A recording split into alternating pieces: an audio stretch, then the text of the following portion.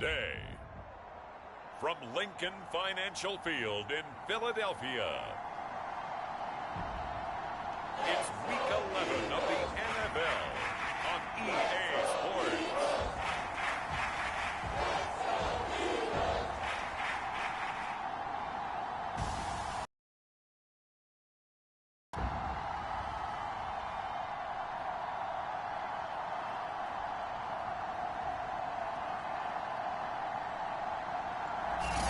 It's the NFL on EA Sports as you take a look there at Lincoln Financial Field in Philadelphia, PA. Today, rivals square off in the NFC East, and we've got a great matchup between the New York Giants and the Philadelphia Eagles.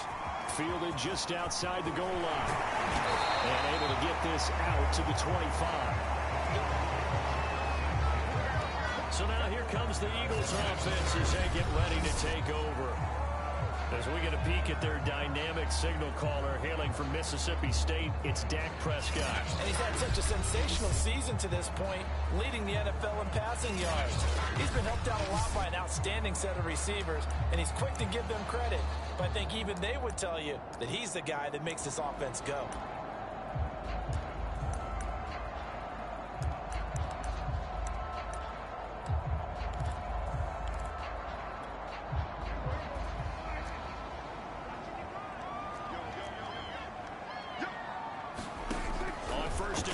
Prescott. That's complete. It's Chris Godwin. And he'll be out of bounds across the 30-yard line. These are his numbers from last week's contest. 4 catches, 62 yards. And in doing preparation for the game, you notice where guys rank in the league in terms of statistical categories. He's 4th in the league in receiving yards. That caught my attention in a positive way. From the 31, Prescott. That's caught by Howard. A second juke. And he'll be taken down, but not before they work it across midfield. Of course, the catch was nice, but how about what happened after? Able to stay on his feet and gain all that additional yardage. So many of these slot guys, I think, have running back in their background. So the drive takes them into Giants territory now. 1st and 10 at the 47. And he'll let this one go deep for Chark, and it is incomplete. Good positioning there downfield to break that one up. So now 2nd and 10 after the incompletion on 1st down. Prescott from the gun. They're connecting here with DJ Chark. 9 yards, not quite enough, and they'll be left now with 3rd and 1. They forget about the run to set up the pass. They're just coming out throwing. Forget trying to set anything up. They feel like they have the advantage. They feel like they have the matchups, and they're just attacking right now. Yep, going to the air on the opening drive. Touchdown!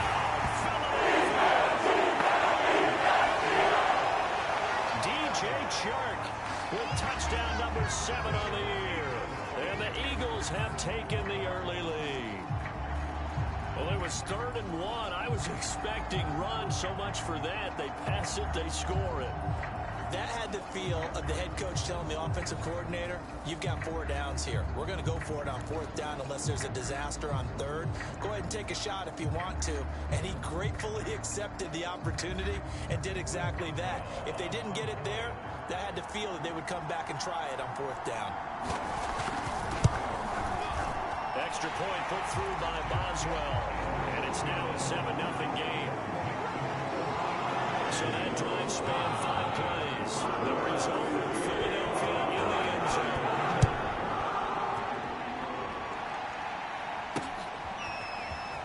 Now this is going to be returned from the back line of the end zone. Now a hit and a loose football. And it's picked up by the Eagles. And they are going to take over right there at the 22-yard line. And careless with a football. And now, as with every potential turnover, they're going to take a second.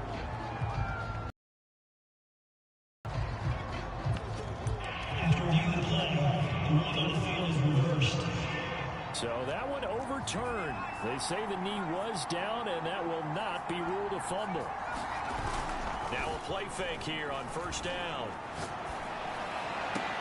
And that is incomplete. He couldn't hold on through the contact. Brings up second down. An incomplete pass on first down. That leads to a 2nd and 10.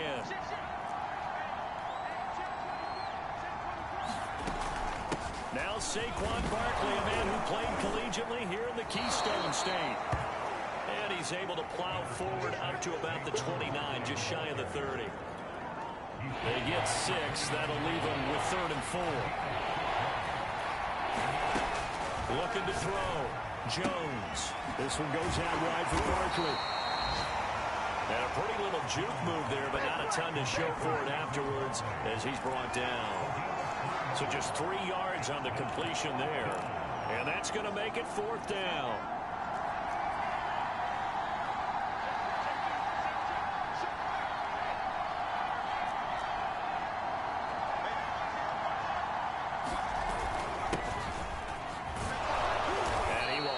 First down as they get him to the ground at the 37. Well, these two teams met at MetLife Stadium earlier this year with the Giants winning that one. So they're trying to win here in Philadelphia to capture the season series. Now a man open down the middle of the field. And he'll have it past midfield almost to the 40 before being taken down. Now we'll get a stoppage here as it appears we've got an Eagle slow to get up. So from Philadelphia territory now, here's a 1st and 10 at the 41. We'll check on his status when we get back. Now Jones on 1st down. Looking left side for Watkins, and he's got it. Touchdown, Giants! Quez Watkins hitting double digits with his 10th touchdown of the season. And the Giants are an extra point away from tying up this football game. When you're a great route runner, it makes you that much better as a receiver because now your quarterback trusts that you're going to be where he expects, and he's able to deliver the ball on time. Extra point by Bass, up and good. And that will tie our score here in this opening quarter of play.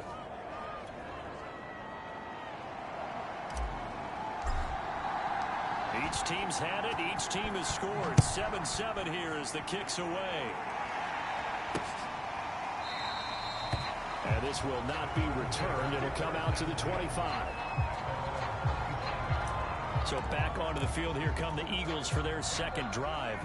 And they have the game here followed by the open date on their calendar next weekend. And Charles, this is a crew that you have to think really is relishing the opportunity to be on the couch for a few days. Yeah, they certainly are, but let's face it, partner. They can't get caught looking ahead to that couch time while they're playing this one. They've got to take care of business first. The last run good for 2. Here's 2nd and 8. They'll run out of the gun with Akers. Akers hit. He coughs it up. And the Giants have it. It's picked up. And this is taken into the end zone. A fumble recovery and a Giants touchdown. And Charles, look at the big fella. What a rumble that was. Not only to scoop it, but then take it the rest of the way for the touchdown. And now you know they're going to have to hear about it from now on. The defensive backs, he's going to want to run with them, do their drills, the whole deal. He thinks he's the pace setter now. It doesn't matter what happens in practice this week. He's smiling.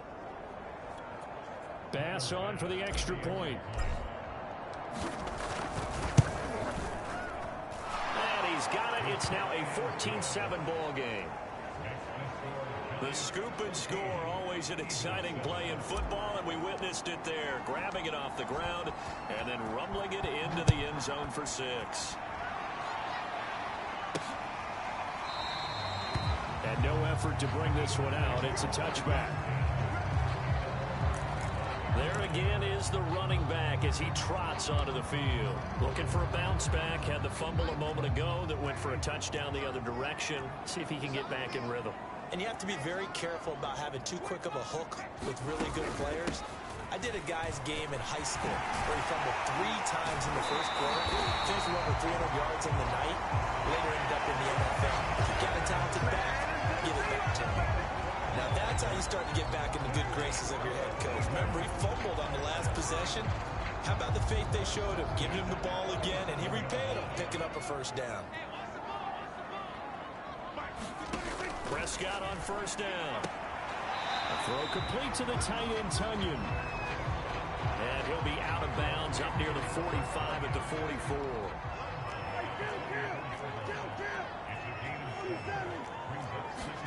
From the 44, Prescott. And this one into the hands of DJ Shark.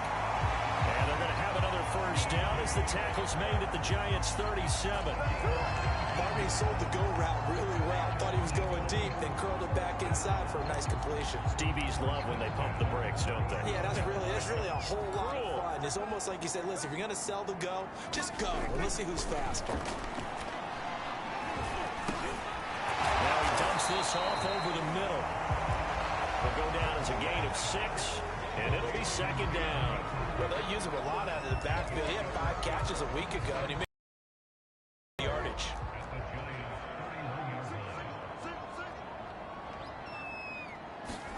Looking to throw again on second down. Prescott. All in all, no gain on the play, and it'll bring up third. Well, the defensive guys won't be real happy because there won't be a sack on this play because he did get back to the line of scrimmage. But what a job they did overall. Hemmed him in and gave him nowhere to go with the football. Toward the sideline. Did he keep the feet in? Yes, he got them both down, says the side judge. And that's good enough for a first down. Through one quarter, 14-7 our score.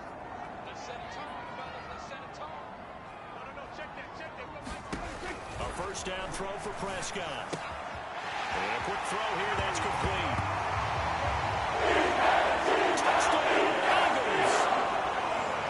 Chris Godwin hitting double digits with his 10th touchdown of the season. And the Eagles are within an extra point of tying this thing up. Boswell good with the extra point. And we are tied here in the second quarter. So the drive winds up going 75 yards in 7 plays. And it was capped off by an Eagles touchdown. This one tied at 14 now as he sends this one away.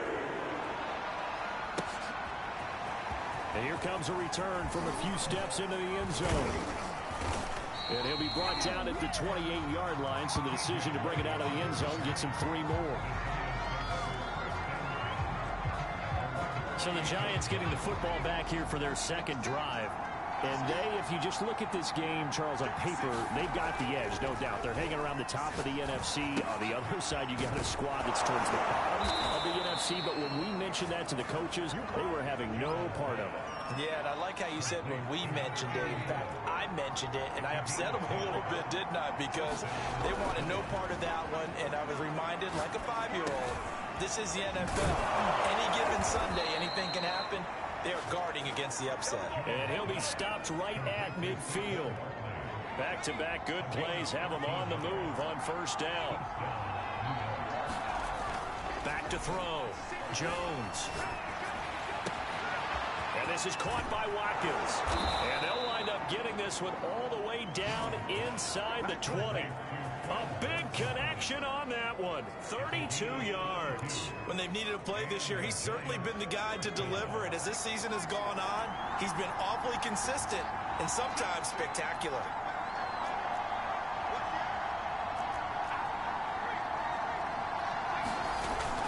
On first down, Hatcher.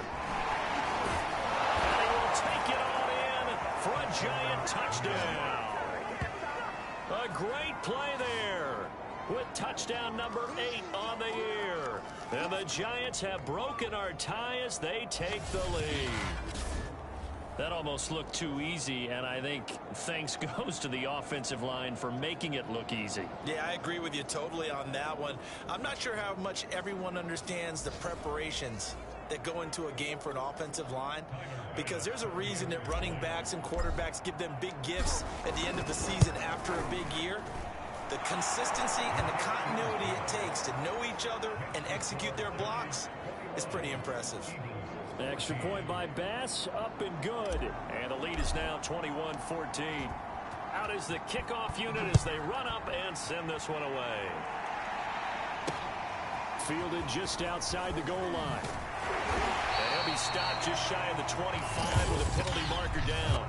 Here's the call. Face mask. Defense.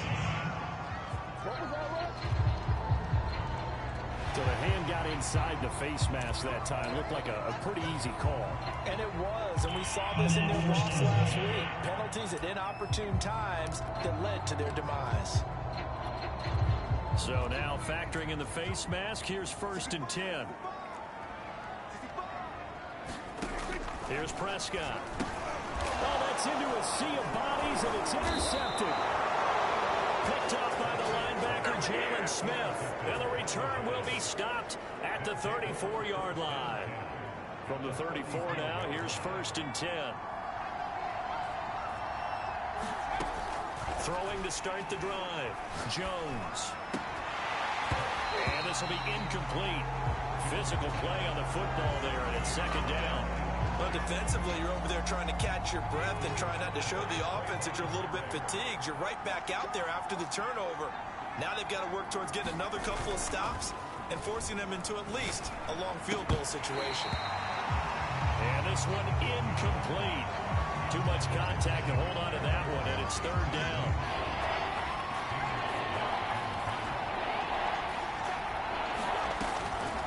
On the draw, this is Barkley.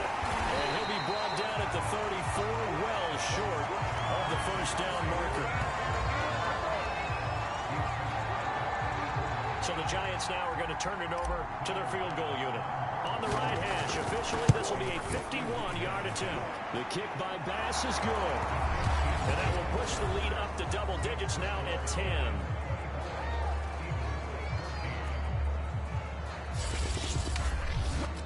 They got the interception, but very little movement after, and that forces him to settle for 3. And it does feel like settling when that happens, doesn't it? It certainly does, but we got to give a lot of credit where it's due, and that's to the defense because they ran onto the field. This is what we call sudden change, right? Interception, you got to put out the fire, and they did, holding them to a field goal.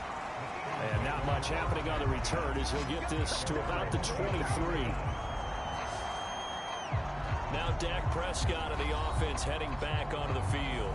You know, normally he's probably pretty happy with his performance at this point. He's played pretty well. Bottom line, they're down on the scoreboard, so I'm guessing he's not that happy. No, the fantasy owners who have him for this week, oh, they're happy with what's going on. But for him leading a team, trying to win a ball game, I agree with you.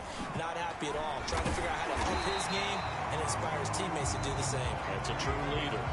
8 yards on the pickup, and now they'll have some options on 2nd and short.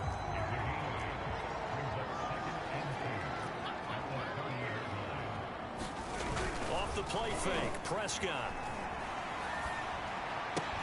That is caught. It's Chris Godwin.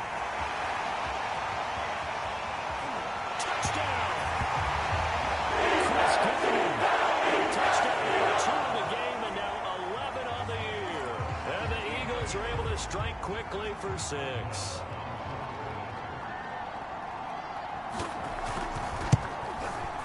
Extra point put through by Boswell. And the lead is down to a field goal. The long touchdown pass gets him 6 on a very, very tight end 2-play drive that time. Boswell now to kick it away after the touchdown. He will return this from deep in the end zone. And in hindsight, probably should have taken a knee as he only gets this out to the 16-yard line. The Giants offense at the line, ready to begin their next drive. And it's only November, but the playoffs, we know how it works. They'll be here before you know it. If it ended today, they would be the number 1 seed. And that's a great spot to be in. But I love the phrase, if it ended today. And I'll guarantee you, that's what they've discussed in their locker room, in their meeting rooms. Yeah, we know where we'd be if it ended today, but we also know it's not ending today. Right. So they've got to continue to play the type of ball that put them in the spot where they're number 1 in their conference. They don't need to run another play here before the 2-minute warning. Let's see if they do it anyway. Jones now from the gun on 3rd down. Flush to his right. Gets this out to Saquon Barkley. And he will have a Giants 1st down as they're able to get the 3rd down conversion. And we've hit the 2-minute mark in this first half of action. Coming up at halftime, I'll go for one personality. That's you, Charles. Coach, he'll have got stats and scores from around the NFL. You and Jonathan Coachman both larger than life. No doubt about it. But you're stuck with me in this booth, yes, and he's miles away and smiling. And happy. They'll run on first down. Barkley. And he is met at the line of scrimmage, and he goes down right there. So after the run for no gain, here's 2nd and 10. Jones fakes the give to Barkley. To Barkley on the check down. And that's good for a gain of 6. And that'll bring up a 3rd down. All right, Charles, we've spoken about this offense plenty, how great they've been all year. 9-0 now, into the back half of the season. Super Bowl favorites, without a doubt. I think everyone agrees on that. What do you think is the thing that most stands between them and a perfect season? I think it's themselves.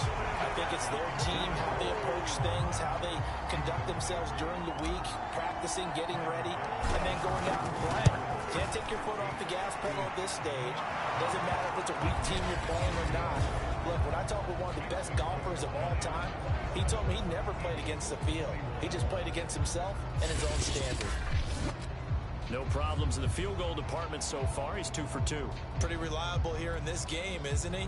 And to me, that bodes well for them. If they need him late in the game, his confidence should be sky high. Fielded just outside the goal line. And able to get this across the 20, but not much further as he's dropped it to 23-yard line. Look at DJ Chark as he and the rest of the offense head back out, creeping up on 1,000. Could get there on this drive, so a challenge for him to do that, but also defensively maybe a challenge for them to not allow that. And that means probably kicking even more coverages to his side. What that really means is wherever he lines up, you will have a cornerback over in his area. Now instead of blitzing your linebacker, drop him into coverage. Instead of the safety dropping into regular coverage, that safety moves into that area to try and discourage the quarterback from going to him. That means everyone else, win your routes. You've got an opportunity to catch passes now, too. A little bit of a cat and mouse game. In need of only about the length of the football here on 2nd down. Out of the gun. Here's Prescott. That's out to the flat for Akers. And they're going to have another first down as the tackle's made at the Giants' 35.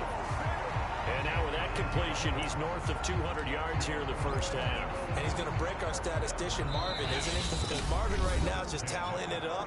Hope his hand doesn't hurt too much doing this or keeps hitting the calculator. But my goodness, what a start he is off to. By the end of this game, he could have monster numbers. He just wants to continue to be accurate.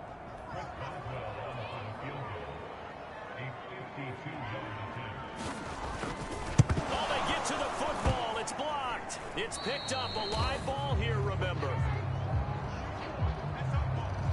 Those really long field goals, when they are made, they are things of beauty. But there is a danger to getting them started, isn't there? Yeah, with that low drive, you've got to really keep it low to the ground, don't you, to get that distance. Yeah, hard to just pop it up in the air because otherwise it's not going to get there. So he's got to drive it low in order to have the distance, and that usually puts it in jeopardy, gives him a chance to block it, and everyone knows it on the other side. That's when you get your best jumpers on the other side of the field and try and get up and get it.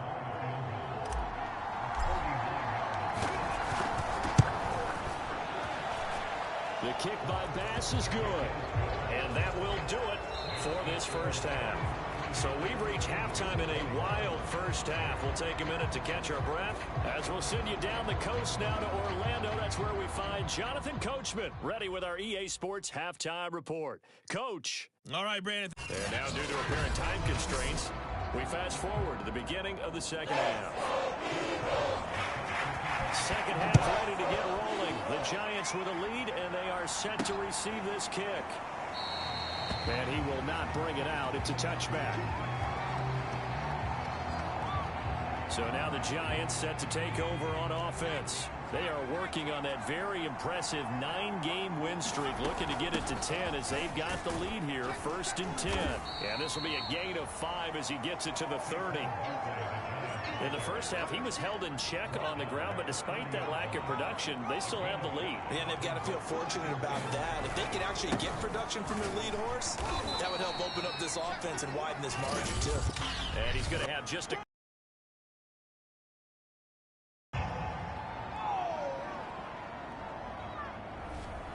So some holding over on the left side of that O-line. And I know for the guys trying to move those big defensive people, they'd love for them to stay in one spot, but they move around so quick and so fast that sometimes you just have to grab them. Takes this to the 27, give him 4 yards. Now, they struggled to get him rolling on the ground in the first half, and that's sort of continuing here in the third quarter. Yeah, but I don't think it's time to abandon the running game. I would say keep feeding the horse, and I believe they'll eventually reward them, especially as we get deeper in the game. And this will be a Giants first down as the tackle made at the 35-yard line.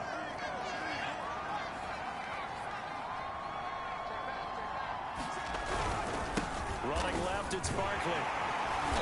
And he will lose yardage back to the 34-yard line.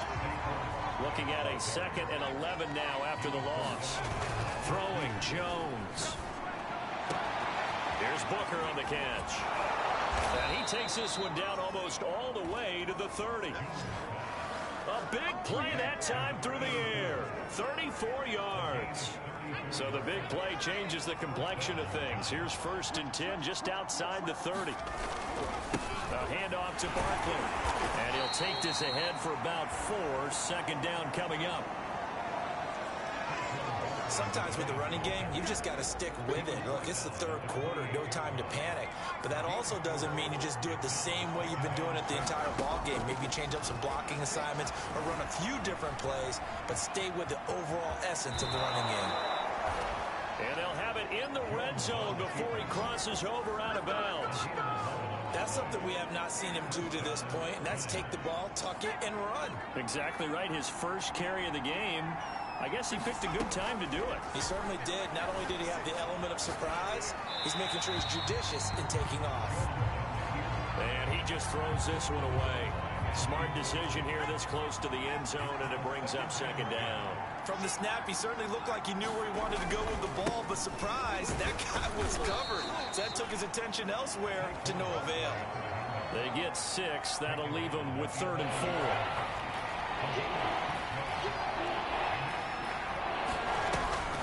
They'll run it again with Barkley. And he picks up the first as he's able to take it down to the 7-yard line.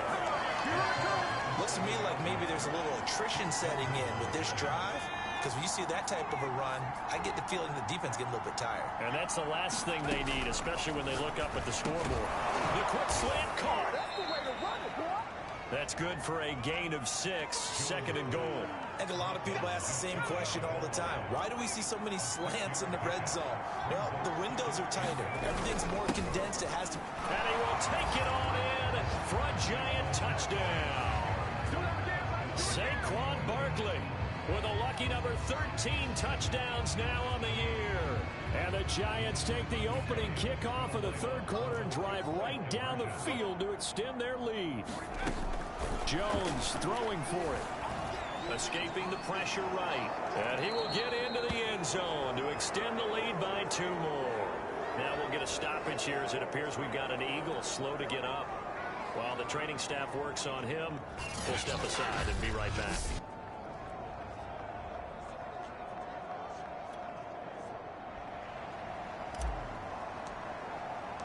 The kickoff unit is out on the field, and they will send this one away.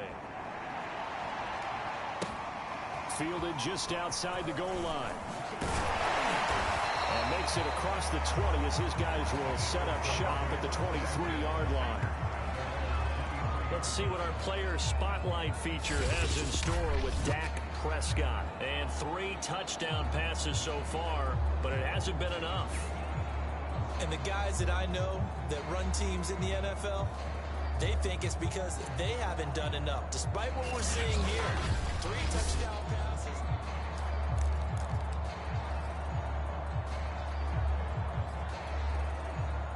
Already at the line, this Philly offense set to go. And their halftime hole now even deeper, and they need a big drive here just to answer the first touchdown of the second half scored against them. They were down at the half. Now, as you mentioned, they're down a little bit bigger, but no time for discouragement. Just got to get back to it, right?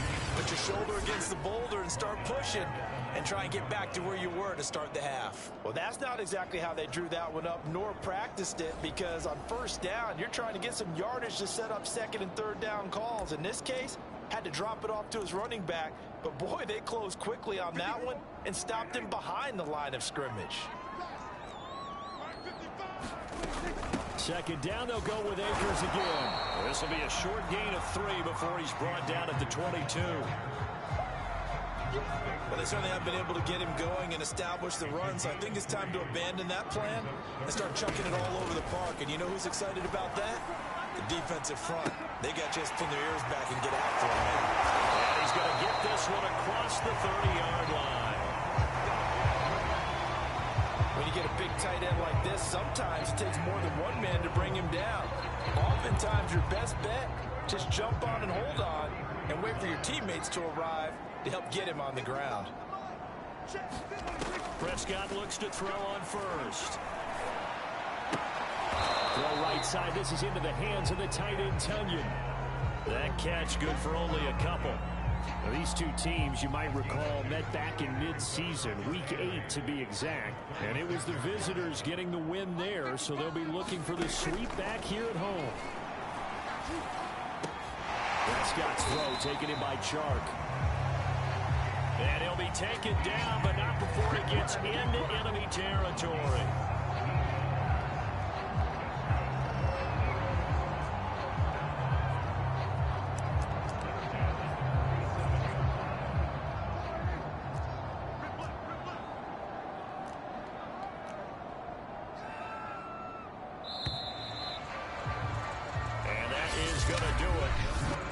Third quarter of action. You are watching the NFL on EA Sports.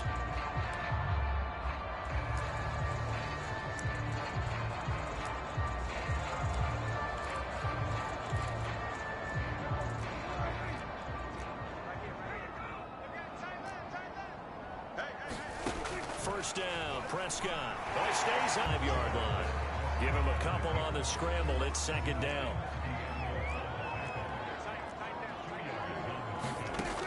The shotgun, it's Prescott. And he can't get away from the pressure. The Giants get there. Tanner Muse in there to get him, and that is sack number 6 now for him on the year. 7th play of this drive coming up, but a long way to go on third down. Prescott. And he's corralled, but not before getting it inside the 35. I can put my defensive cap on right now, and I know they're saying don't give up any big plays now. They've controlled this game throughout, and all they want to do is see it through to the end. I think they let their guard down a little bit with that last completion. Sometimes when you're trying not to give up bigger plays, you don't react as fast as you should on other throws. And with that last play, he's now up over that 300-yard mark. And in today's NFL, it almost feels routine. And I hate that when you talk about a 300-yard passing game. To me, 300 yards still signifies excellence, and he's achieved that in this performance. On the slant, this is Chark. Touchdown, Eagles! DJ Chark with his second touchdown of the game, number 8 on the season. And the Eagles have got it back to a 2-score game here in the 4th.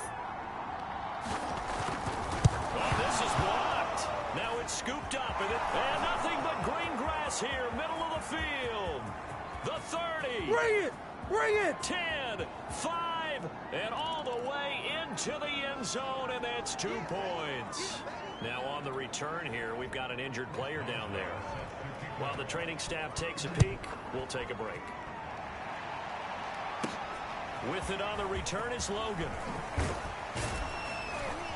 And he'll take it up past the 25 to the 26-yard line.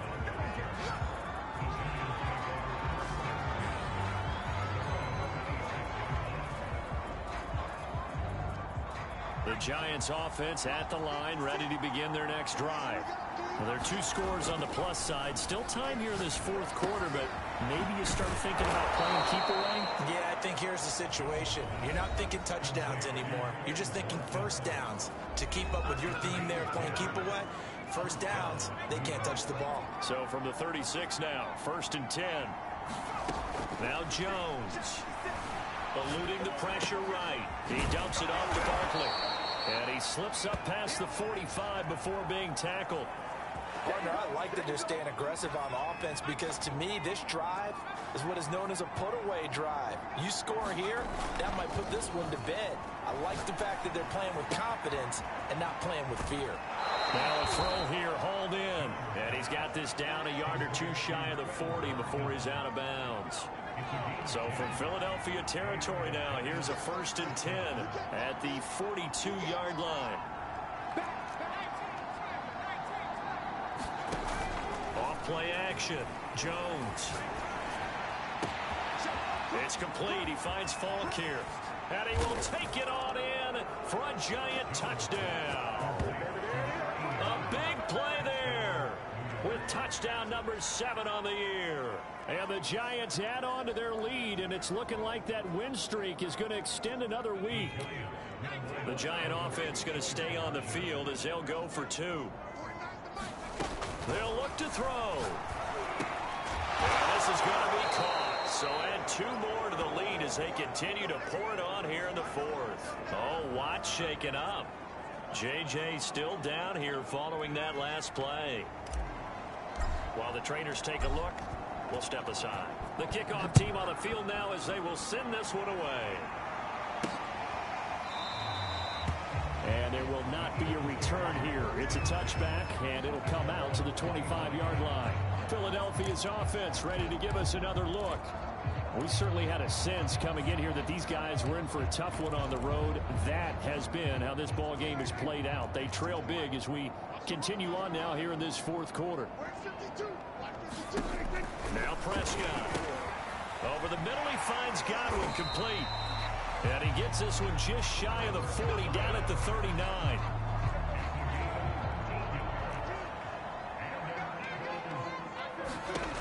Prescott now. And the giant rush gets home as down he goes. The sack recorded. It's a loss of 5, and now it's 2nd down.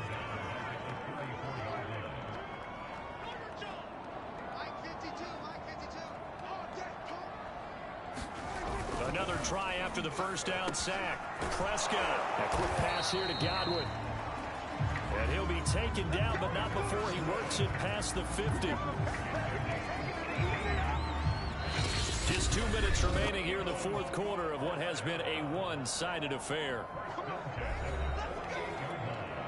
So it's Eagle football here as we get you reset.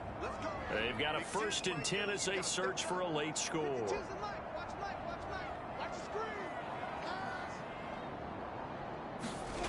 Prescott to throw it. Open man left side. It's the tight end, Tunyon. And that's good for a pickup of 10 yards. And that'll make it 2nd and a foot or so.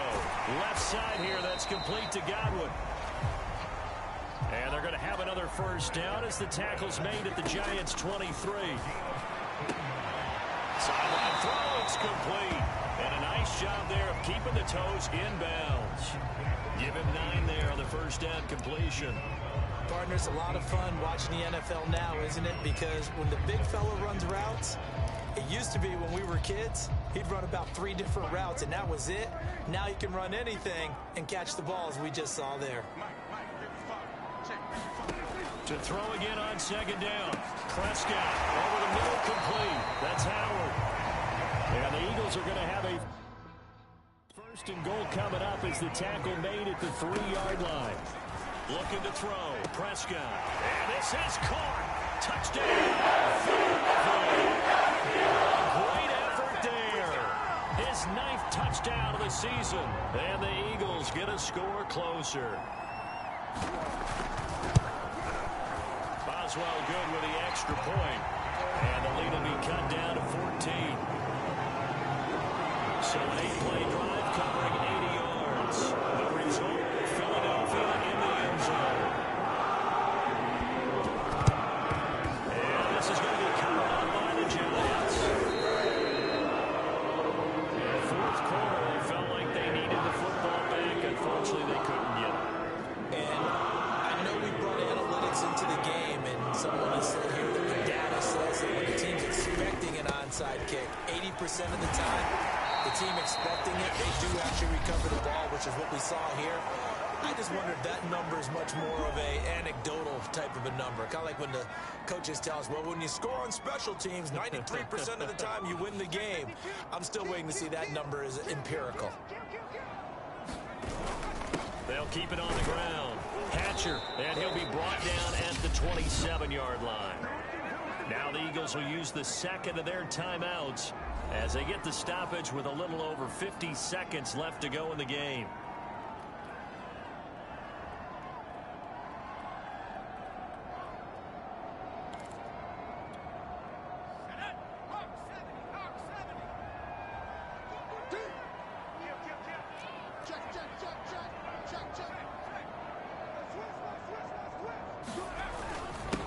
First down, Hatcher, and he'll power ahead, but only for about 3 yards. Second down coming up.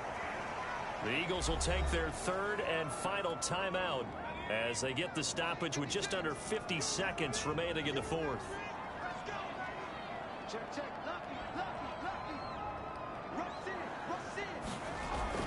On second down now, Barkley.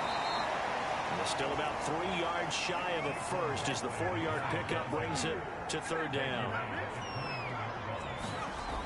Looking to throw. Jones will get this out to Barkley, complete. And he will have a Giants first down by about 3 yards or so as they wind up getting 7 there on 3rd and 4. Here's a 1st and 10 at the 14-yard line. Here's a give to Barkley. And running with power here. And he will take it on in for a Giant touchdown. Saquon Barkley, his second touchdown of the afternoon. And the Giants are going to be moving to 10-0 as they add on to this big lead. And for them, this train, it just keeps rolling, doesn't it? Well on their way to yet another victory. Yeah, it's almost a runaway, isn't it? And you just wonder how anyone could stop it. Oh, and now they're going to fake it. And would you believe it? This is caught in the end zone. And the fake extra point works to extend their lead by 2. And that's something you almost never see nowadays. When you fake it, you're at the 15-yard line on a PAT as opposed to just going for it from the 2.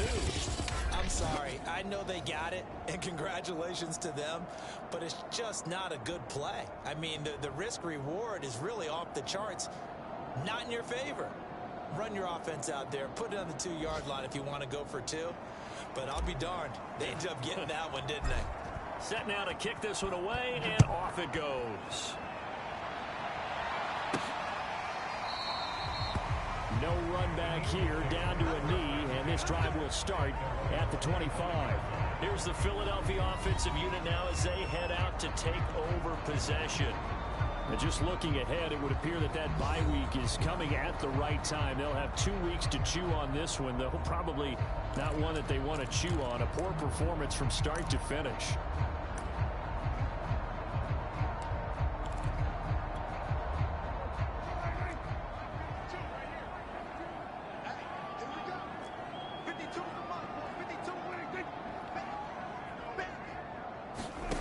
Here's Prescott.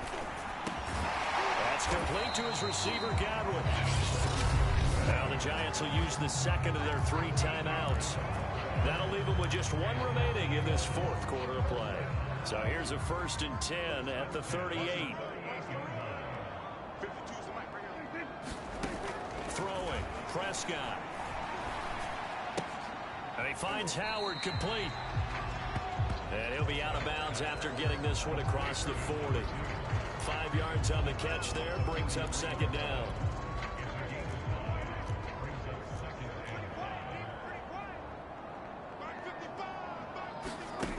To throw is Prescott. He'll get this to Akers out of the backfield. Able to push his way through. And he's able to get this one out closer to midfield across the 45. The key to any screenplay is all in the deception. That means everyone on the offensive side of the ball. But someone gave it up because that one wasn't very well concealed. And the defense able to rally to him and hold him for just a short gain. Now a desperation throw deep downfield. And he's going to go down as time has now run out on this game.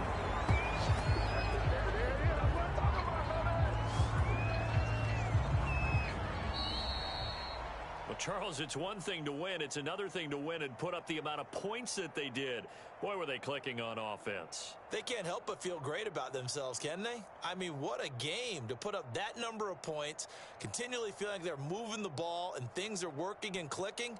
They think that they can bottle this and carry it with them. And as an offensive coordinator, you just don't think you can do anything wrong. Whatever you call, run, pass, it's all going to work. That's called being in the zone. So for the Giants, they keep on rolling 10-0 now to start the year. And they'll have another road date next week with the Carolina Panthers. Meanwhile, for the Eagles, they've fallen out of things now as they sink to 3-8.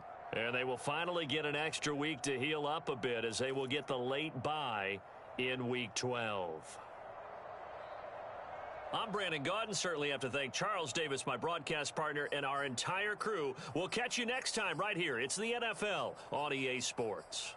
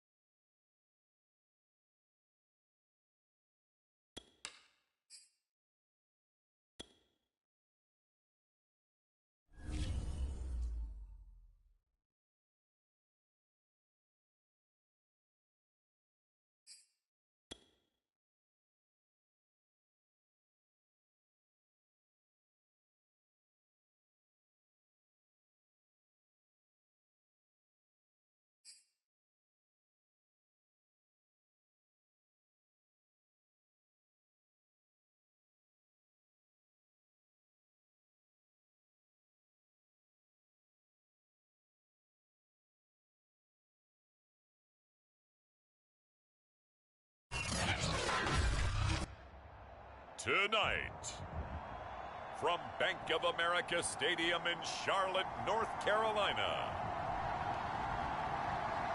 it's a special prime time edition of the NFL on EA Sports.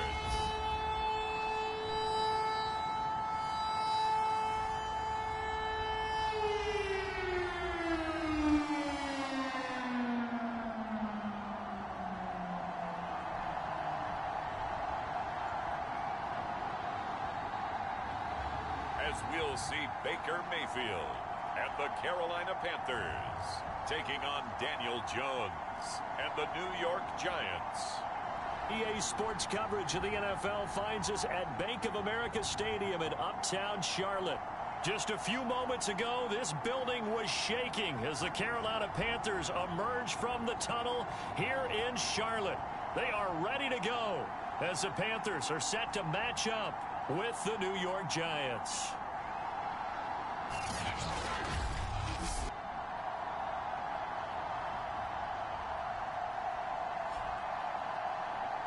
With Charles Davis, as always, I'm Brandon Gaudin. And Charles, you talk about storylines in this one. I think it begins and ends with our two quarterbacks, certainly two of the best in the business. And nowadays, I don't think you can get by for long periods of time without a top-flight quarterback. The way the game is played, with all the responsibility he has and how the game flows through him, if he's not on the top of his game, your team's not going to benefit at all.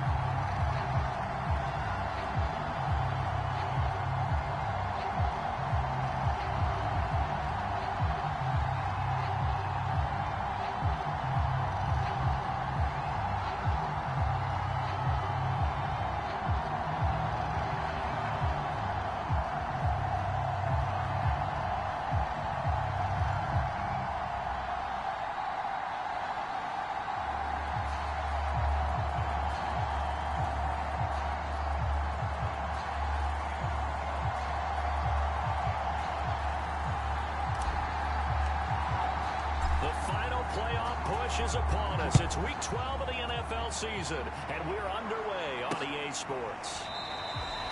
And they will elect to not bring this one out as our first drive will begin at the 25. So here are the Panthers now for their opening drive.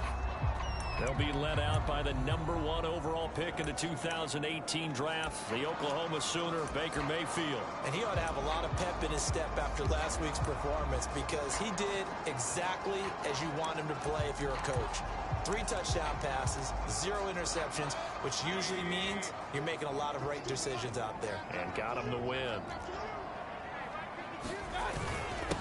First carry now for the Memphis man, Darrell Henderson. And down he goes, but he takes it up to the 40. And after getting tackled, he's still down and looking very slow to get up. Well, he gets attended to. We'll step aside.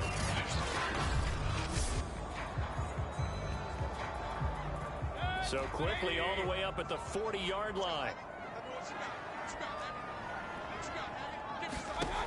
Mayfield to throw it.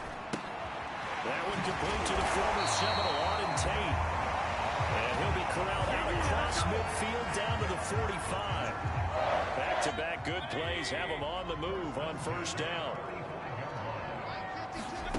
Mayfield now.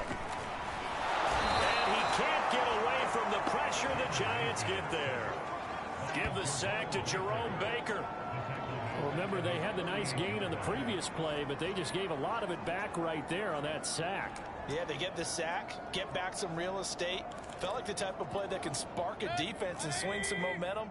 Almost felt like a take-that type of a play, didn't it, partner? After the sack on once again. They'll wind up losing a full 9 yards here on the sack. Now it's third down. From the gun, Mayfield. That's complete to Moss out of the backfield. 19 yards is the pickup there, but even with that, they're well short. It's fourth down. I don't know how many times, not just in my playing career, but you and I working together, have we ever heard a coach say, you know, I just don't have that play on my call sheet? And that's really what we had here. That was a big hole they were trying to get out of. Yeah, big gain, still a ways to go, though. So a change of possession here on the punt. The Giants' drive will start from deep in their territory with a 1st and 10. So out comes the offense now with a long field ahead of them. And trotting out there, their tall quarterback standing at 6'5". So this is what we find out about the game plan and the trust factor, don't we? In this situation, the natural thing is take care of the ball, run it inside, everyone cover it. Just, you know, get yourself some room and let your punter punt it out of there. But when you really got a QB you can trust, you might want to take a little shot early and try and create some space. Looking for Watkins, and it's intercepted. Blocked by Antoine Winfield Jr. And they take over already 5 yards deep into the red zone at the 15-yard line. So a first interception thrown for him there, and that really not the best decision either. Not at all, and that's something he did not do in their victory last week. No interceptions in that game, but this defense, they're able to take advantage of an early mistake. Now let's see if they're going to turn it. And they're going to get him. He's sacked back around the 28. The defense rising to the challenge and setting him back on the sack.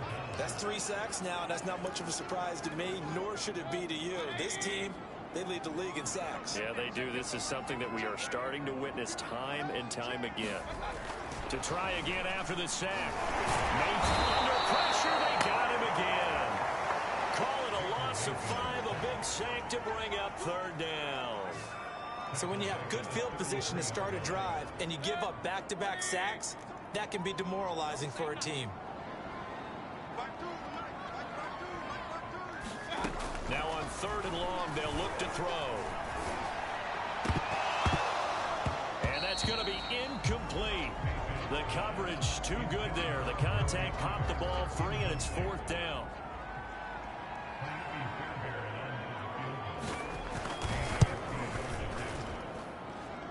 This is good. He got just enough to clear the crossbar as he drops it in from long distance. And the Panthers stake claim to a 3-0 lead. So a good kick there. They put the bow tie on it with 3 points. And let's face it, everybody wants a touchdown. We know that. But the NFL, defenses are awfully good. You're not going to score each and every time. Be able to knock the ball through the post and take the throw. By the way, I said bow tie. I meant just bow. Either not the tie, but yeah. Either way. You got it. I just went right past it.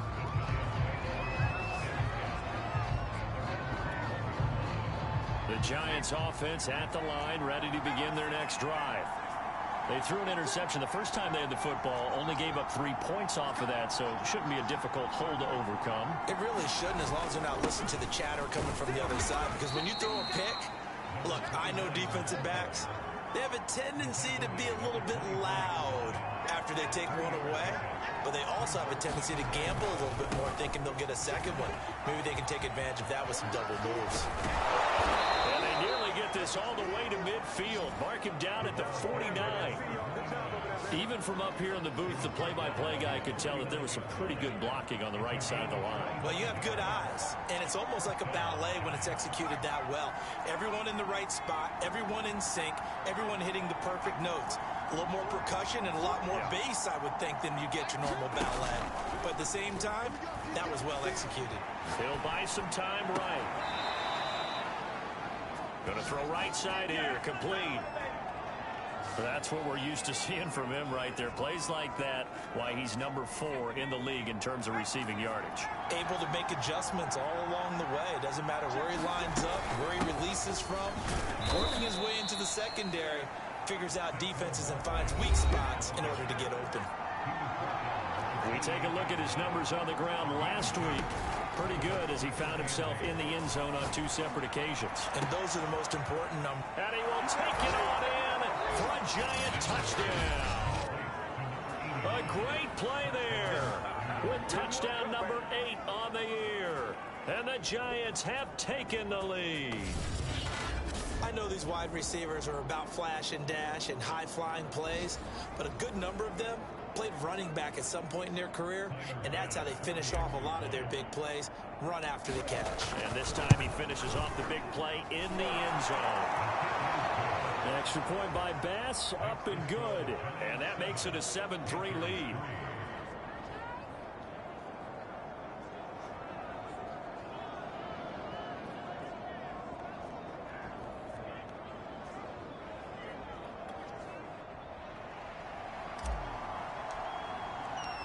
Out is the kickoff unit as they run up and send this one away. And it'll come out to the 25 as he will not attempt to return. As the offense comes out, we put our Madden spotlight on Baker Mayfield. He's playing pretty well. I don't think it's necessarily him changing up something he's doing, but that O-line, they've got to protect him better. They do. They've got to make sure that they give him more than enough time in order to find targets downfield. And sometimes what happens when these things are going on is that the field general will step up and say, hey, that's on me, guys. I didn't get rid of it fast enough. Anything to try and relax them a little bit and take some pressure off, because they do know that they are trying. Yeah, well, we've seen the 4 sacks so far in this. And now this is intercepted. My goodness. Picked off at about the 31. And the return will stop right around the 25. And that's a ball that he is going to want to keep, his first career interception in the National Football League. And I love what teams do when that happens. You bring the ball to the sideline, the equipment guy grabs it, he puts a piece of tape on it, writes on it so that you know what it is, and then they tuck it away so that you can have it for later and put it on your mantle. Pretty good deal for him right there. Now he's eager to get back out on the field and get his second one. And remember, this drive started off following the turnover, and they've taken no time working their way down the short field. A nice connection there, and now they're looking at a 1st and goal.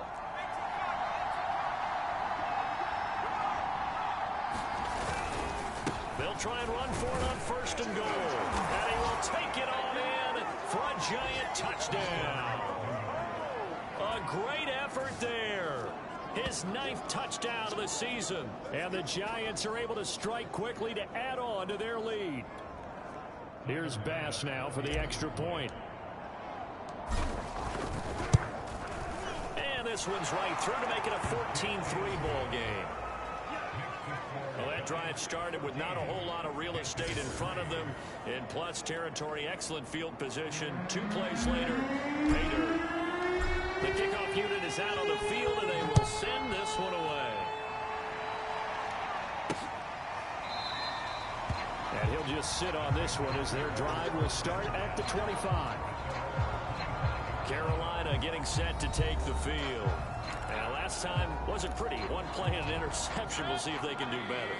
I want to see if they want to go ahead and throw the ball again now on this drive after what happened on the last one. Throw it on the first play. Give the quarterback some confidence. See what happens. Now a throw downfield is taken in by his running back. And they work this well upfield across the 45. So 1 play, and they're already just shy of midfield. After one, a 14-3 ball game.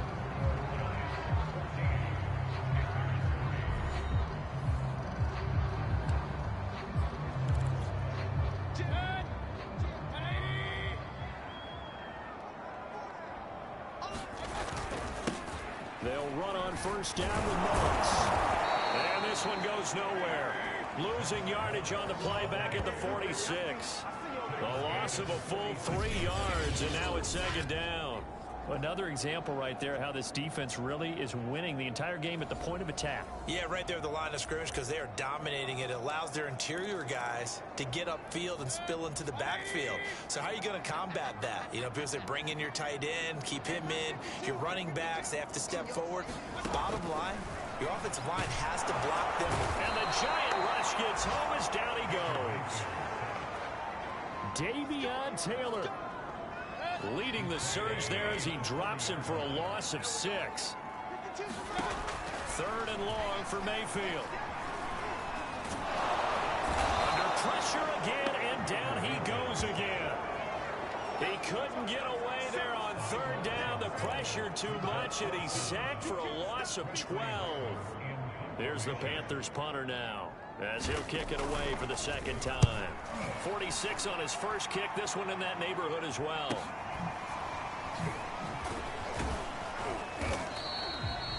That'll wind up being a 50-yard punt, though they do get 10 back on the return. And out will come the offense as they take over. The Giants offense at the line, ready to begin their next drive. And they, as mentioned, unbeaten to this point in the year, but you think this game, their toughest test yet. Absolutely do, because to me, this is a good measuring stick game because they've been able to take advantage of the schedule. But here, this is another team leading its division with an eye on making a Super Bowl run, so this game is crucial.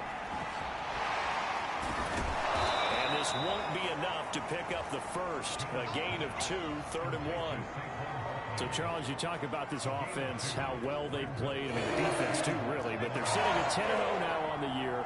4-0, 5-0, that's nice. But once you start hitting double digits with these wins and no losses, I think the seriousness of the situation, it just has to ramp up. Yeah, when you do say 10-0, it can't scare you as a team. Just think about it this way. For most of the year, they've been playing to win their division and get to the playoffs. Now the playoffs are just about a foregone conclusion. So now they have to down-focus their thoughts about getting home field advantage and finishing unbeaten, and they need to make sure they keep it in that order. Flush to his right. Wide open is Watkins. He's got him. Yeah, he will go out right near the 35-yard line. Those are the kinds of plays right there that show you why he's the number 3 man in the NFL in terms of receiving yards. Also tells you there's a full combination of what he's got going in his game. You name it, from route running to catching the football. That's why he's able to produce those types of numbers. And brought down, but not before they're inside the 25. Well, he was a busy man out of the backfield a week ago. They got him the ball early and often. I have no doubt in my mind that he'll be a big part of the game plan here as well. Throw to the end zone on first down, but it winds up incomplete. And I think they'd be well served to take that type of a physical approach against him the rest of the game. He's had his way so far, but on that last one, that worked quite well for the defense. And not much. Maybe a yard down to the 23. Now play number 7 of this drive, but it's a tough 3rd and 9. Back to throw. Jones escaping the pressure right.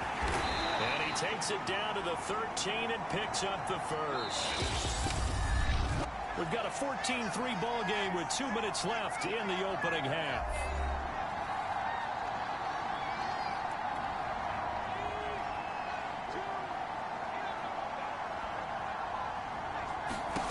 Here's Jones throwing on first down. Looking end zone, but it's incomplete. That was a touchdown if he could have hung on. Instead, it was a well-timed collision to jar that one free. To throw once more on 2nd and 10. Jones looking middle, and that's complete. They do get a couple, but they'll be left staring at a 3rd and 8 coming up. Never make the mistake that the slot receivers, especially the little guys like we're watching here, are just quicker than fast. A lot of them combine quickness and speed, and they catch a lot of footballs, as we just saw there. Firing quickly here, and that's complete. And a pretty nice tackle there, ranging up from his free safety spot as he'll stop him about a yard short. They'll break the huddle here and go for it. This is 4th down.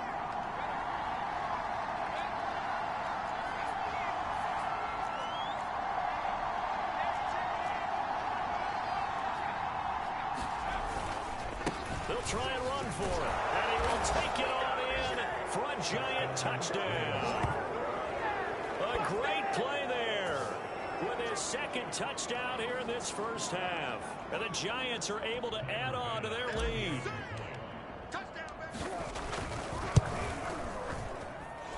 Extra point by Bass, up and good. And the lead is up to 18 now.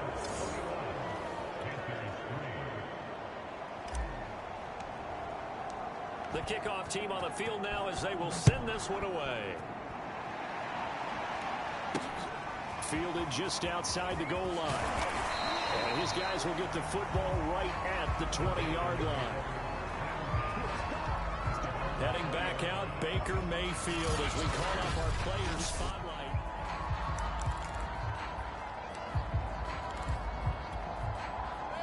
The Panthers out there and ready to begin their next drive. It was still more than a minute to go in the half. Time to try to mount a drive. And I would think that they would have to. This is today's NFL. You got to push it whenever you get an opportunity. You can never have enough points with the high-powered offenses that you face.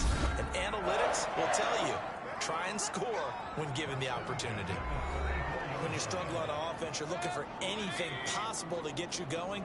Sometimes you do it like basketball teams that don't normally press. You put a press on, bring people to life, make them move a little bit quicker.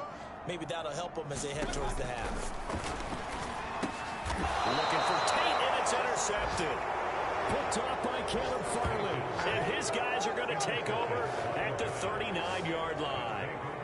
An unfortunate sequence there, trying to get points before intermission, but now the interception, and their opponents have a chance to possibly pad their lead.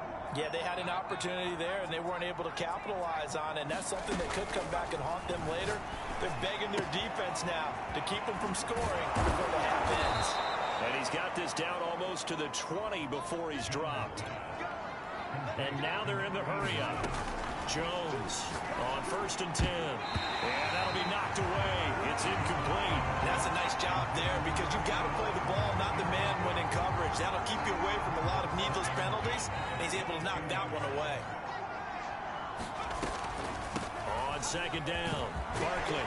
And down inside the 15, shy of the 10. The Giants going to go ahead and use the first of their timeouts as they get it right at the 32nd mark of this first half. So a solid run by Saquon Barkley and another 1st and 10 here. From the gun, Jones. Touchdown, Giants! Quez Watkins, his 11th touchdown of the year. And the Giants are able to add on to their first half lead. That score that they just gave up there, that's a tough one for their defense to swallow because they've had a tough time through the first 2 quarters. They really were determined to get a stop there, unable to do so. That makes their comeback hopes that much more difficult.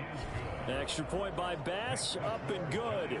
And the route is on here in this first half.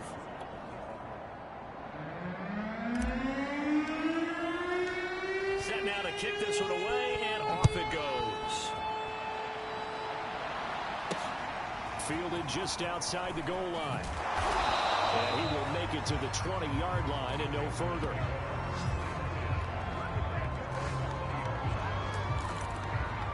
The Panther offense going to see the ball one more time in this first half. And we'll see how they want to play this. Just a little over 20 seconds to go.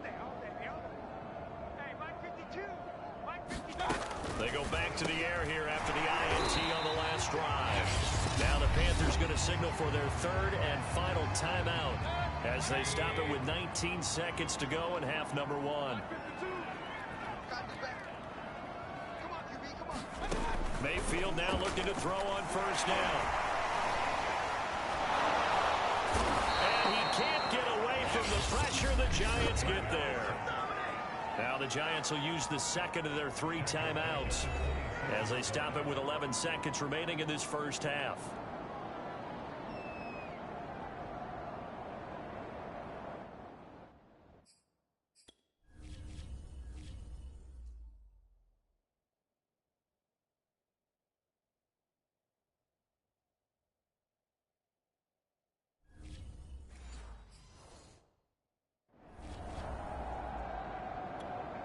Pass protection has been a problem all night long as they come up facing second and a bundle.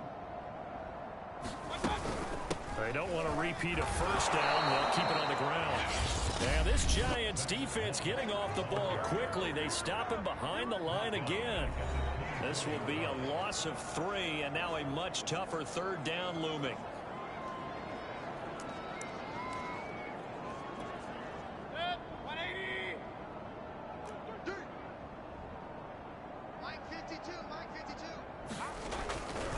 Once again, they'll keep it on the ground. And they will get to him behind the line, but the clock continues to tick down.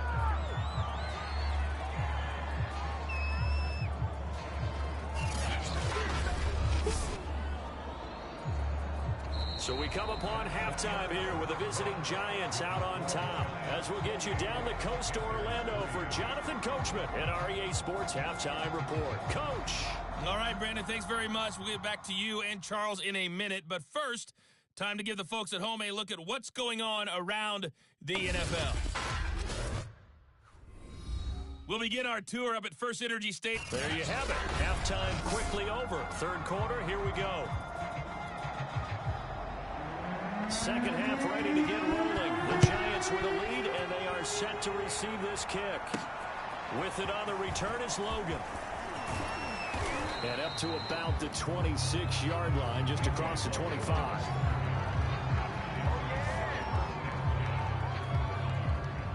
The Giants offense at the line, ready to begin their next drive. And it's hard to imagine that the first half could have gone any better for them. So what's the approach here in the second half? Just continue to play smart football because they got the other team down and they feel good about the position they're in. The obvious thing people would say is just keep attacking, but I think you also have to be smart about it. Avoid turnovers. That's about the only thing that can derail you at this point. Attack, but make sure you take care of the ball. Now a nice throw here right side. He hauls it in. And he'll be taken down, but not before they work it across midfield. Well, I certainly don't want to pile on, but this defense has just not been up to the challenge in this game, and this continues as we see here. Coverage, not been very good. Soft in spots. There's an easy throw and catch for another first down. Now after the running play, we've got a man down on the field. We'll check on his status when we get back. They'll come up now on second and a yard. Looking to throw. Jones. That's complete. He's got Barkley out of the backfield. And they will eventually get him down, but he's inside the 5 all the way to the 3. A big play there on the catch and run. They come out with 1 back and 3 tight ends. Barkley. And the D not yielding much there. He's only going to get a yard to about the 2. Looking at this now, you got a couple more cracks here this close. Sneak it. I don't think you even go into a huddle. Just line up, snap it, and fall in behind those guys into the end zone. From the 2 now, second and goal. They'll try to run this one in. And he takes it into the end zone for a giant TD. A great effort there. His third touchdown of the game, number 11 on the year. And the Giants take the opening kickoff of the third quarter and drive right down the field to extend their lead. Extra point by Bass, up and good. And that will extend this big lead. Out is the kickoff unit as they run up and send this one away. And this will not be brought out. It's a touchback. The Panthers offense now, they head back on the field for their first possession of the second half. They've got to dig down deep. I mean, they need something right now, really anything to cling on to. This offense has struggled. Partner, join me in a walk to their locker room at the half, okay? Because I think what we would have seen is an offensive coordinator and his assistant coaches getting together all their positions, then coming together as a group, going over adjustments, and then the head coach coming in and just touchdown, Carolina! Darrell Henderson, his 6th touchdown of the season, and the Panthers are able to cut into this lead. I don't think you can get any more efficient or tidy, whatever word you want to use in that. Man, one play, 75 yards, end zone. Yeah, efficient, tidy, excellent words. How about explosive? 75 yards, one play. That means everyone handled their assignment, doesn't it? It doesn't just mean that the defense... And now it's blocked. This is going... Well, he's free going down the left side. It's a foot race. Past the 20. Oh, yeah, and he takes it all the way back. And this crowd can't believe what they're seeing. Things go wrong even after a touchdown in this one. So after the block PAT, they're ready to kick this one off.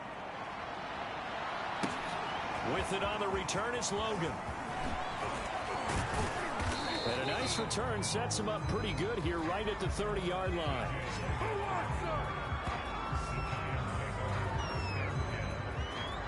So now the Giants set to take over on offense. They've got the lead yet again in this ball game with their winning streak right now sitting at 10. Good running for Barkley there on first down as he'll get forward for about 6 yards.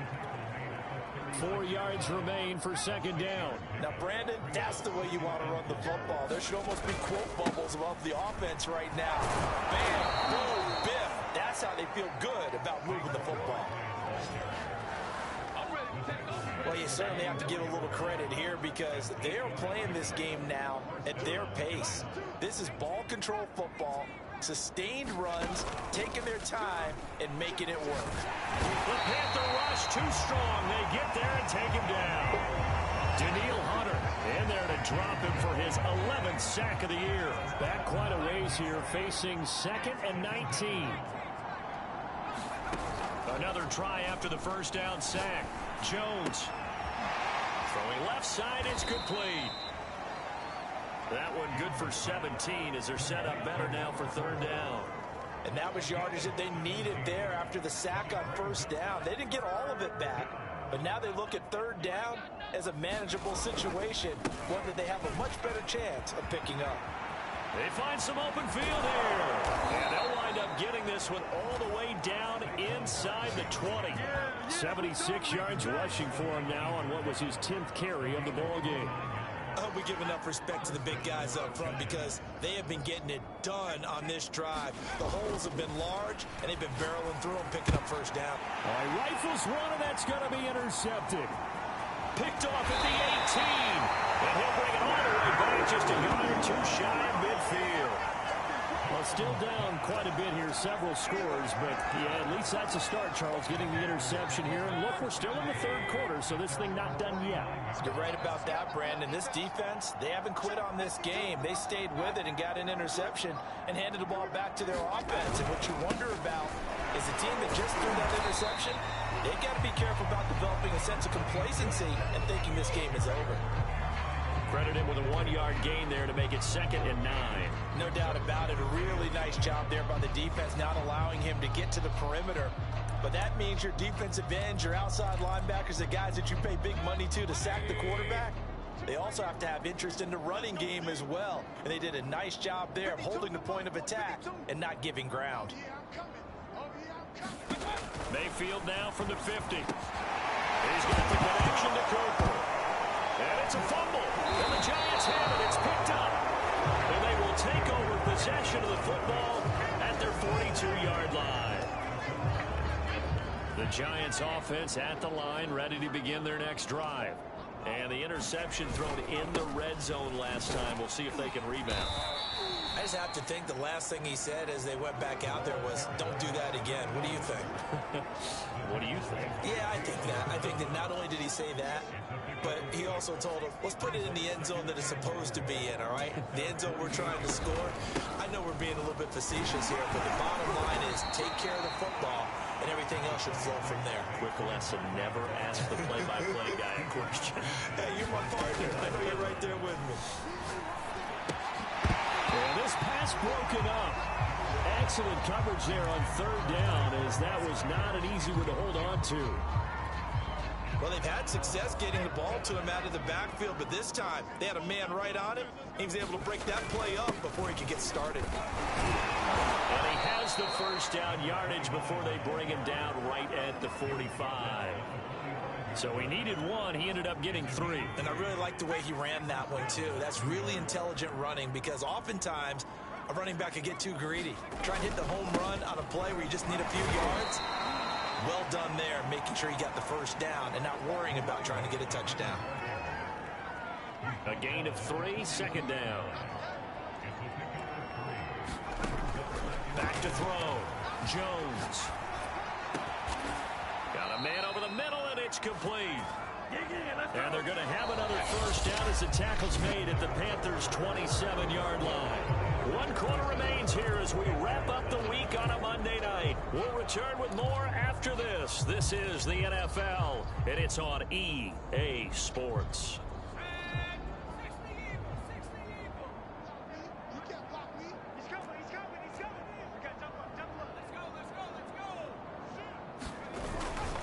First down carry for Barkley. And he's going to take this ahead for right around 3 yards, but no more than that. Second down.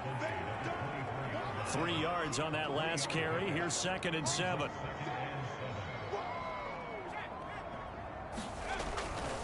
Again, it's Barkley. And he's going to get this pretty close to a first down. Stopped at the Panthers' 18-yard line. A gain of 3 last play. This time they double it and pick up 6. The Giants on third down. They've converted 3 out of 5 thus far. They're up against a 3rd and 1 situation. They'll try the left side. Hatcher. And he's able to pick up the first down before he's tackled right at the 10. 75 yards for him on the ground now, and 3 touchdowns to go along with it. So not quite a 1st and goal. It's 1st and 10 from the 10. Flushed out right. And the ball is out. Jones got hit and lost it. And it's picked up by the Panthers. And a short return will be stopped inside the 10 at the 8-yard line. Now after the completion, we're going to get a timeout, an injured player. While the training staff works on him, we'll step aside and be right back. This Carolina offense at the line, ready to go. Their mini 2-game win streak appears it might be going by the wayside unless they can pull a rabbit out of their hat. And they'll get him down up past the 15-yard line. Well, this game is certainly pretty well over. They go ahead and mark it in the win column. But as a defense, they don't want to get so soft now that everybody just throws the ball all over the place against them, gets big yardage, and puts points on the board. They have pride, too, on that side of the ball. First down, Mayfield. And he's going to be intercepted for the 3rd time thus far. Picked off at the 19. And he's going to get this on down to the 13-yard line. From the 13 now, they work on 1st and 10. They'll try and run some clock here as they keep it on the ground. And strong running there as he's inside the 10 and down to the 8-yard line. Running again with Barkley on 2nd down. They're going to hurry back to the line now. And Barkley will try to punch it in. And he will take it on in for a Giant touchdown. Saquon Barkley, touchdown number 15 of the year. And the Giants add on to their lead, and it's looking like that win streak is going to extend another week. Tyler Bass now for the point after.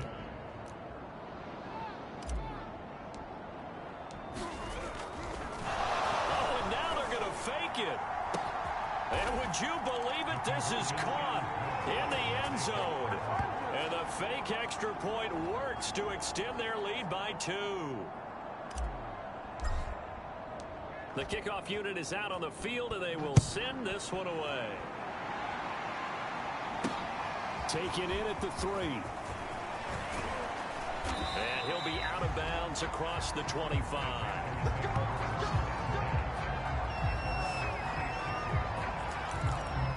Here's the Carolina offense as they get ready to take over here.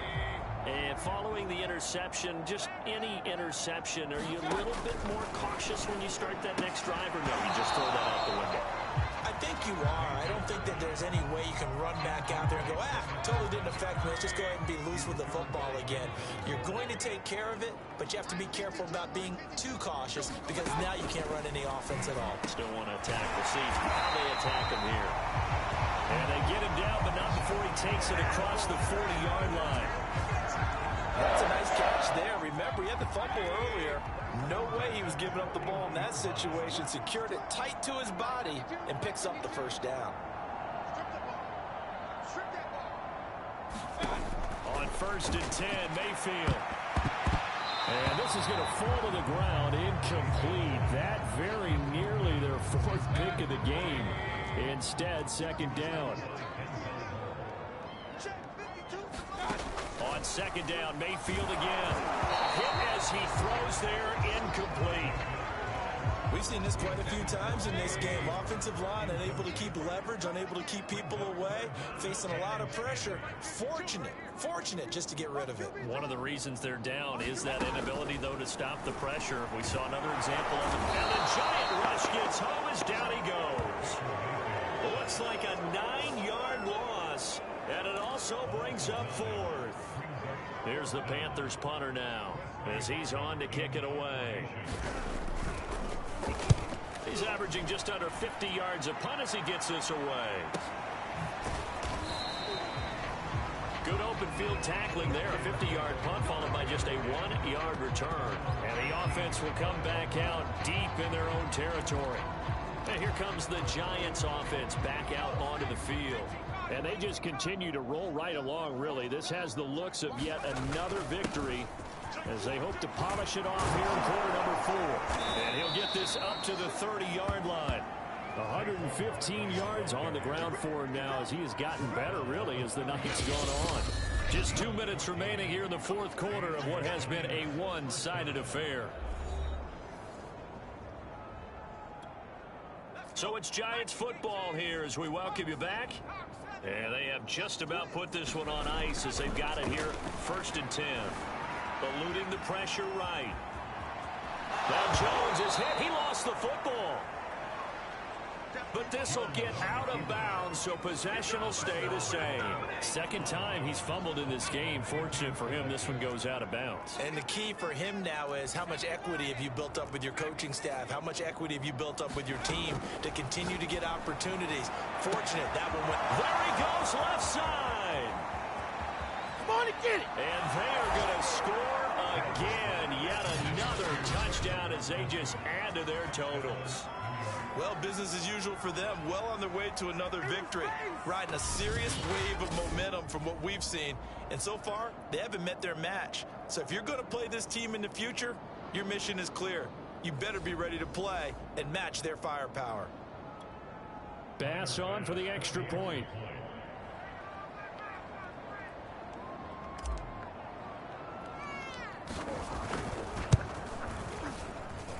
Now this one was over a while ago as they just add on to their big lead.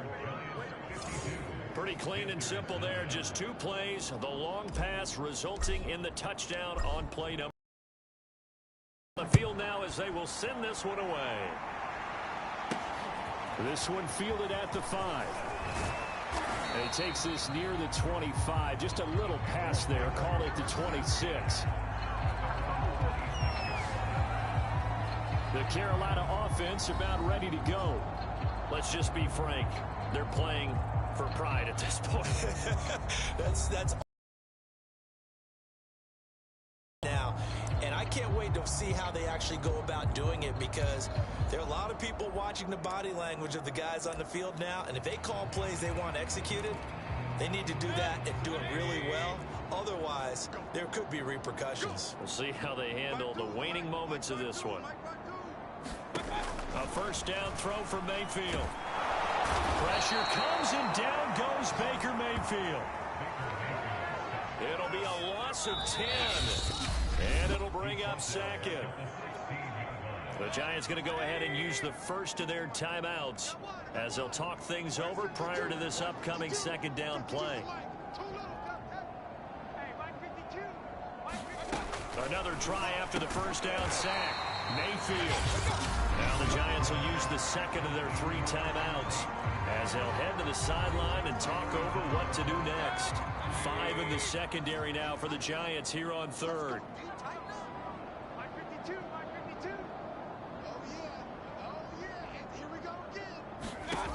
To throw, Mayfield. And that is incomplete. This defense was definitely alert to the possibility of the deep ball, and they were more than ready for it. They've got the lead, fourth quarter. Maybe can expect more passes like that downfield. And on fourth down, on is the punt team sending this one away. So possession goes over here on the punt. And possession will switch hands, 1st and 10. Another drive coming up for New York's offense. And it's all but certain that this win streak is going to extend another week. Just another tremendous performance in this one. And he's going to get forward for about 5, but that may be coming back. What say you, Mr. Referee?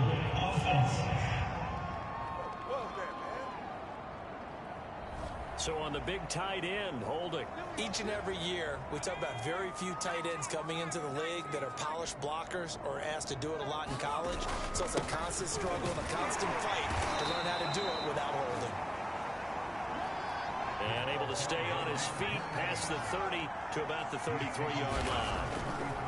That one looks like he'll throw here. Flush to his right. And to the 42-yard line here and brought down there. The Giants going to burn their 3rd and final timeout.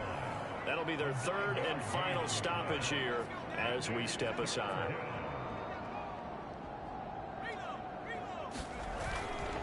They'll try the left side. Catcher. And he's got the first down yardage before being taken down at midfield. 87 yards rushing for him now as he's carried it 13 times. And that's why you spend a first-round draft pick on a running back. Not for just the fancy runs, but these dirty, gritty 3rd and 1s, 3rd and 2s. That's why you draft him.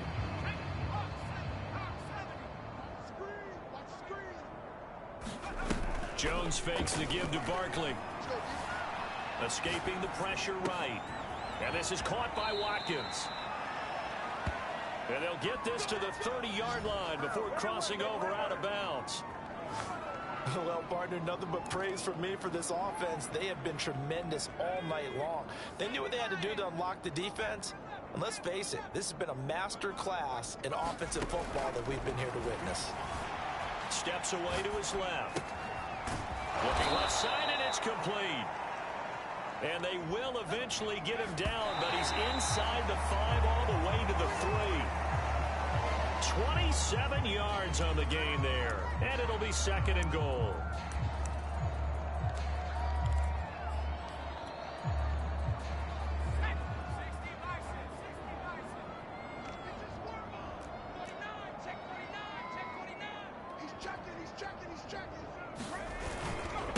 They'll try to run this one in. And he gets halfway there from the 4 to the 2 on a gain of 2. Charles, it's one thing to win. It's another thing to win and put up the amount of points that they did. Boy, were they clicking on offense. They can't help but feel great about themselves, can they? I mean, what a game to put up that number of points, continually feeling like they're moving the ball and things are working and clicking. They think that they can bottle this and carry it with them. And as an offensive coordinator, you just don't think you can do anything wrong. Whatever you call, run, pass, it's all going to work. That's called being in the zone. So for the Giants, the perfect season remains intact as they move to 11-0 on the year. And they'll get another road test next week as they head to Cleveland to take on the Browns. Meanwhile, for the Panthers, this loss cost them in the playoff chase as they fall back to 7-5 on the year. And they'll get the extra week to think about this one as they return to action in 2 weeks' time. That'll do it for us. I'm Brandon Gaudin alongside Charles Davis. Thanks to our entire crew as well. We'll talk to you next time. So long, everybody.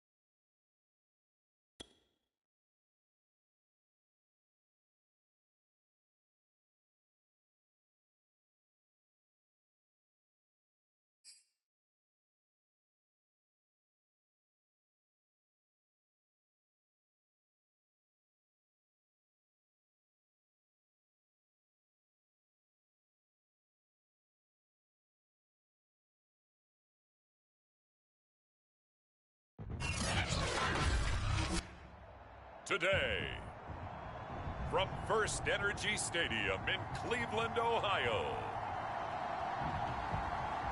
it's Week 13 of the NFL on EA Sports. The folks here, they are bundled up, but they're ready for football as you get a look at First Energy Stadium in Cleveland, Ohio.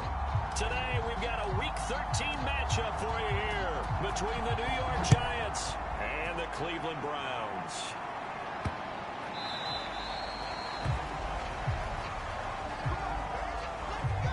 So here come the Browns for their first drive on offense. They'll be led out by a first-round pick back in 2021 from Ohio State. It's Justin Fields. And I'll bet right now there's just one thought in his mind. Win the game, yeah. Oh, yeah, without a doubt. He played pretty well. I mean, he didn't turn over the ball in terms of interceptions, No, right? 2 touchdown passes last week. 2 touchdown passes, but when your team doesn't win, that's just hollow. And the best quarterbacks don't care about anything but whether or not their team won.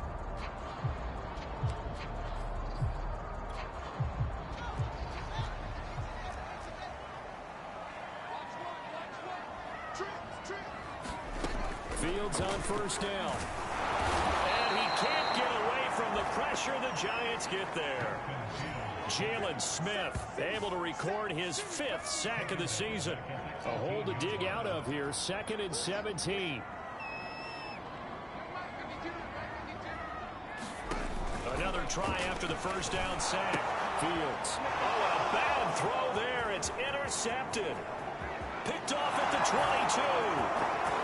And he will bring it back. It's a pick 6 and a Giants touchdown. Now remember, this is the #1 defense in the National Football League. There's a good example of why. Shows that they set an aggressive tone, not just stopping the run, not just getting after the quarterback, but the ball's in the air. They treat it like they're the receivers, and they went after that one and took it all the way. Now the extra point.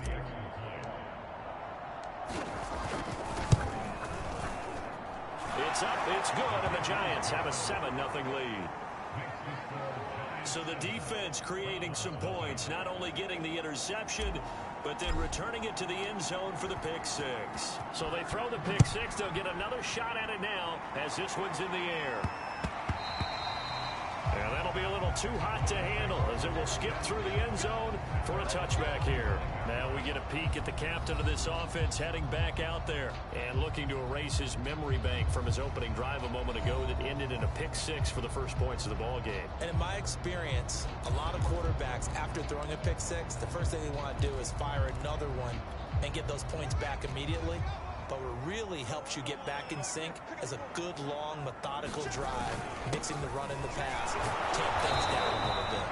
And nothing doing. He's immediately taken down at the line of scrimmage. Davion Taylor there to bring him down.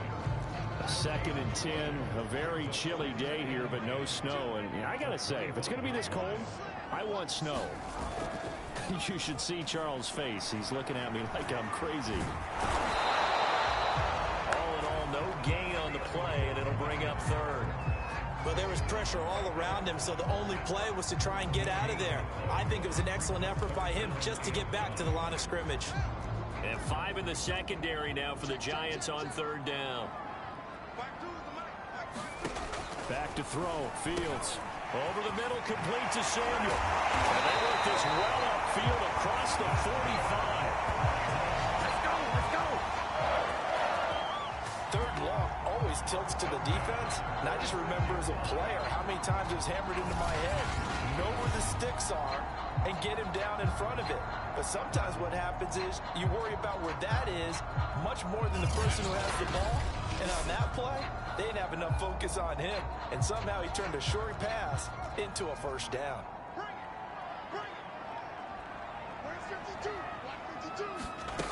On first down, Fields can't get away, and he's taken down.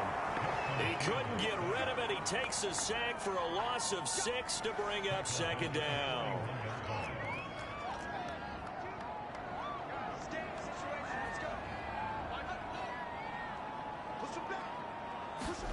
Another try after the first down sack.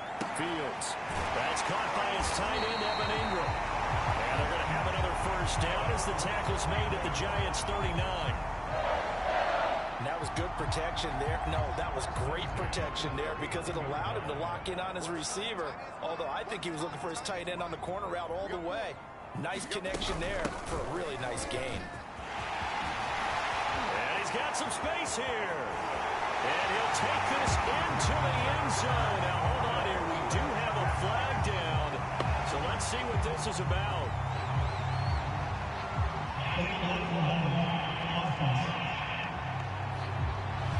Ouch. Could have been a game-tying touchdown. They'll have to hold on that at least for now. Ouch in a big way. Like ripping the Band-Aid off there. Can they let the sting subside and come back and get it done? They'll run here with Robinson. And a nice move but can't break away. Down just inside the 30. The numbers in last week's ball game for Robinson. There isn't a coach alive who wouldn't like those numbers. Well over 100 yards and a touchdown, too. Partner, I think all the coaches who are in that great coaching box in the sky would take those numbers. So dead or alive? Either way, they would take that kind of production. And oh, he sheds a tackle. Now he's got some spot. And now look at this. Big gain, but fumble. And who's got it? The Giants. First go on offense for the Giants under the guidance of Daniel Jones, the former Duke Blue Devil. His game last week reminded me of the old song, Accentuate the Positive. That's about all he did, right? Yeah. 3 touchdown passes, over 300 yards in the air. Receivers happy. And they got the win. Got the win. If you're running back that likes to catch passes, they're happy as well. Big-time game. The numbers for him from a week ago. 18 carries, 119 yards, and the score. And when you measure numbers for the guys that carry the football, it's not just the yardage. How many times do they ring the bell? How many times they get into the end zone? And now that he has 15 for the year, everyone gets to celebrate, starting with his offensive line. Don't you do it! So this will be accepted as it moves the offense backwards.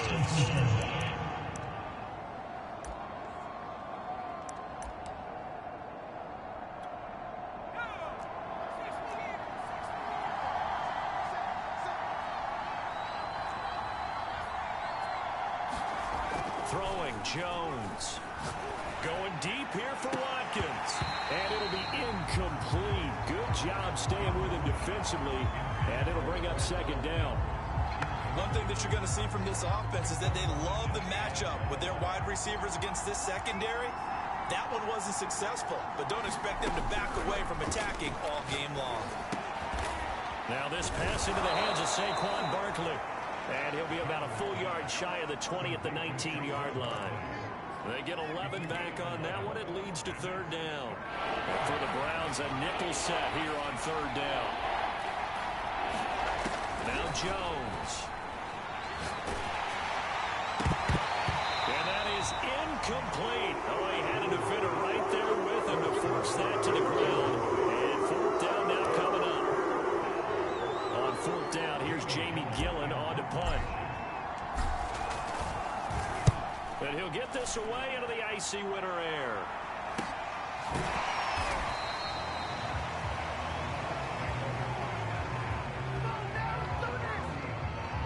With the football going back over now to the Cleveland Browns.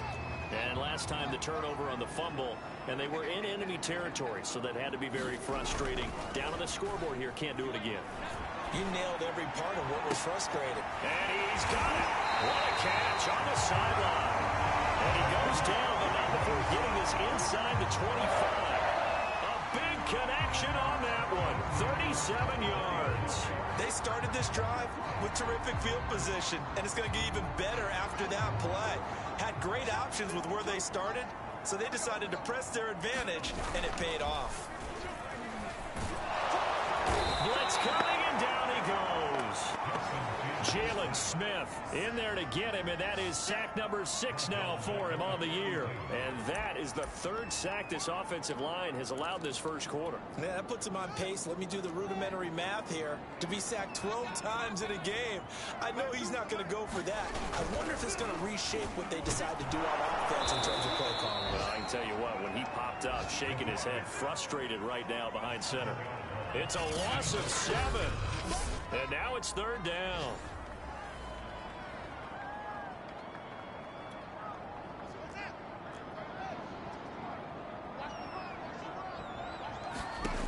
Fields now to throw. He's going to wind up and air it out. Into double coverage, and it's intercepted.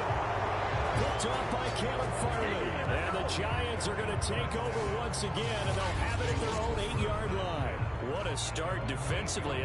Your offense goes out, gets the touchdown, and then you get the interception. Just perfect. How about the discipline that they showed on defense? Because after the offense scored to go up 7-zip, you would think they might be a little extra aggressive trying to get back at them. Instead, they read their keys well. When they took the shot downfield, they were more than prepared for that one. The Giants offense at the line, ready to begin their next drive. They're going to have to go at least 50, 60 yards here if they want. In trouble, and the ball's off. It's in the end zone loose. And this will be gathered up in the end zone, and that's a defensive touchdown. Now for the point after. It's up and good. So these teams match touchdowns here in the first quarter, and we're tied 7-7. So not only the cough up, but then the pickup on the other side, the scoop, and the score the other way, the fumble return for a touchdown. And here comes a return from just beyond the goal line. And he'll be brought down at the 28-yard line, so the decision. Jones and the Giants now with a 1st and 10 at their own 28-yard line. Throwing to start the drive. Jones dancing away at the 35. And he'll be taken down as that will take us to the end of the first quarter of play. These two teams all tied after one. A good gain on first has him set up with 2nd and just a couple of inches now from the 29. 2nd and inches is oftentimes an invitation for an offense coordinator to take a big shot downfield because he feels like he can come back on 3rd down and pick up the 1st down. But sometimes you just don't want to break tendencies. Stay with what you are, stay with who you know, and go get the 1st down. That's exactly what they did. Working with a 2nd and 3. Looking to throw. Jones. That's into the hands of Jacob Harris. And they're going to have another 1st down as he's going to be tackled at the Browns' 40. Now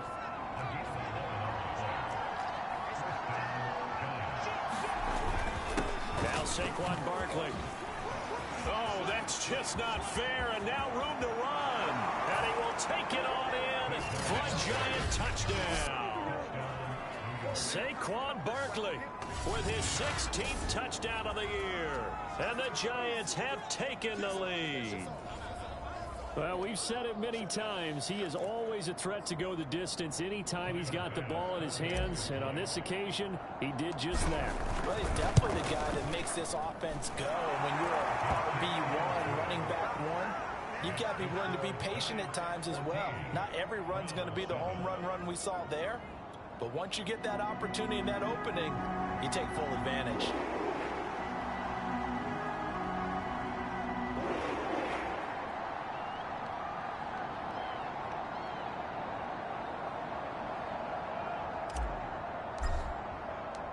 Set now to kick this one away, and off it goes.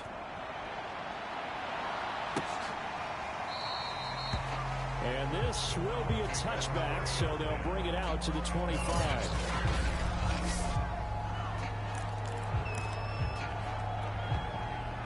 The Cleveland offense ready to go.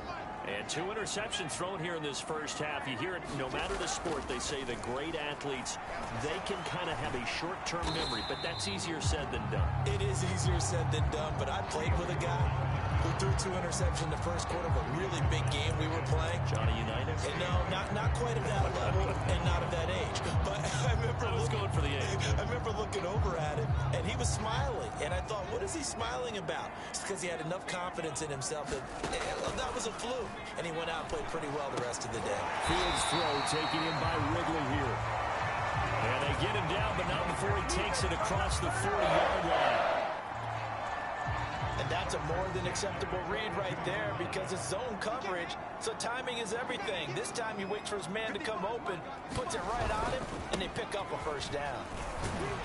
And not much there at all. Maybe a yard up to the 43.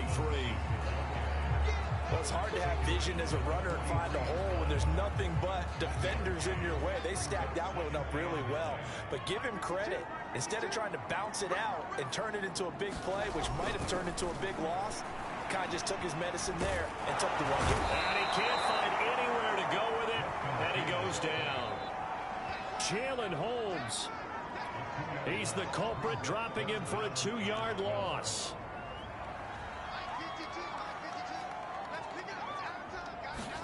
Throwing on third down, Fields. Flushed out right. Now loose football. The ball comes out, but fortunately he's able to recover his own fumble, or that could have been trouble. Well, that was a big oops right there. But how about his ability to correct it? Loses the football, able to get it back himself. Yeah, pounced right back on it, keeps possession. On fourth down, the punt team is on as this is sent away.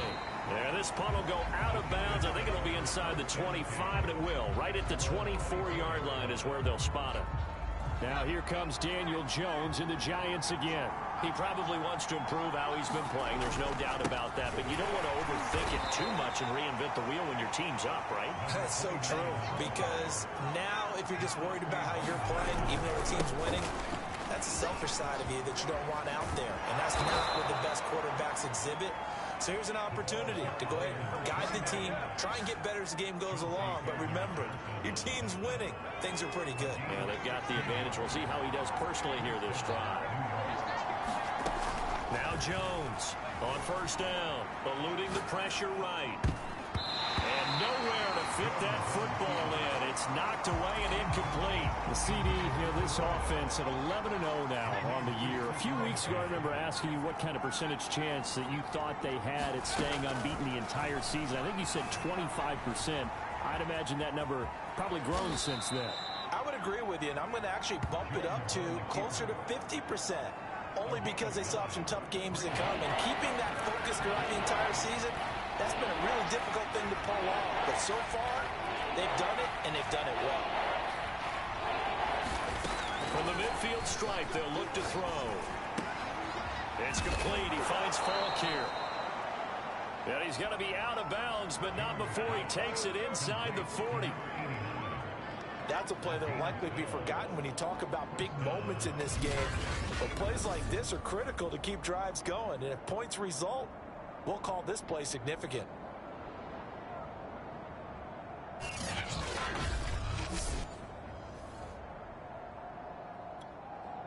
So here's a 1st and 10 at the 38. Back to throw. Jones. And he will find his man on the outside. And they're going to hurry back to the line now. Jones now throwing on first down. And inside the 20 before he's brought down. So the ball down to the 16 here for 1st and 10. Inside the red zone here. They'll look to throw. And he'll be taken down at the 2-yard line. The Giants going to go ahead and use the first of their timeouts as they'll stop the clock with 26 seconds to go until halftime.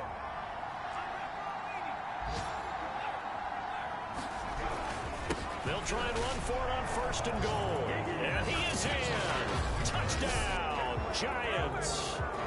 A great play there with touchdown number 12 on the year. And the Giants are able to grow their lead.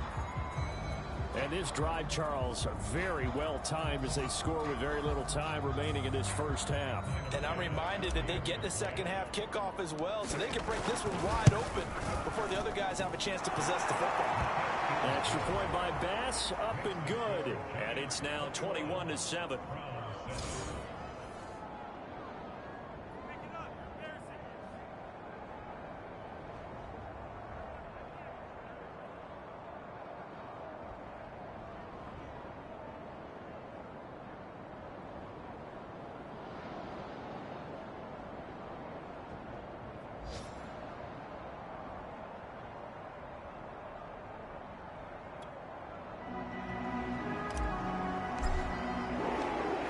is the kickoff unit as they run up and send this one away. And not wanting to risk anything here late in the half, he'll just take a knee and they'll bring the football out to the 25. A look at the running back, the man out of the backfield as he gears up to go again. And for him, it's been pretty limited involvement down on the scoreboard. Maybe time to turn to this guy. And you know me well. Winning games to me means starting with the running game and continuing a little bit now, but the bottom line is he hasn't touched it enough to make a difference. Well, they haven't established that running game yet. The question is, will they? Final 24 seconds of the first half as they come up here 1st and 10.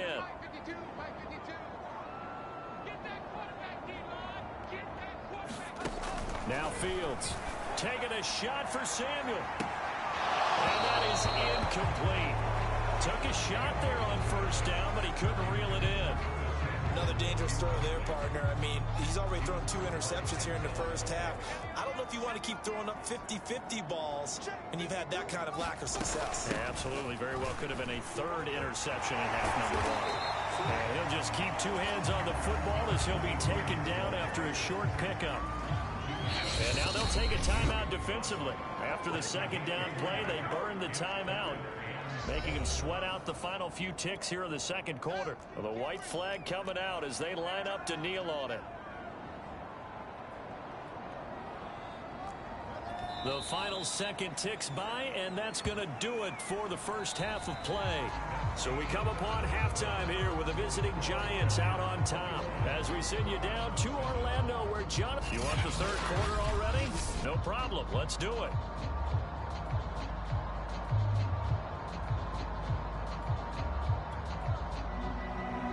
Second half ready to get rolling. The Giants with a lead, and they are set to receive this kick. And he can't field it cleanly. It's loose. Fielded just outside the goal line. And he'll take it a yard or so past the 20, call it the 21. The Giants offense at the line, ready to begin their next drive. And they've got the lead, CD. What do you expect from them in this 2nd half? Well, I like what they were able to do on the ground in the first half because they had a lot of success running the ball, and I certainly think we'll see more of that. But I keep an eye on that defense, and I think their coaches up in the box will do the exact same thing. If they start to see 1 or 2 guys start to creep towards the line of scrimmage, that'll be license to take some. And he can't find a receiver, and he's brought down. After that sack, 3rd and long, tough spot for Jones and the Giants.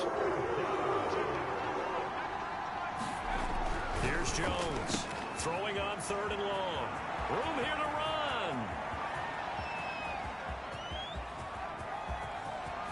Touchdown. A big play there. 87 yards. And the Giants add on to their lead. Partner, you know what the real key is to stopping a good passing attack? You tell me. Being able to tackle as soon as a guy catches the football. Didn't work out there. No, because when you give up the big run after catch, the rack yardage, that puts your defense in a big-time stressful position. A lot of rack yardage and a touchdown there on the big play.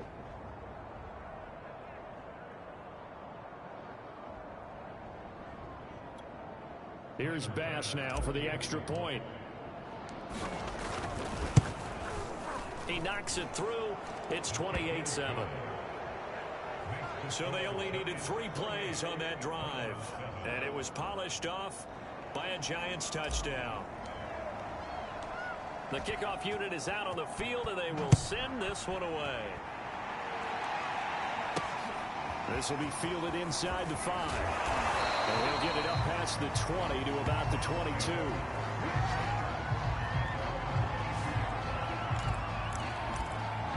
Here's the Browns now. They get set for their first possession of the 3rd quarter. They're down 3 touchdowns to this point, needing to put something together as they have it 1st and 10. They begin the drive with Robinson. And he's got room. And he'll be out of bounds, but able to get it up past the 45. Outside handoff to the right side. If you're a running back, you love getting the ball early so you have vision to see what's happening in front of you. Right tackle likes that call. Big play for him, but don't forget about the guys you always tell me on the backside sealing off. where they talk about cutoff blocks, making sure no one can leak from the backside that can run a play down. And nobody leaked big play. Officially nothing on that last run. They'll try again 2nd and 10. To throw is Fields. That's into the hands of Tutu Atwell. 5 yards. Now it's 3rd and 5.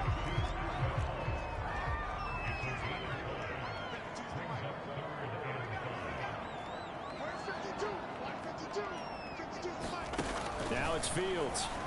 And he's going to be intercepted for the 3rd time thus far. Picked off by Caleb Farley. And he will bring it back. It's a pick 6 and a Giants touchdown.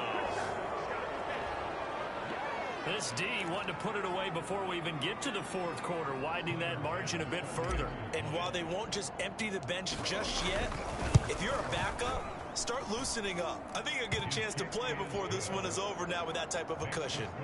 Extra point by Bass, up and good. And that'll increase their lead to 28. So they'll get another shot on offense following that pick 6. And now the kick is away. And that one bounces out of the back of the end zone, so we'll start the drive at the 25 on the touchback. And now Cleveland geared up to take the field.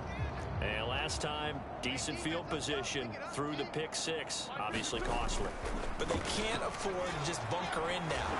And the ball is knocked out. And now a fumble. The ball's out. Now the ball comes loose.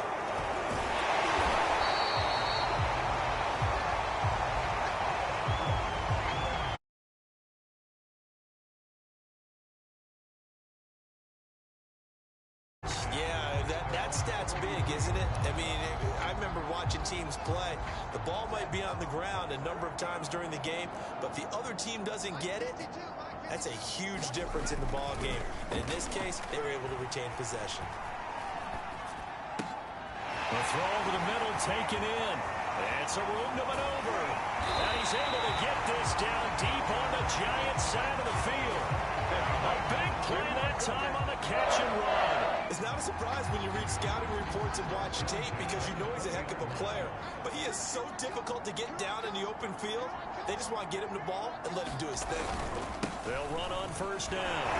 It's Robinson. They'll get to him just inside the 15. Even after the strong run we just saw, they're able to corral him quickly defensively. A solid run on 1st down. Gain of 7 leaves him with a 2nd and 3.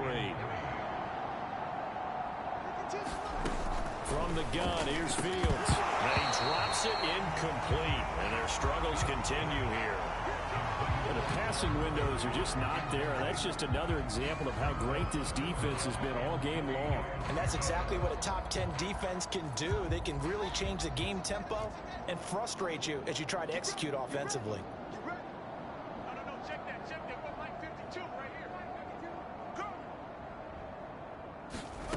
Fields on 3rd down. And he's going to be taken down, sacked back around the 18-yard line. Jalen Smith, he's the one to get him, and that is sack number 7 for him on the year.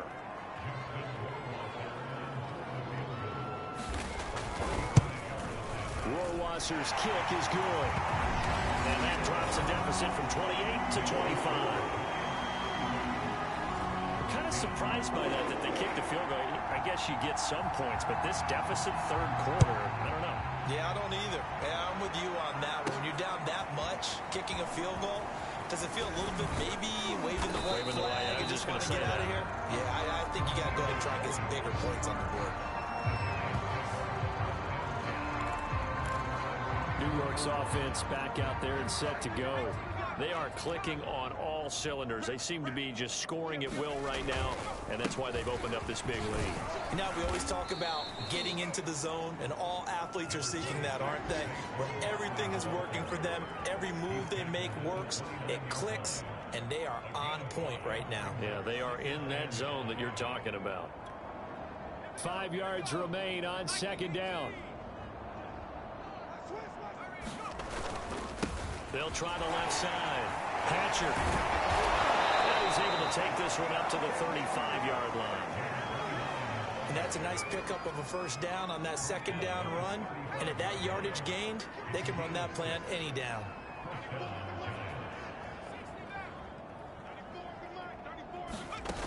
They go play action here on first down. Being chased out left. And he'll be out of bounds after getting this one across the 40. The improv on the scramble there gets him 6, and it'll be second down. Okay, he's not going to get the first down, but this is still a nice job of buying some time and then running to get to the sideline and get out of bounds and avoid the big hit. Now this one complete downfield on the left side. And he will go out right near the 35-yard line. This is a quarterback that's already in the top 100 all-time in passing yards, but that last throw going to move him past Roger Staubach on the all-time list. Roger Charles at 22,700. Don't forget, he also won 2 Super Bowls, played from 1969 to 1979. And I would dare say Roger's numbers would be larger. But remember, he had a commitment to the Navy. But after the Naval Academy back then, you had to serve your 5-year hitch before you could go on and join the NFL. And we're back now here in Cleveland. 2nd and 10. A lot of folks starting to make their way to the parking lot. Their guys trail big here to begin quarter number 4. Flush to his right. Here's Booker on the catch. And they're going to have another first down as he's going to be tackled at the Browns' 25-yard line. Tell you what, partner, the way he's been slinging it in this one, I think he should be ticketed for a baseball cap and a set of headphones for the next drive. He's been absolutely sensational. But one thing we've both learned about quarterbacks in this league, they'll often stay on the field longer than you expect. And now it looks like they're going to be in the hurry-up. On 2nd and 7, Jones rolling to his right. Now he'll dump it underneath to his running back, complete. And he will be brought down at about the 6-yard line.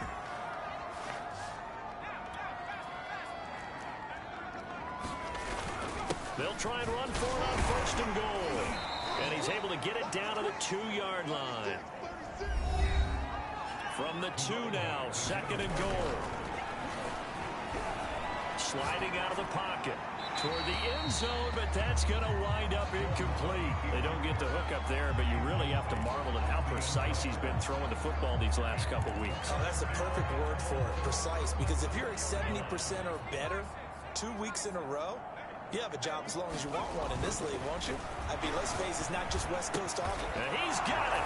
Touchdown, Giants. A great effort there. His 10th touchdown of the season, 2nd of the game.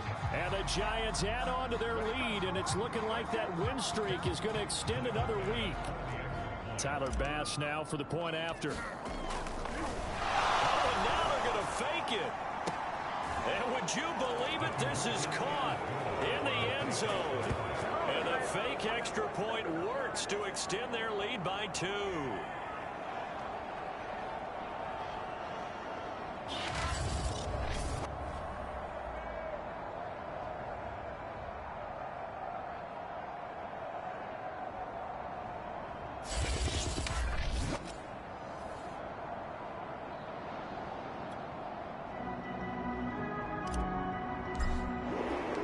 The kickoff team on the field now as they will send this one away.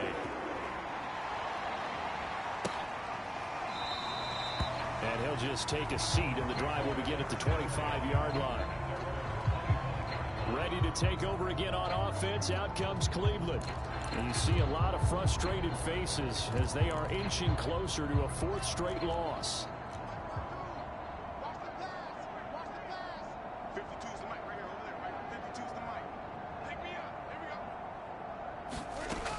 First down, it's Fields. And he's going to be dropped following a pickup of 7 past the 30 to the 32.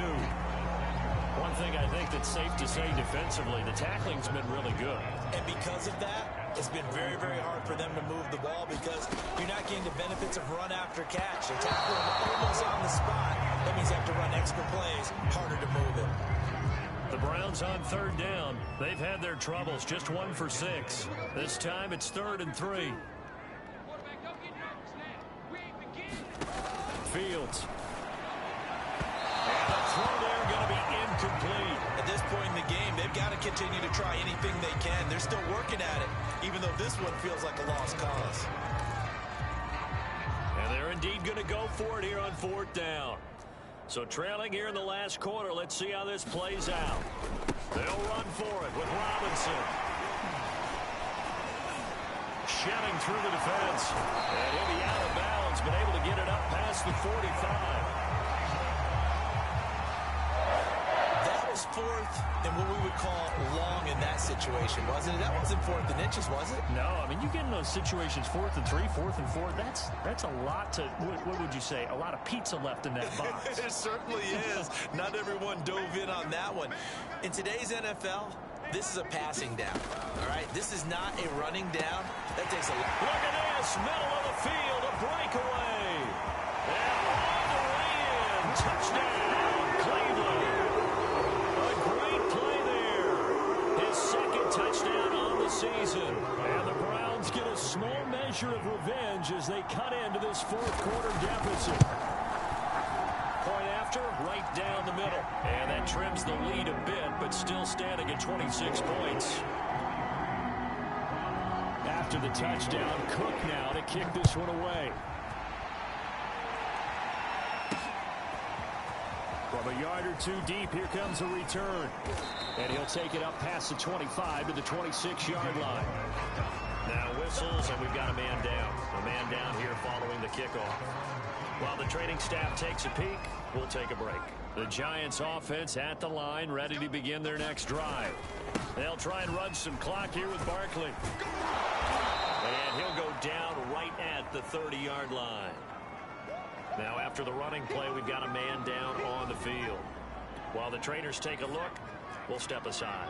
The run got 4. Now they deal with a 2nd and 6. They'll go to Barkley again. And able to stay on his feet past the 30 to about the 33-yard line. And the offense moving quickly to the line. They'll try to run for it with Barkley. Now Barkley stripped of the football. And this is picked up by the Browns. And his guys are going to take over at the 39-yard line. He was trying to do anything he could to get that final little bit for the first down. Instead, he lost the ball. Yeah, and he was short of the first down, but not by much. Trying his best, as you noted, to get there. Sometimes that extra effort can cost you. They'll roll him out, and he's going to have to eat this one as down he goes. Porter gusted in there with pressure yet again. That is the 7th time that they have dropped him here this afternoon. We've been around this league for a while, and many coaches never pull their starting quarterback, almost no matter the situation. In this case, though, I think he's got to make a decision. He's taking a pretty good beating out there. Under pressure, and they got to him again. They push him back 8 yards that time on 2nd down. The Browns on 3rd down. It's been a problem. Just 1 for 7 thus far. This will be a tough 3rd and 18. Nowhere to go here. He lost the football. And the Giants have it. It's picked up. And they will set up shop in enemy territory at the 42-yard line. And with that kind of a deficit, you can't afford to make any kind of mistakes. But it's been pretty symptomatic of what we've seen all game with them, isn't it? Down this big in the 4th quarter. Yeah, you'd say an afternoon to forget, absolutely. On 1st down, Hatcher makes a tackle, now an alley. And he's taken down inside the 30. Not totally home free yet, but it's looking good as they come up 1st and 10. And he'll be a couple yards shy of the red zone here at the 22-yard line. It'll be a 5-yard pickup there, and it will take us to the 2-minute warning. Just 2 minutes remaining here in the 4th quarter of what has been a one-sided affair. So it's Giants football here as we welcome you back. They've got a 2nd down now as they look to solve this one. And he'll get him inside the 15 down to the 14-yard line. Yards rushing for him now in the ball game. I know we're in the era of wide-open football, a lot of spread formations, more space, but there's still a spot for power football, and we just saw some of it right there. How about that run? Yeah, breaking the tackle, and, you know, late in this game, he will get into the end zone. It's another touchdown. This thing is ugly. Well, they just continue to roll. And, Charles, for you and I, we want the close games, but for them, it has to be so nice to enjoy this big cushion. I can't remember the last time we saw them play this loose and have this much fun. I think they'd love to be able to capture this game, carry it with them from week to week, and be able to execute like this in all the rest of their games. Extra point by Bass, up and good. And the lead will swell by one more. Set now to kick this one away, and off it goes. The return man down to a knee, and this will come out to the 25-yard line.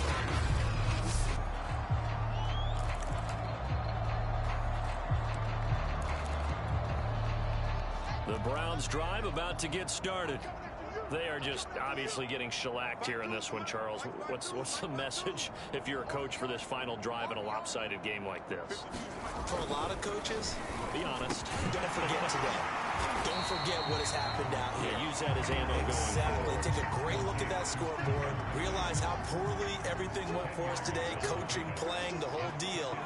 And never forget it, because you're not going to want that feeling. No, you don't want that feeling again. And who knows? You may meet up with this team again. Now a man open down the middle of the field. And getting this just shy of midfield. They'll spot it at the 49.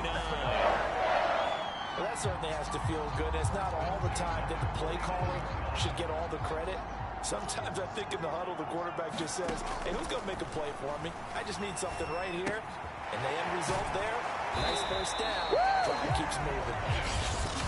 The Giants going to go ahead and use the first of their timeouts. It's just their first. They've got two more to use here in the final stages.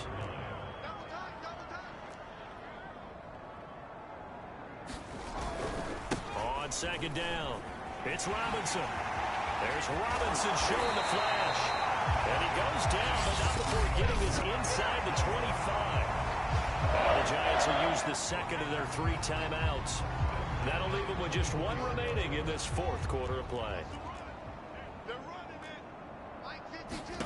Now a first down throw, Fields.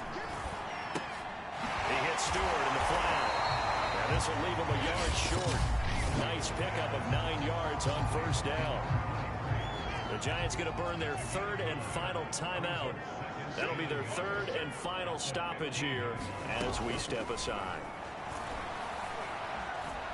And he's got this one complete to Stewart. And he's brought down just outside of the 10 at the 11.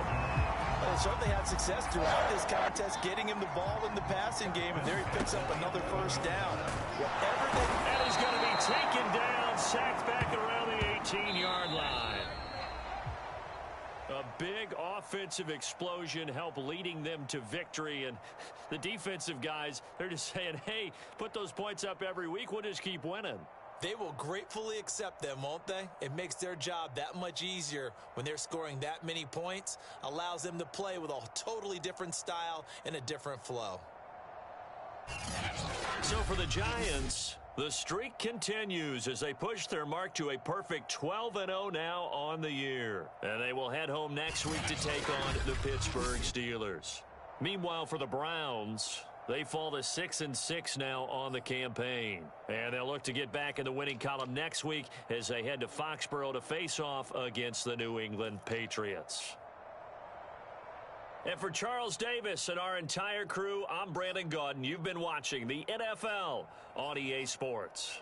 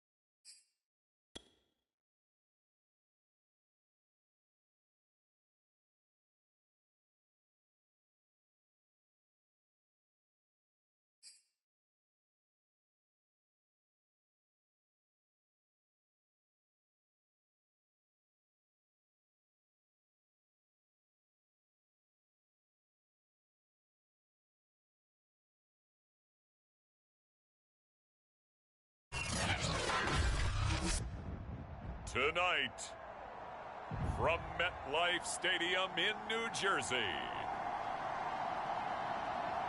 it's Thursday Night Football on EA Sports.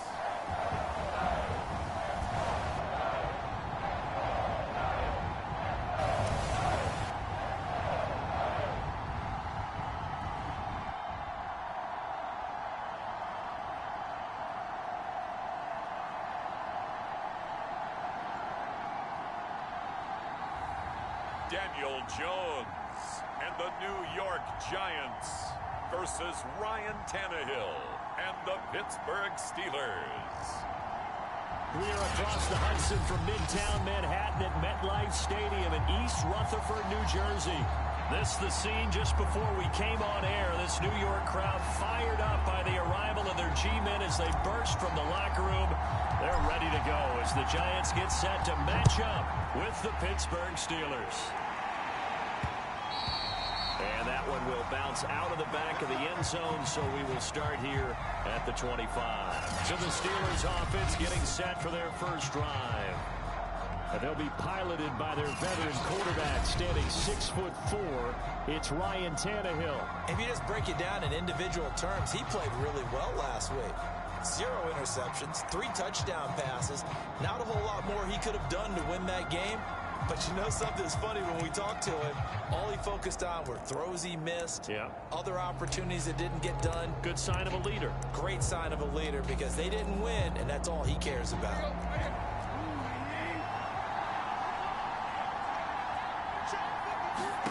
On first down, it's Tannehill.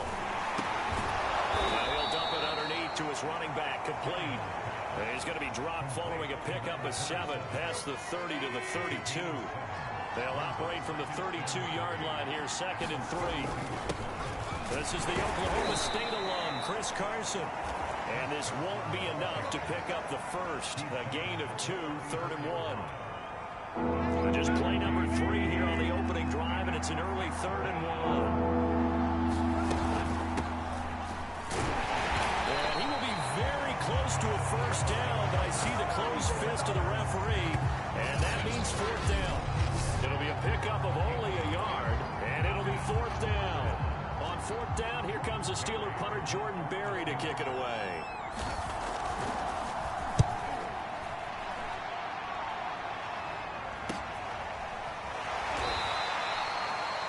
It'll wind up just a 35-yard punt, no return, and the offense will take over with a new set of downs. So here are the Giants ready to start their initial drive of the game. And leading them out there, their 6'5" quarterback. That was a solid performance last week, wasn't it? 2 touchdowns, no interceptions, ran the team well, won the ball game. Bottom line, may not have been earth-shattering, but it didn't need to be. Now a play fake here on first down. He'll get that complete to the tight end, Harris. Now we've got a Giant player here slow to get up after that last play. We'll get an update when we return to MetLife Stadium. Still 9 yards to go on 2nd down from the 27. Looking to throw. Jones escaping the pressure right. Is going to look downfield for Barkley. And it is incomplete. I had a defender running right with him.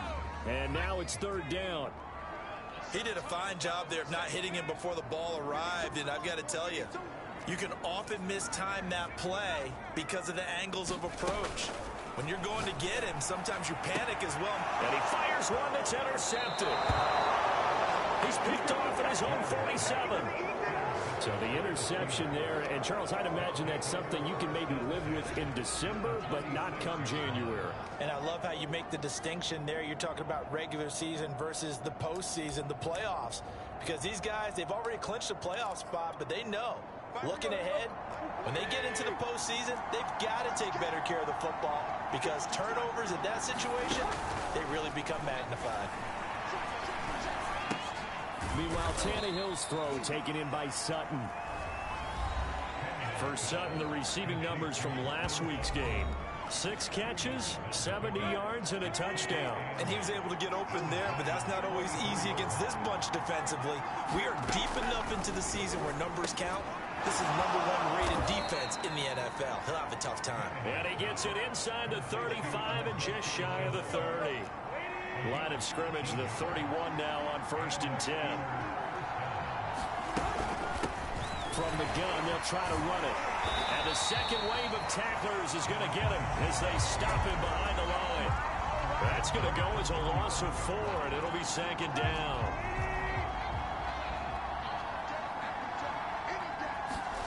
Now it's Tannehill.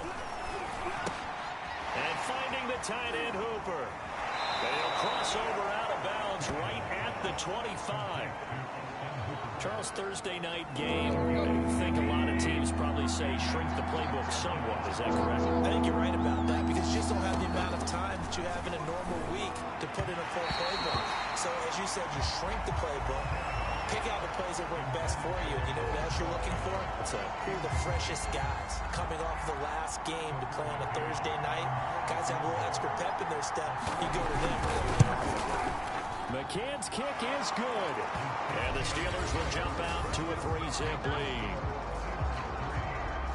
So he's been automatic to this point of the season, and he connects on the field goal there. And what a luxury it is to have a kicker you can depend upon, partner, because he hasn't missed all year long. Converts on that one as well. And kudos to you. You didn't jinx it. And ultimately, he stopped right where he would have been if he had simply gone down to a knee at the 25. The Giants offense at the line, ready to begin their next drive. And listen, these Thursday night games, they're tough on the body. You just played on Sunday, 72 hours later, hey, it's game day again. But I have to think a Thursday night game in September much more preferable than a Thursday nighter in December, no? Well, there's no doubt about it. You mentioned how tough it is on the body. How about the mind? You're already tired, fatigued, right? Trying to battle for playoff spots. And here you have the quick turnaround. Now, the flip side is, if you take care of business, win that Thursday nighter, you go into a mini open week. Gives you a few extra days to heal up the body and the mind before you play your next game.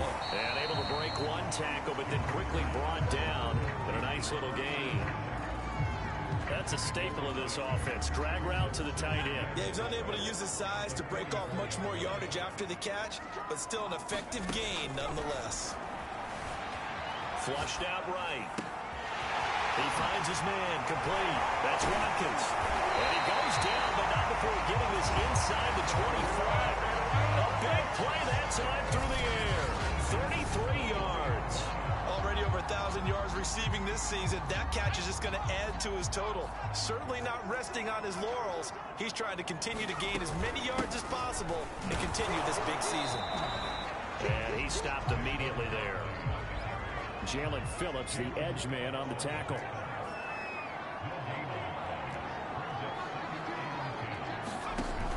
Throwing on second down. Jones. And he's got Booker. And they work this near the 5. He'll be stopped at the 6.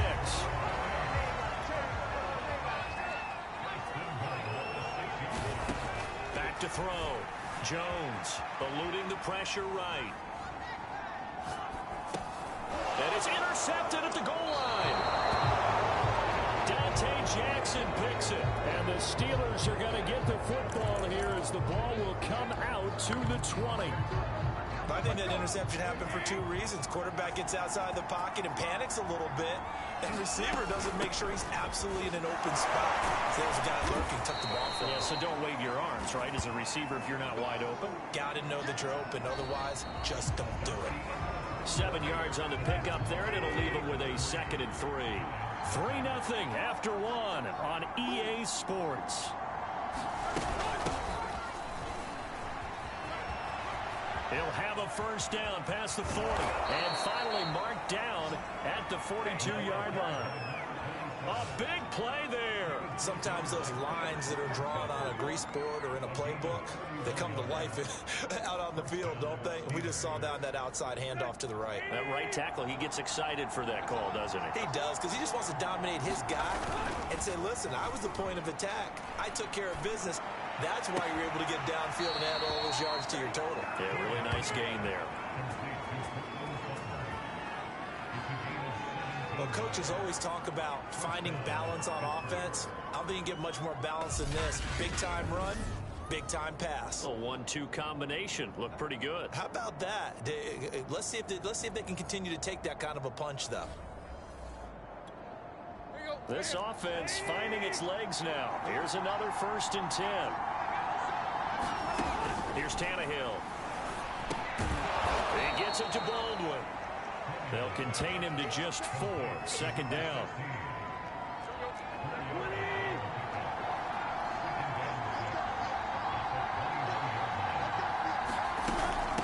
From the gun, he'll hand this off. Looking for a cutback lane, but nothing there as he's met at the line of scrimmage. They'll say no gain on the play there. Now it'll be 3rd down. I know that speed is the hallmark of today's NFL game, but the key to good rushing defense is still having your linebackers set the edge. Back to throw, Tannehill. Nowhere to turn this time, and he goes down. Sacked back at the 29. Looks like a 9-yard loss, and it also brings up 4th. Well, they sent him on the blitz from that linebacker spot, and boy, he got there quickly. He certainly did, and obviously he could have used a block from his running back, but I think you nailed it right there. The defender got into the backfield so fast, it was hard for anyone to react. McCann's kick up and good. And they're able to double their lead in this first half. It's 6-0.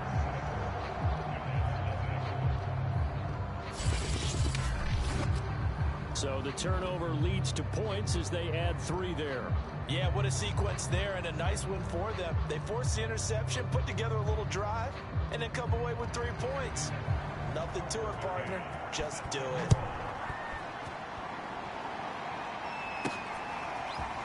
From a couple yards deep, he'll bring it out of the end zone.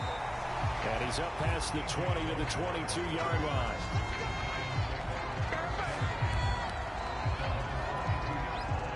The Giants offense at the line, ready to begin their next drive. And 2 picks thrown here in this first half alone. We'll see how that affects it. Can't wait to see where his confidence is, because the great ones, they'll throw 4 or 5 picks, and while it'll hurt their team, it won't hurt their confidence. They'll think something was just wrong with the ball or the wind or something was funny. It's never about them. That's how they stay so into the moment and into the game. Nice play call, a little bit of play action right there. If you get those linebackers to freeze for just a split second, that's usually all the room you need in order to get it to your tight end. Jones, off play action. He'll hit Watkins on the crossing route. And he'll be taken down, but not before he gets into enemy territory. Operating out of Steeler territory now. Here's 1st and 10 at the 47. Now a give, right side. Hatcher, and he'll power his way forward for about 4 yards there on the 1st down carry. On a 2nd and 6. Looking to throw. Jones dancing to his left. 1st down and much more here for Jones. And he takes it all the way down to the 22. Now Jones on 1st and 10. Flush to his right. He finds his man complete. It's Watkins. And all the way down inside the 5 to the 4.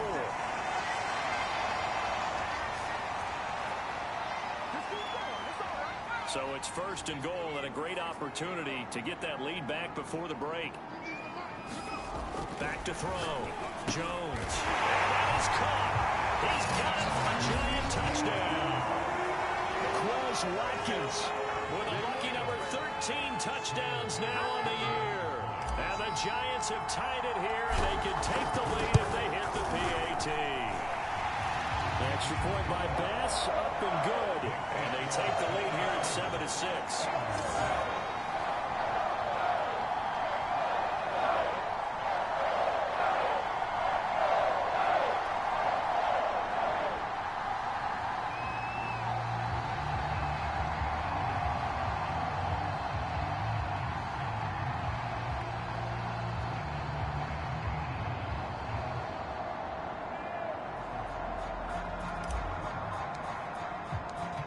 Is the kickoff unit as they run up and send this one away.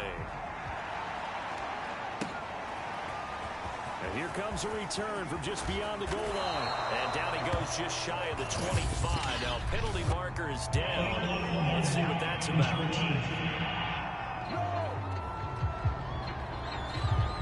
This is going to put him back with a not great field position. So they really had zero benefit at all, right? Sometimes you can absorb a penalty when you get a big return. Then the penalty brings it back, but you still have great field position. As you pointed out, not in this case. So the special teams penalty cost some yardage there as they come out on 1st and 10. Tannehill. Got his man complete over the middle. It's Sutton. And he's able to get this one all the way past the 30. First down now, but that clock rolling. Tannehill's throw into the hands of the receiver, Chenault. Now the Steelers hustling up to the line of scrimmage. Tannehill on 1st down. It's reeled in by Baldwin.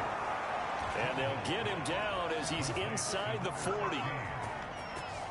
My goodness, they've come out locked in on this drive. Play calling, execution, they are fully in sync. 3 straight passes, 3 first downs. They're moving the ball downfield almost at will. This defense really struggling to find answers. Now the Steelers use the first of their 3 timeouts as they get the stoppage with a little over 50 seconds to go in the first half. So here's a 1st and 10 at the 38.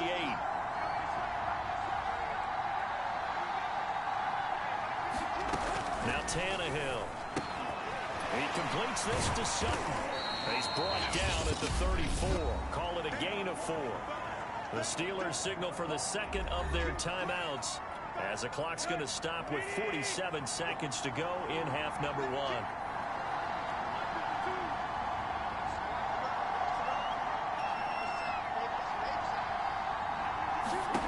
Again, Tannehill. And the Giant rush gets home as down he goes.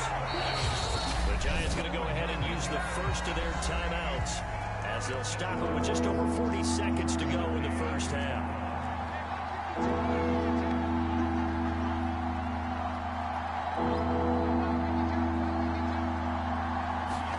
Now on 3rd and long, they'll look to throw. Throwing the out route incomplete. It's Baldwin. The completion good for only 6, and that'll bring up 4th. So now the field goal unit trots out there for the 3rd time tonight. This from 54 yards away.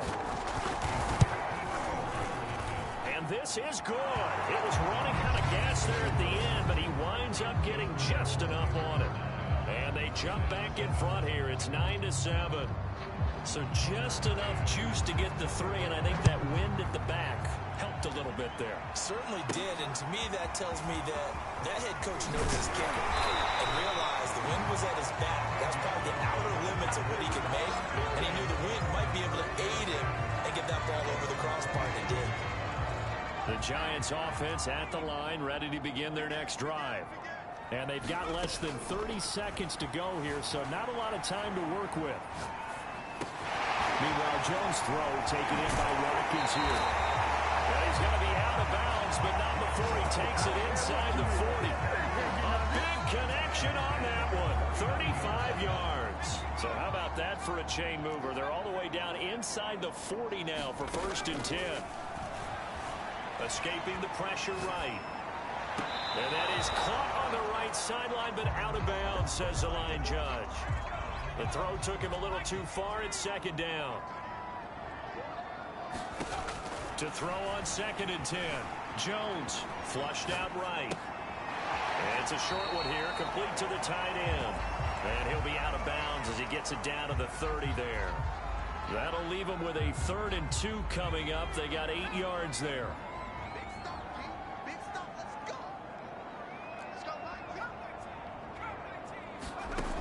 Back to throw again.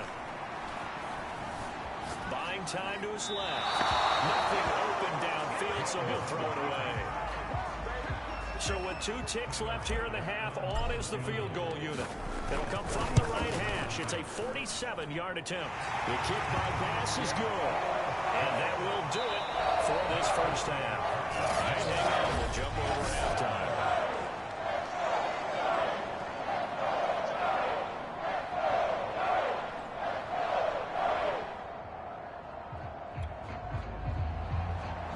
second half ready to get rolling. The Giants with a lead, and they are set to receive this kick. With it on the return is Logan. And able to take it past the 25 and up to the 28-yard line.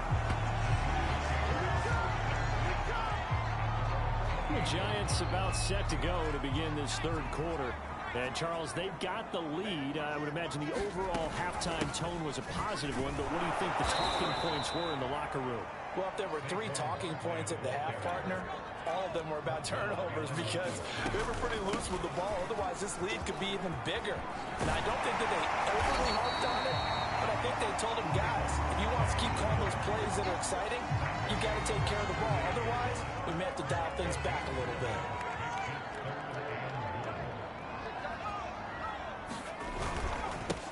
Third down.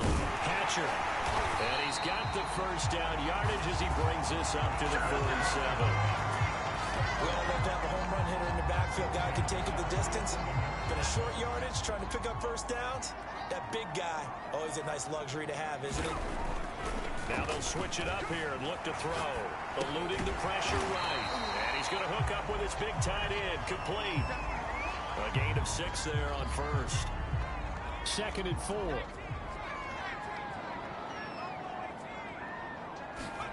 Jones fakes the give to Barkley. Flush to his right. Yeah, he will go out right near the 35-yard line. Looks to me, partner, like he's learned a little bit because earlier in the game, I think he was trying to force a lot of throws into some windows that just weren't open. Yeah, the interceptions had plagued him, especially a second interception, really a bad throw. So maybe a better decision there. Yeah, no doubt about it. I think he learned from earlier in the game, and he's applying it now. The ball comes out, and it's picked up by the Steelers. So turnovers, Charles, you figure will be key in the second half, and that's a big giveaway there. Yeah, and as you and I both know, coaches are always preaching ball security, and none more often than right here in the second half of a tight football game. Now you've got to believe what the coaches are saying and take care of that football. Throwing the out route incomplete. That's Baldwin. Now we'll look at Smith. Not sure exactly what happened, but he's still down. We'll get an update when we return to MetLife Stadium. Throwing again on second down. Tannehill. And he can't get away from the pressure. The Giants get there. They'll wind up losing 10 on the sack, and it'll lead to a 3rd and long.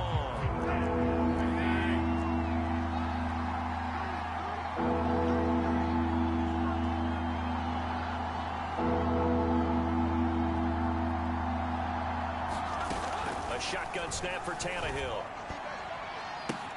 He hits Baldwin right side. And he'll be stopped short of the first down as they rally to tackle him at about the 28. They do get 9, but it leads to 4th down. Here's Jordan Berry now as he'll punt it away for the second time.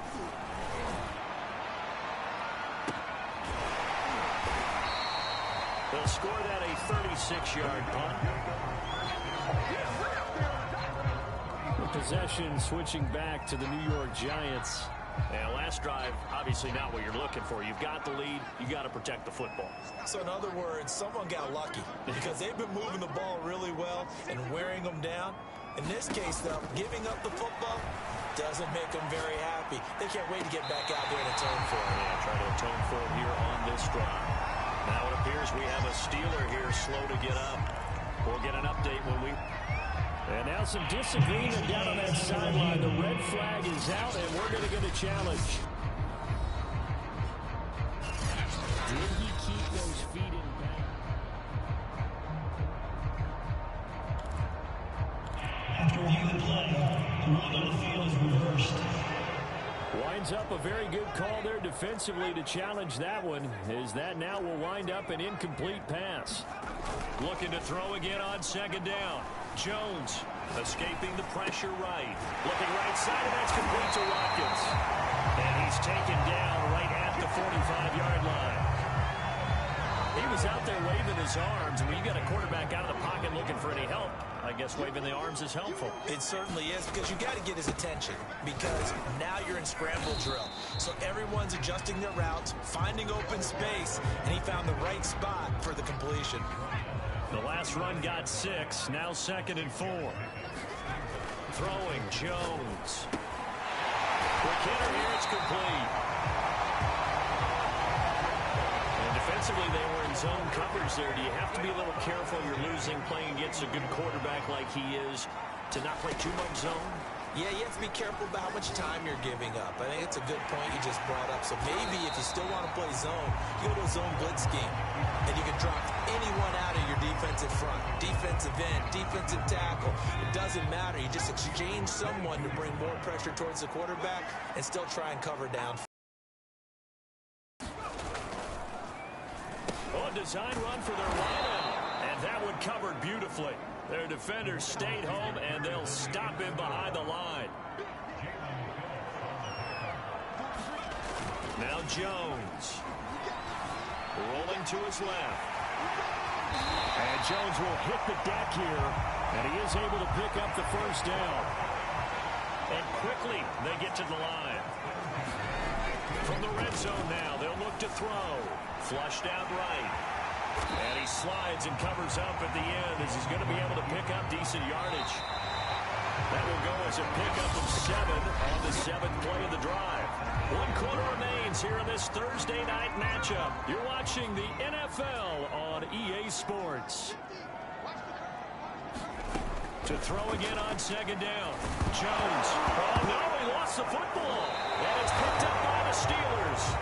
And a big turnover there as his guys will get the football back. A little careless with the football, and he also had a fumble loss last week, didn't he? He certainly did, and when I'm watching him play, the one thing that comes to mind is always remember, traffic, turbulence, people around you, 2 hands. Get 2 hands on the ball. Grip it tight. I know it looks cool to have it in one hand. Put it away, tuck it away, because you've got to take care of the ball. Call it no gain on the play, and it'll be 2nd down.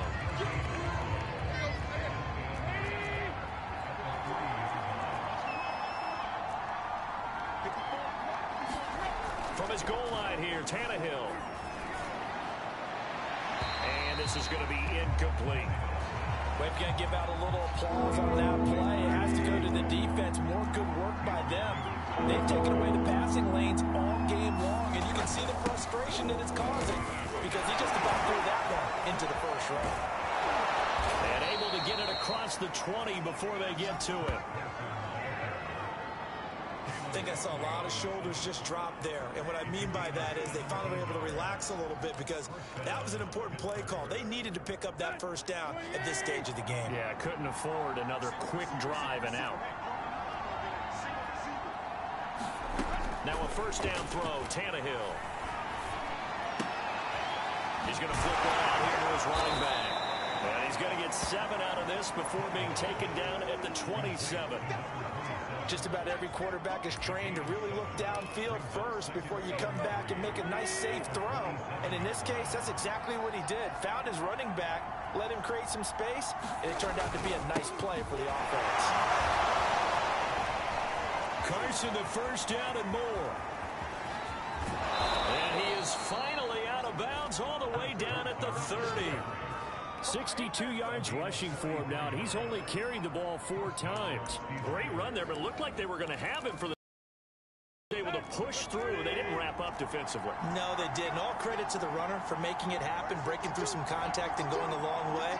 But the defensive guys, when they watch this on tape, they're not going to be real happy with themselves. They had a great opportunity that they let slip through their hands. And that's good for a pickup of 10 yards. And that'll bring up a second and just about a few inches here.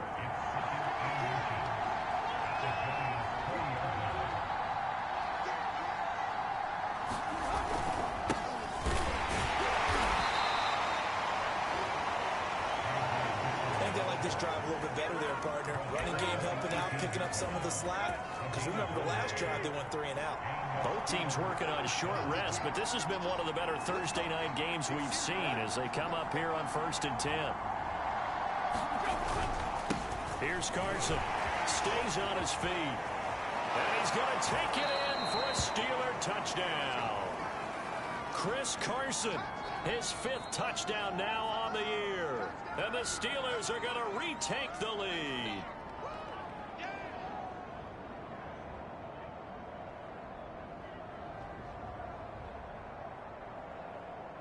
So a big play now as the Steelers will go for 2.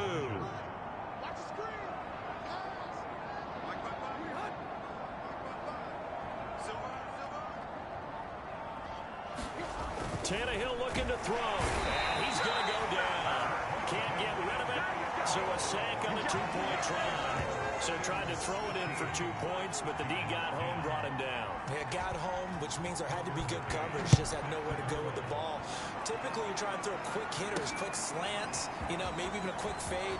Nothing was open. He ends up getting sacked. And he'll be stopped right around where he would have been had he gone down to a knee, maybe a yard shy of there at the 24. New York ready to go again offensively. And they'll be looking to atone for last time's mistake of fumbling inside the red zone. Certainly they don't want to do that again. And so much emphasis placed on red zone offense. I mean, you have periods devoted in practice just for that because everyone knows how vital it is to put points on the board when you've entered that part of the field. And to come away with nothing, that's difficult for a team to handle. Yeah, difficult, and now we'll see if they can make it less difficult on themselves on this drive. Looking left sideline, incomplete.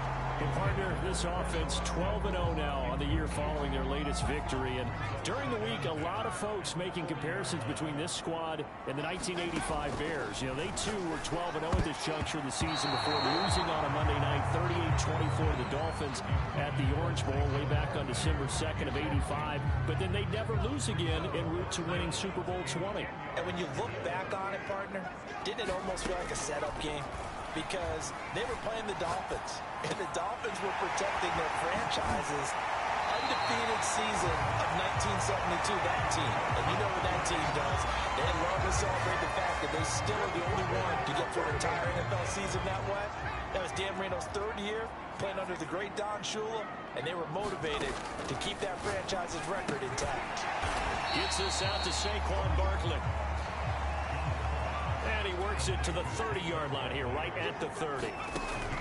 From the 30 on 2nd down, Jones, and he'll be brought down at the 27-yard line. So signs of life in what's been a dormant offense in this second half. Here's 1st and 10. They'll stick with the passing game as he looks to throw. And inside the 20 before he's brought down. Inside the red zone here, they'll look to throw. And down inside the 10 here before he's out of bounds right around the 7. We've got a 1-score game with inside of 2 minutes remaining. So it's Giants football here as we welcome you back. They come up on a 2nd down now in a game that looks like it's going to go down to the wire. On 2nd down now. Catcher. And flags come in as he gets forward for about 3 yards. Now let's check on the call.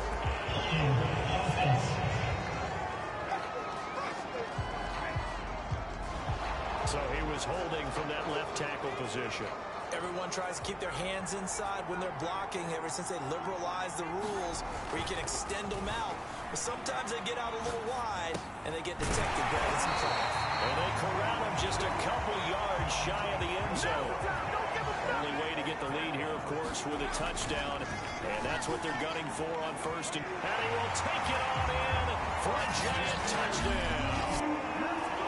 Daniel Jones taking it in from 2 yards out. And the Giants are once again going to retake the lead.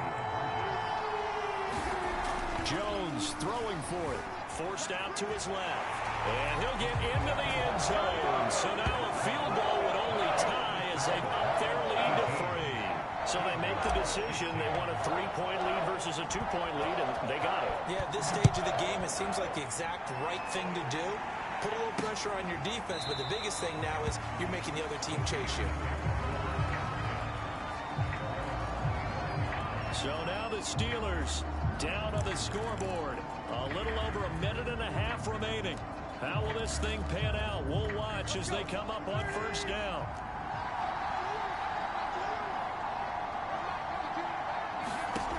Here's Tannehill. And he can't get a throw away. He's taken down. Pass protection has been a problem all night long as they come up facing second and a bundle. Meanwhile, Tannehill's throw into the hands of Hooper. Now the Steelers use the first of their 3 timeouts as they'll talk it over here before what will be an important third down. Throwing Tannehill. And this pass broken up. The contact well timed there, and now 4th down. That means it's just one last chance left, and this has to be a first down or a touchdown, or this game's over. One score down. Here we go. They're going to go for it here on 4th down. Desperation time for Tannehill on 4th down. It's incomplete. Took a shot, couldn't connect. They had to go for it with such little time remaining, and the Giants are going to take over in great field position.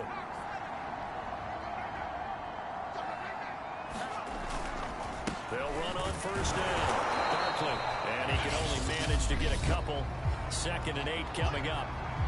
Now a timeout called for by the defense as they get it with under a minute to go now in the football game. 8 yards to go on 2nd down. They'll run it again with Barkley. And down inside the 15, shy of the 10. Now the Steelers going to use their 3rd and final timeout as they get the stoppage with a little over 50 seconds left to go in the game. So a solid run by Saquon Barkley and another 1st and 10 here.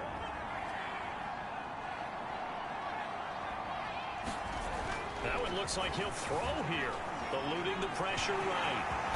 And he'll protect himself at the end here as he winds up getting pretty decent yardage. It's 1st and goal and a late touchdown at this stage could officially salt this one away. So 2nd and goal, and standing by himself in the backfield, Barkley. Looking to throw. Jones steps away to his left. And he's across for the touchdown. And in the final minute, that should just about seal it. You get down near the goal line, this is where having a sure-handed tight end becomes a luxury. And it pays off big time, especially when the defense sells out against the run. He finds himself open for an easy touchdown. Oh, now they're going to fake it. And would you believe it? This is caught in the end zone. And a fake extra point works to extend their lead by 2.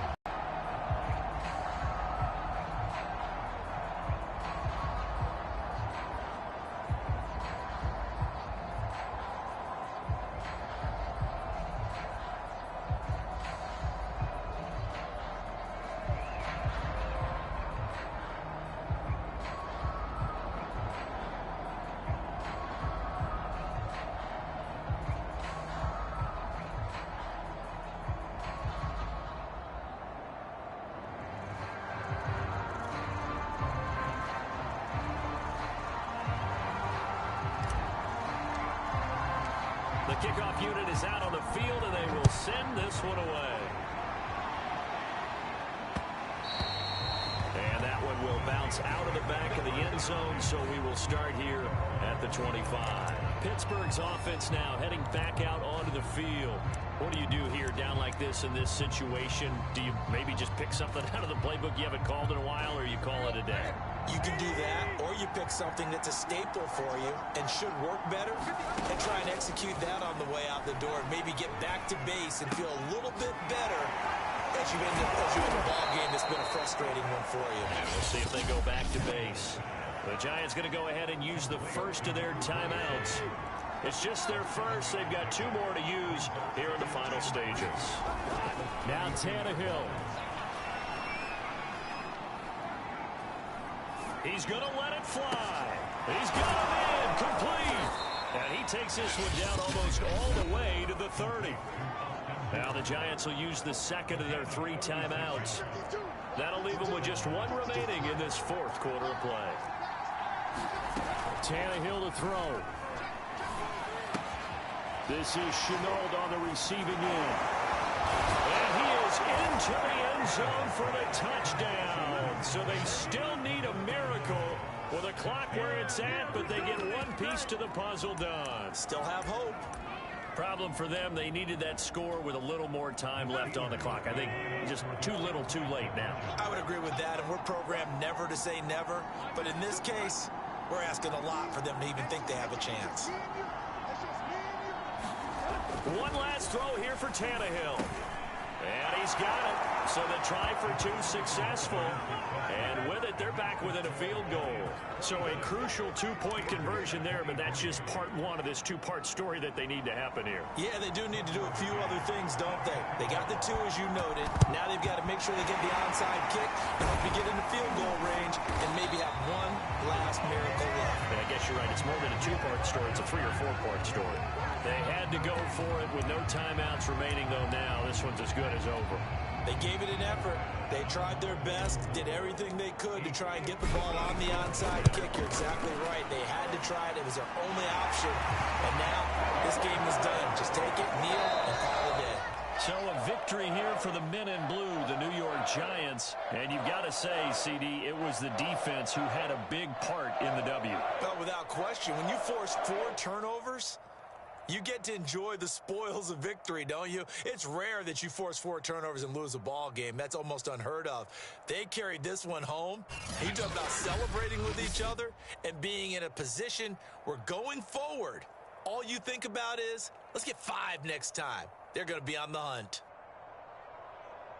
So for the Giants, the streak lives as they move to 13-0 now on the year. And now they get the weekend off as they get a little extra time to prepare to face the Dallas Cowboys.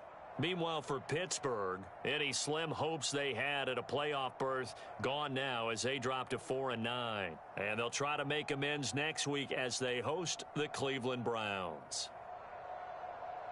So for Charles Davis and our entire crew, I'm Brandon Gaudin. Next game, guess what? Charles and I will be here again. It's the NFL on EA Sports.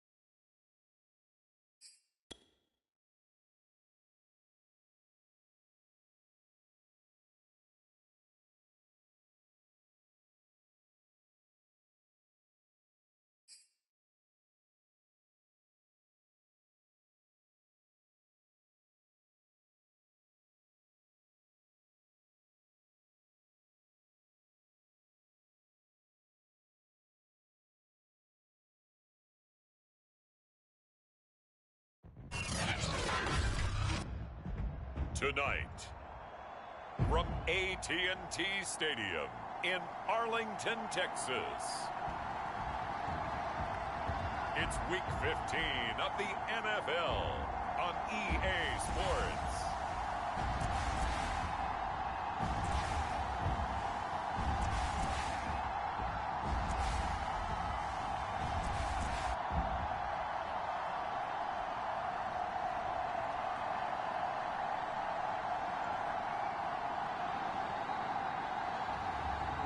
We'll see Zach Wilson and the Dallas Cowboys versus Daniel Jones and the New York Giants.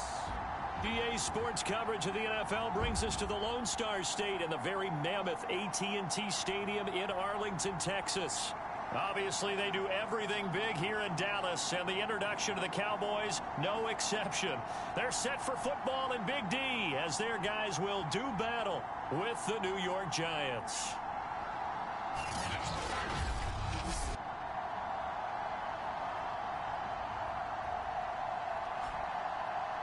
Hello again, everyone. I'm Brandon Gaudin, joined as always by Charles Davis. And Charles, you take a look at this Cowboy team entering play. They come in playing pretty good football. Winners of 4 of their last 6 games. And they looked awfully good last week and came away with a 2-touchdown victory. They did have a few reasons for concern defensively, but all in all, they'll take a repeat here if they could get it. On the other side of the field for the visiting Giants, they've been flawless all year long as they hit the home stretch at 13-0.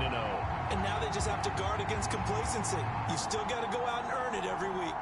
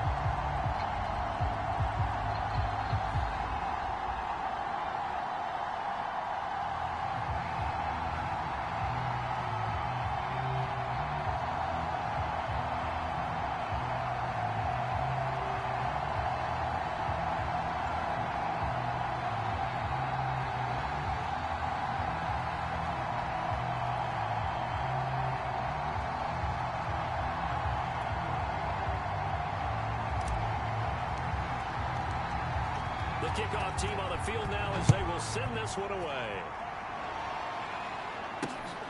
Fielded just outside the goal line. And out a little across the 25 to the 27. So here are the Cowboys now ready to go on offense for the first time. They're led out by a former number 2 overall pick in the draft from BYU, it's Zach Wilson. And what was really attractive about Zach Wilson coming out of college, coming out of BYU, his ability to create and make plays when many people thought they didn't exist. But what's been even better is watch him improve in the pocket, able to hit the back foot, make the right read, and the right throws.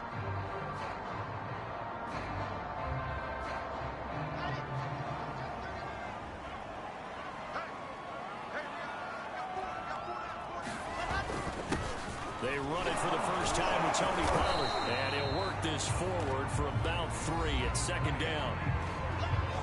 The rushing numbers for Pollard last week, 21 carries, 90 yards. And he's hoping to have the same type of game, but he's going up against the #1 defense in the league, and they're very good at fitting the run. So now you've got to think offensive strategy, maybe a little more play action, and try and find some people open downfield. From the 30 on second down, Wilson. He'll find Lamb. That's complete.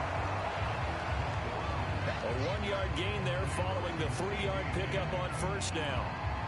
One thing we do know, he's going to get his catches. So as they move forward defensively, got to continue to focus on not giving up the big play. Wilson hit. It's loose. It's out. Fumble.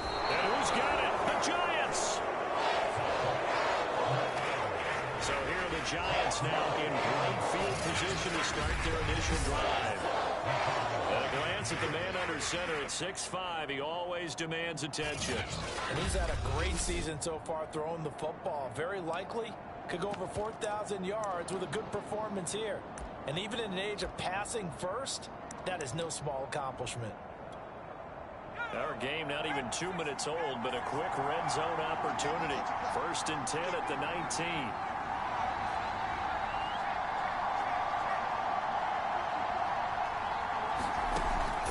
Fumble recovery. Jones. Flush to his right. It's complete. He finds Falk here. That catch good for only a couple. Cool under pressure right there, escaping the pocket and finding what I think was not his primary target. And some of these guys are just so comfortable getting outside of the pocket that they'll do it on purpose. It doesn't even need to be a breakdown. They move, and they know it affects the defense, because a lot of times you get lost in coverage in the secondary, and I think you're exactly right. Wasn't his primary target. Found a secondary guy who sprang open, probably because of his movement out of the pocket. And boy, he is very close to a first down, but from where they're spotting that football, he's going to be a foot or so short. And this will depend on the mark. I'm not sure he pushed the line forward. And indeed, he did not. They stop him. They'll get neither the touchdown nor the first down. And the Cowboys' defense is going to get them the football back. So the defensive front holding strong there on 4th and inches. And how about the battle of big people up front? That turned into a leverage game, didn't it? Defensive linemen, they won it. Lower than the offensive guys, pushed them back, knifed through, and made a great play.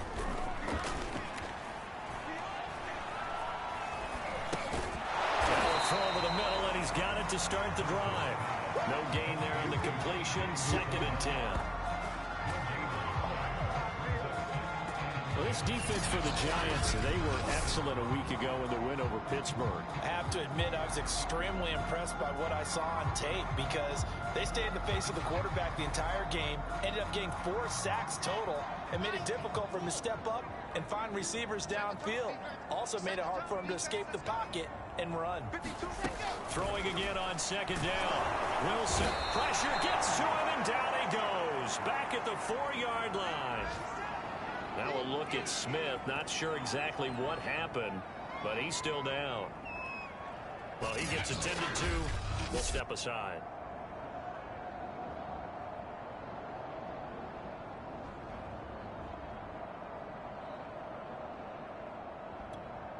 After the sack, they'll come up now 3rd and long. Yeah, I wouldn't be surprised to see them run the ball here just to try and get some space. And indeed, that's what they'll do as they run it here.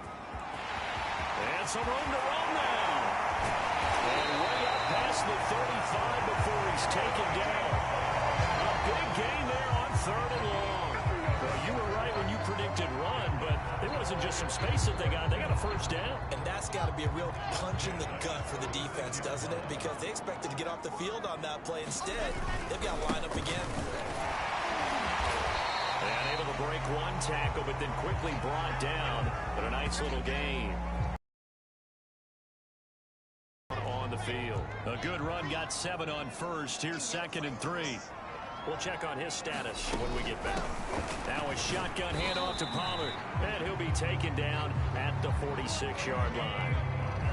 Well, they came into this game saying it was important that they set the tone and show that they can run the football. And I believe that they've done that here in the 1st quarter. Couple of 1st downs to kick off the drive. Here's 1st and 10 up at the 46. Now they'll throw it with Wilson. And the giant rush gets home as down he goes. That one will set him back nearly 10 yards here on 1st down on the sack. Well, he shot in, CD, like he was out of a cannon from that linebacker position. And even though they had a running back in the backfield, no one could stop him. Well, you certainly diagnosed that play perfectly because as fast as he got into the backfield, you're exactly right. The running back had no shot to get over and try and protect his quarterback, and a sack resulted. A nice pickup there, 19 yards. And they're set up better for 3rd.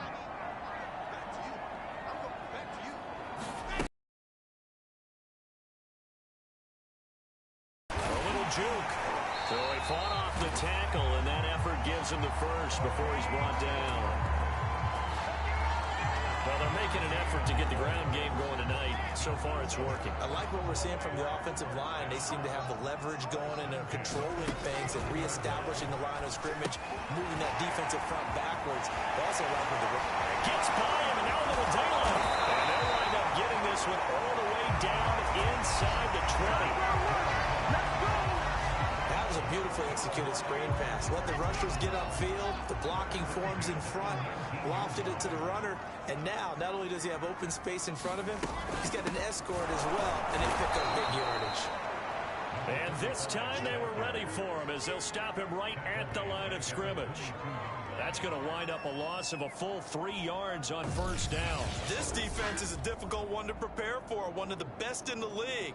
They'll come at you from all angles, and they did a nice job there stopping him for a loss.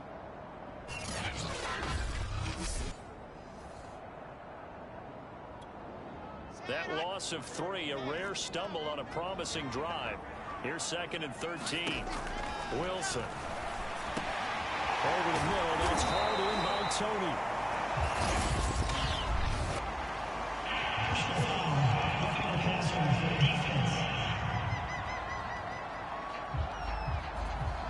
So a pretty early 1st quarter roughing the passer penalty. It seems like the officials are going to let everyone know they're taking charge of this game. They're always going to protect the quarterback. It'll be a handoff to Pollard. And he's going to be brought down on what will be the final play of this 1st quarter. No score after 1 on EA Sports.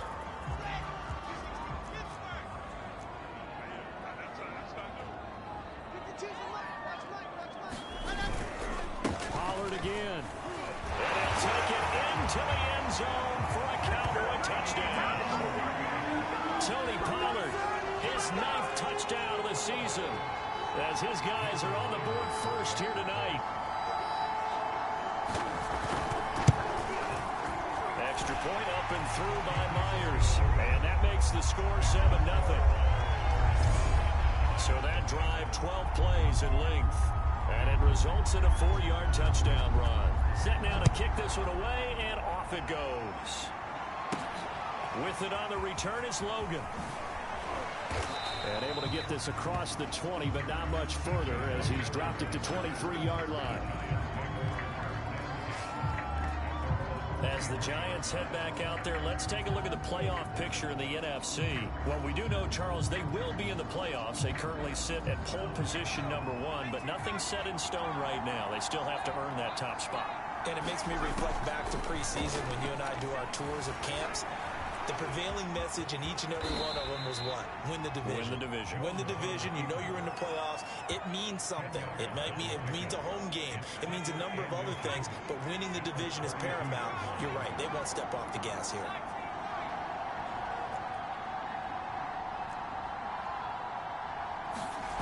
On second and very short, Jones. He'll buy some time right. And this throw incomplete. And the defender all over him that time, and it's going to lead to third down. An incomplete pass on second down leads us to 3rd and inches. Jones with a handoff to Barkley. And some room to work. And he'll take this to the other side of midfield before going out of bounds. How many times do we say in this game that speed kills, and it does it in so many different ways? In this case, you got a back who's quick and shifty, can make moves, make people miss, but also gets to and through a hole before it can close down.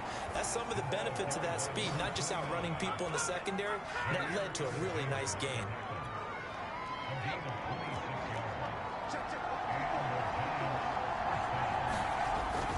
A first down carry for Barkley.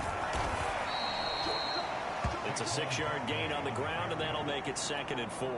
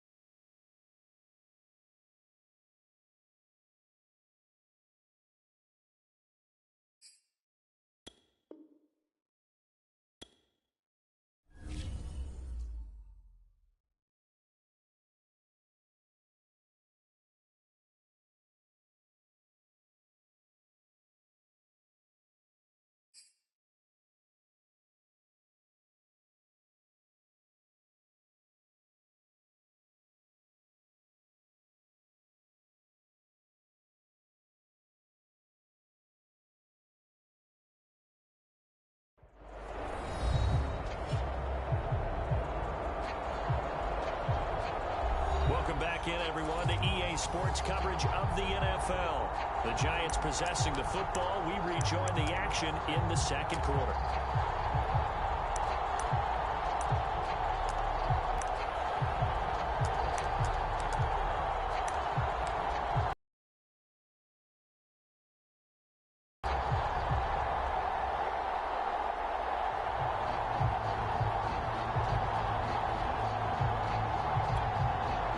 Second down at 4.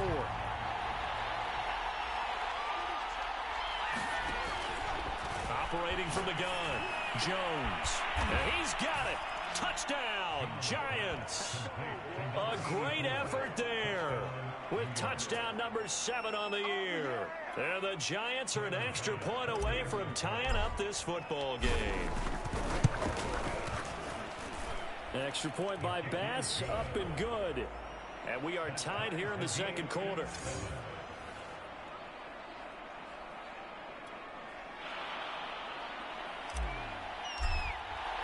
So all even at 7 now as they kick it away. Taken at the goal line. And he had no room to run as he's tackled down inside the 20. Dallas offense set for this next drive.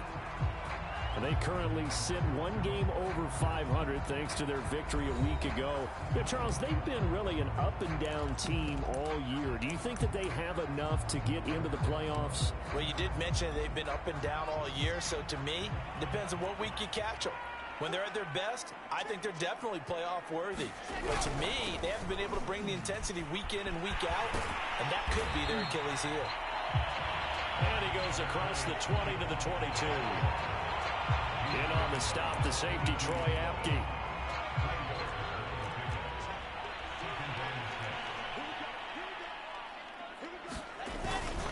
They go back to Pollard on second down. And he'll be out right at the 35. 73 yards for him on the ground so far tonight as he has been terrific in this first half. Well, he's broken off some big-time runs here in this first half. Yeah, and let's just face it. When you go into a game, you think you've got the plays that are going to work, but when you actually get out there and they're starting to happen, your confidence rises, and he's running with terrific ability right now. He's tackled a yard short of the marker. Good gain of 9 on first down.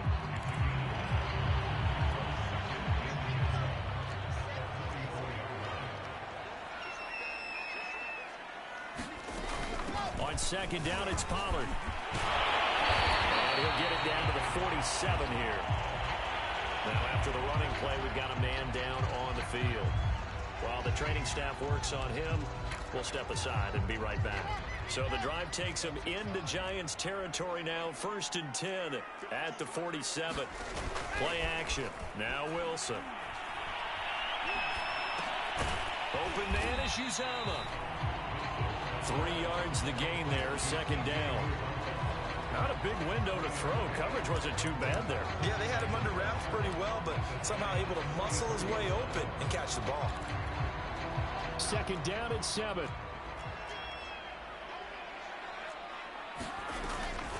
On the draw, it's Pollard. And he'll get it down on the play to the 37. Yeah, once more, strong running, excellent blocking at the point of attack. They've got a nice little drive brewing right here. Line of scrimmage, the 37 on 1st and 10. Run for Pollard. And he'll maneuver his way forward for about 4. 2nd and 6.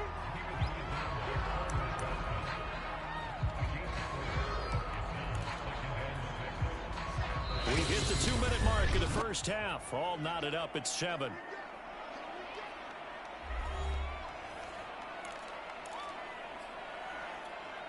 Coming up in a couple of minutes, we'll get you to Jonathan Coachman in Orlando. The coach will have stats and scores from earlier today in the NFL.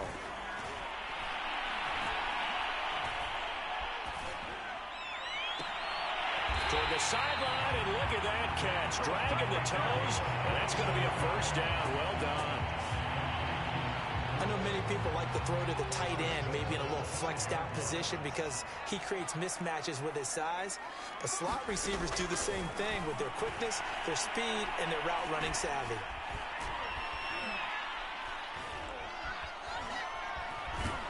And time finally runs out. He can't get rid of the football, and he's taken down. Tanner Muse, he's the one to get him, and that is sack number 7 for him on the year. Now the Cowboys going to burn the first of their timeouts as they'll stop it with a tick under a minute to go before half.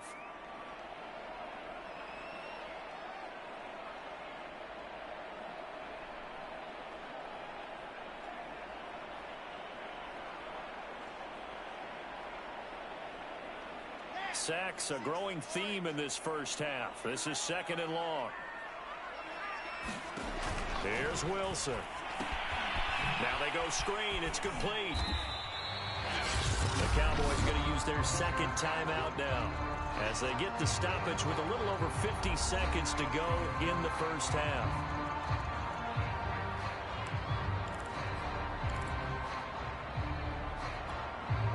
Big play forthcoming. Here's 3rd and goal. From the shotgun, Wilson. He's going to be sacked back at the 23-yard line. The Giants going to go ahead and use the first of their timeouts as they'll stop it with just over 40 seconds to go in the first half.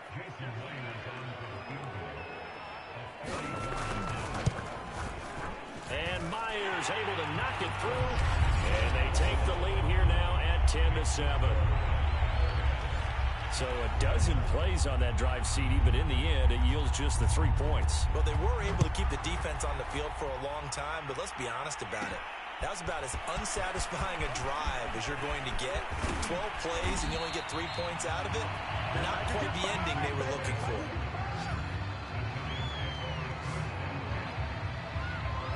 And as this offense makes their way back out, NFC playoff race time, we give you a look at what's going on there. 35 seconds, all that remains in the first half as they come up on first down. And he whips that one incomplete there. This offense, Charles, we've talked about how well they played all season, sitting now at 13-0 and a finish line for a perfect regular season. That's in sight. Some in the media this week were pointing back to the 07 Patriots. Of course, remember, they finished the regular season unbeaten, but they were tested multiple times in that final month plus. Yeah, with something like 4 of their last 6 wins were one-possession games, and they played like a team that was trying to protect something instead of chasing something. And that's what happens when you have an undefeated record. So it behooves you as a team, get a couple blowouts in there so you get a chance to relax and breathe. But that's much easier said than done. Certainly no lack of aggressiveness here. They were hoping for the home run play to get them 6 points. They're hoping for a catch, maybe a call. But they figure they can at least get into field goal range with a completion. They'll try and throw for it here. And this is caught. That's Watkins. 20, 10, I'ma show you, 5, man. and all the way in. Touchdown, New York. Quez Watkins In the final seconds of the first half. And the Giants have taken the lead.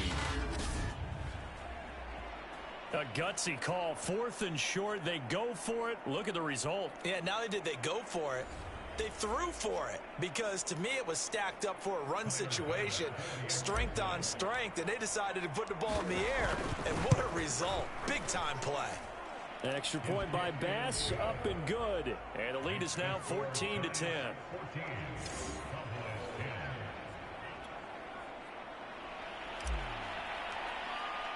So just 8 ticks remaining here in the first half as they'll kick this one away. And not wanting to risk anything here late in the half, he'll just take a knee and they'll bring the football out to the 25. About set for this next drive by the Cowboys offense. And with 8 seconds on the clock, really not a lot of time to try to put anything together. A nice run on first down gets him 6 yards to the 31. And with just 4 seconds left in this first half, a timeout call. They'll come up now 2nd and 4 from the 31. Final play of the half. It's Wilson. That's caught by his tight end, Uzomah. And he slips up past the 45 before being tackled. So we come upon halftime here with the visiting Giants out on top. As we send you on over to Orlando for Jonathan Coachman in our EA Sports Halftime Report. Take it away, Coach. Okay, Brandon, thanks very much. Welcome in, everyone, to our EA Sports. An abbreviated halftime show as we get rolling to quarter three. Second half ready to get rolling. The Giants with a lead, and they are set to receive this kick. With it on the return is Logan. And they'll start this drive just across the 30. Pretty nice work on the return.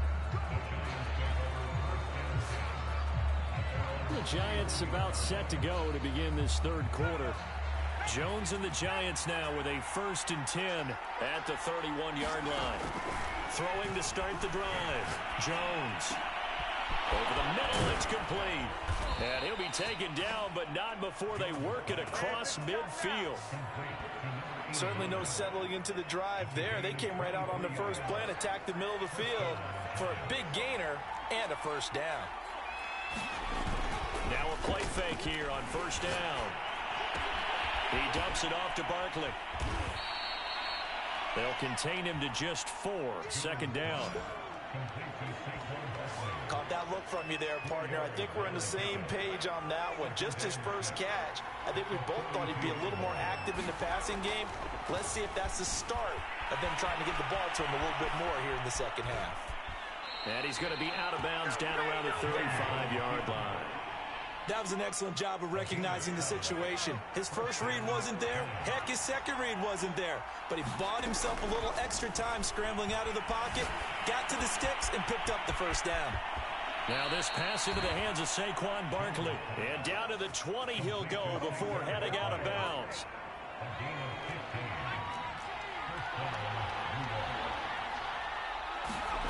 From the red zone now, they'll look to throw. Rolling to his right. And he takes a shot on the release as this will be incomplete. Oh, that's got to frustrate him a little bit because they nearly got to him there, and it would have been the first sack of the game. Instead, they're able to influence the release, and they did force the incomplete pass. And he'll get him inside the 15 down to the 14-yard line. They get 6. That'll leave them with 3rd and 4.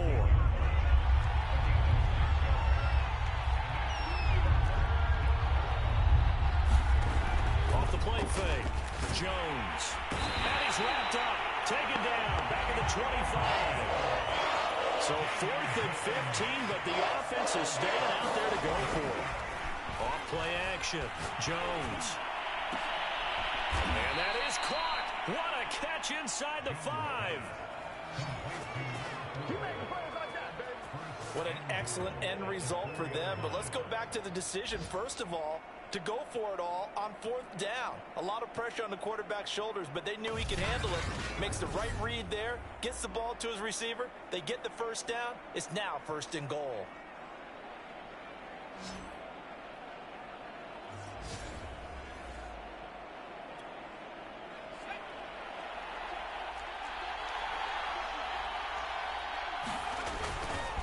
They'll try and run for it on 1st and goal. Down at the 2. Broke through the first contact, but ultimately stopped short of the goal line. 2nd down and goal. Jones to the goal line, but it's incomplete.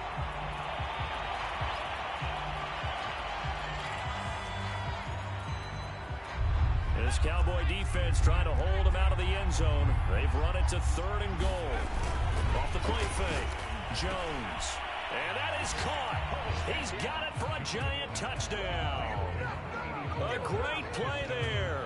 2 catches, 2 touchdowns here so far. And the Giants take the opening kickoff of the 3rd quarter and drive right down the field to extend their lead. Extra point by Bass, up and good. And that makes it a 21-10 game. A pretty long drive that time. 11 plays all told. And it was finished off by a touchdown by the New York Giants. Out is the kickoff unit as they run up and send this one away. From a yard or two deep, here comes a return. And the decision to bring it out, not a good one, as he's tackled at the 15. The Cowboys offense now, they head out for their first possession of the second half. And their deficit a little wider than it was at halftime. Does that touchdown a minute ago change the thinking here at all? I think it does, at least a little bit, because now urgency has to start setting in. You can't go out there and go 3 and out and run the risk of falling behind substantially, but you have to do it without pressing, because pressing, that'll lead you into bigger errors. So the drive's going to start with Pollard. And able to break one tackle, but then quickly brought down. But a nice little gain. 107 yards rushing for him now to this point. So they'll come up after the gain of 7 on a 2nd and 3. Here's Pollard again. And for one of the first times tonight, he's going to be held up at the line of scrimmage. Call it no gain that time, as it's going to leave him with a 3rd and about 3 to go.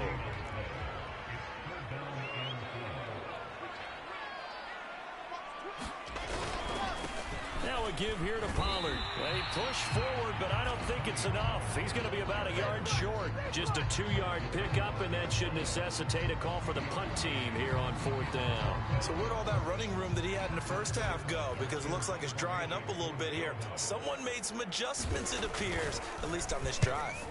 So they're forced to punt on 4th as this one's away. 39 yards on the punt, give him just 1 yard on the return. The Giants offense at the line, ready to begin their next drive. And they're hoping to redo their efforts in the last drive when they got into the end zone. And just think of what it's like now on the sideline, because when you score a touchdown, you have to go over and look at the tablet and see what you did on the last drive. When you scored points, it's a whole lot better view than when you're trying to figure out how to fix things there. An opportunity to get a drive started here at the end of the 3rd quarter. What you're trying to do is break the game down a little bit. Don't let your guys see too deep into the game, into the future, and say, oh, we got to get here. No, right here, right in front of them, melt the clock down, get to the 4th quarter, try and keep going. And try to keep that lead. Exactly. And he goes out of bounds. It looks like right at the 50.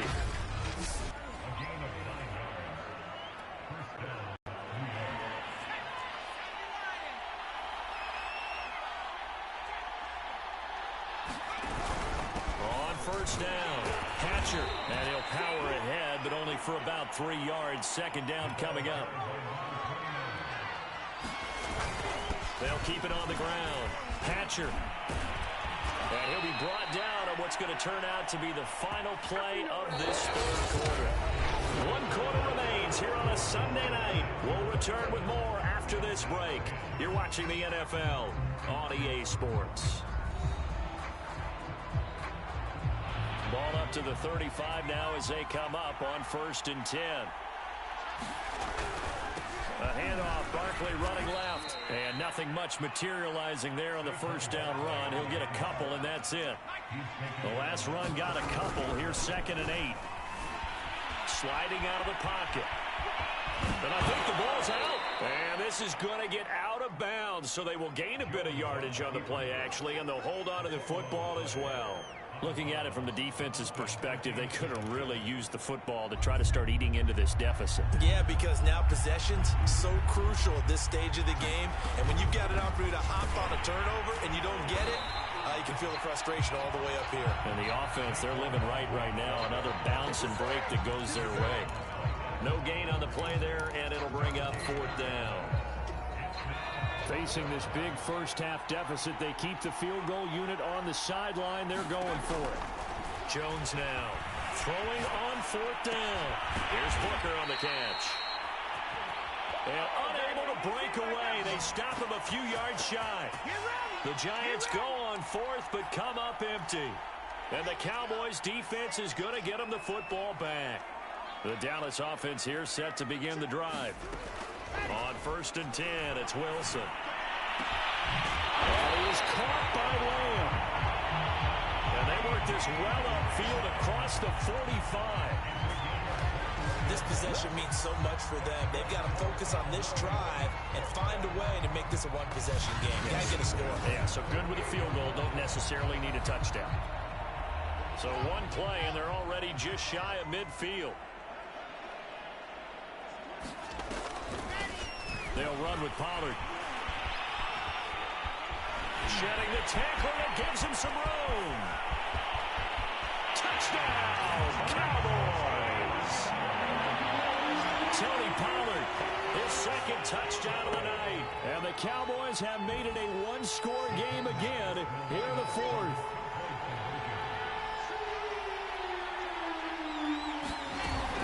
They're going to try and run, but he will not get in here.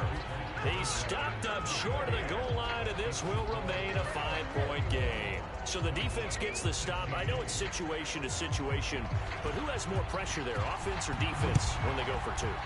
I truly believe it's the defense has more pressure because the offense has an entire playbook wide open from the 2-yard line. You can run it, you can throw it. So defensively, I think most teams are going to be aggressive and force the issue and try and bring pressure. The Giants offense at the line, ready to begin their next drive.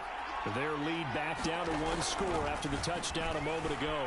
First down's a must on this drive as they start out here 1st and 10. And he'll take this to the other side of midfield before going out of bounds. And these guys certainly are not hiding what their intention is. They're absolutely showing it. They're definitely not going to sit on this lead here in the fourth quarter. They'll run on first down. Barkley, and he's going to take this ahead for right around 3 yards, but no more than that. Second down. From the 45 on second down, Jones to Barkley on the check down. And here he'll be brought down a little shy of the 35 at the 36. So from the 36 now, 1st and 10. Back to throw. Jones escaping the pressure right. And he can't get rid of it. He's taken down. And they're going to speed things up here. From the midfield strike, they'll look to throw. Jones hit and the ball's out. But I believe the Giants got this back and they will hold on to the possession. When that ball popped free, we could hear it all the way up here. Those guys down on the field alerting everyone to the fumble. He's lucky that his offensive mates picked him up and jumped on him. Yeah, and you have to think to yourself, and I'm sure they've been echoing it on the sideline and into the huddle. Guys, we have the lead. Just take care of the football. Don't make it easier for them to start to make a comeback. A heck of a play there on third down, but amazingly, they're still short for fourth. So much about this game is just understanding situations and then having to execute, isn't it? Guard the first down sticks. Don't let them get there. And they rallied and made the tackle. Fourth quarter, down to the final 2 minutes, and we've got a one-score game. So it's Giants football here as we welcome you back. They're looking at a fourth down now as they try to hold on to this lead for dear life. The kick by Bass is good. And the drive will wind up yielding 3.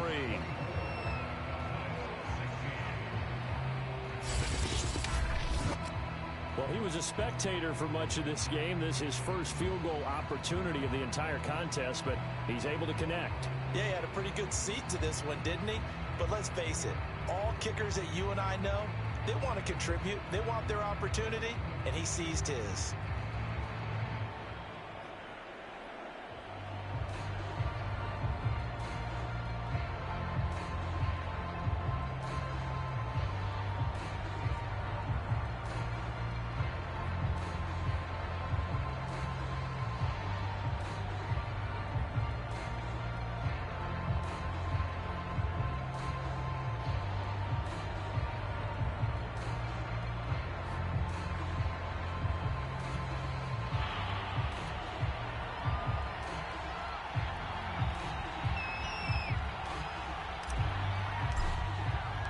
The kickoff unit is out on the field, and they will send this one away.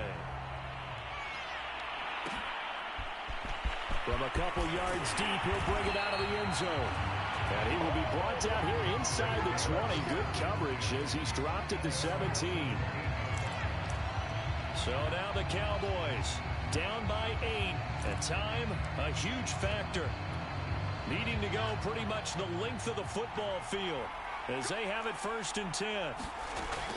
Throwing now is Wilson. Got an open man. That's C.J. Uzomah. And he He's going to get this one across the 30-yard line. Now Wilson. That is caught. It's Uzoma. And he's going to get this down to the 35-yard line. Here's Wilson. Swinging this out for Pollard. Oh, no, he lost the football. And the Giants have it. It's picked up. And his guys are going to take over at the 31-yard line. And they were hoping to get down there, get the score, and get this thing into overtime. How deflating. Absolutely. I mean, let's face it, heartbreaking. They had an opportunity, had a chance, and probably were feeling pretty good about what was going on, and that was taken away from them by their own mistake. Yep, the opportunity squashed.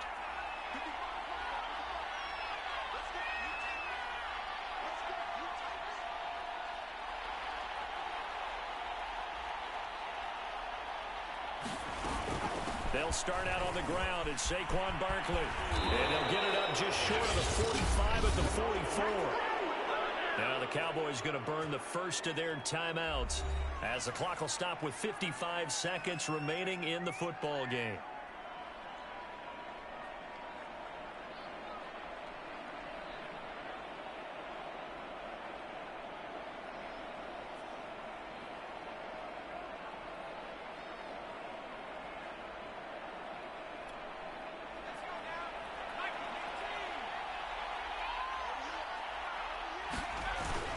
Now Saquon Barkley. And he's got this one across midfield into Cowboy territory. The Cowboys going to use their second timeout now, as the clock shows 50 seconds to play here in quarter number 4. So they come up on second down. If they can get another run like we just saw, would likely put an end to this thing. They'll roll him out right. Now look at this. They get the turnover they needed. It's intercepted. Picked up by Jair Alexander. And the Cowboys are right back in this football game. Keep in mind, he had the 3-interception game last week, so we requested to talk with him this week. He was all smiles. He's still all smile. Yeah, we didn't jinx. And he can't get a throw off. He's taken down. What a huge play at this point in the game. The Giants going to go ahead and use the first of their timeouts. It's just their first. They've got 2 more to use here in the final stages. And he can't get a throw away. He's taken down. Now the Giants will use the second of their 3 timeouts. That'll leave them with just 1 remaining in this 4th quarter of play. Wilson to throw. That's complete to Lamb. The Giants going to burn their 3rd and final timeout. And as the 2 teams talk it over on their respective sidelines, we take a break. They'll break the huddle here and go for it. This is 4th down. Here we go. It's Wilson on 4th down. And it's incomplete. They cannot convert, and they turn it over. They had to go for it with such little time remaining, and that'll be just about all she wrote for this one. So the defense has to stay out and get 1 more stop. They were able to do it, forcing the incompletion. So on their record, that goes down as a successful play. It doesn't matter how they got there, how it happened. They got it done. They're the ones that are jubilant. And this one almost intercepted. Had a chance to come down with it in the end zone, but could not hang on. So now 2nd and 10 after the incompletion on 1st down. Throwing Jones. And this is caught by Watkins. The Cowboys signal for their 3rd and final timeout as they get it with 16 seconds remaining on the clock.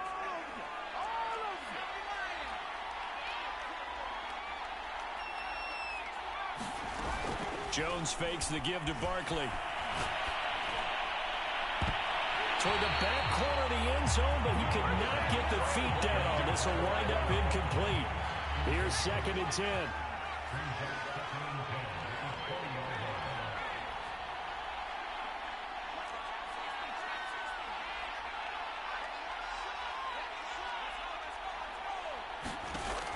Now Jones. And he comes back with 1 complete. And he'll be out of bounds, taking it just shy of the 10 at the 11 or the 12. That'll leave them with a 3rd and 2 coming up. They got 8 yards there. Back to throw again. And this is caught. And that could seal it. It's a touchdown. You have fun with this one, partner? I am. I mean, he's been fun to watch under center. We always talk about, getting to the next level, right? When we see people get into the zone, this guy's in the master class right now. What a performance he's putting on, just carving them up. 4 touchdown passes. Carving him up is right. Seems like everything he throws is going to be a completion and going in the end zone.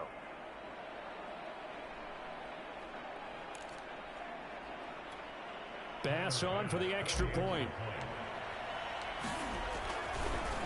Oh, and now they're going to fake it toward the end zone, but that's going to wind up incomplete. Okay, they went for the fake off of the extra point attempt. It's a long way to go, and they didn't get there. Didn't get it completed successfully. Did someone dare them to do that? Did someone double dog dare them I was to do going to that? ask you, What was maybe that? they saw something on film, but do you see something on film with those to try something from the 15 on a PAT? I don't know. The only thing they needed to see on film there was a snap, a hold, and someone kicking the ball through the post. The kickoff team on the field now as they will send this one away. And no effort to bring this one out. It's a touchback.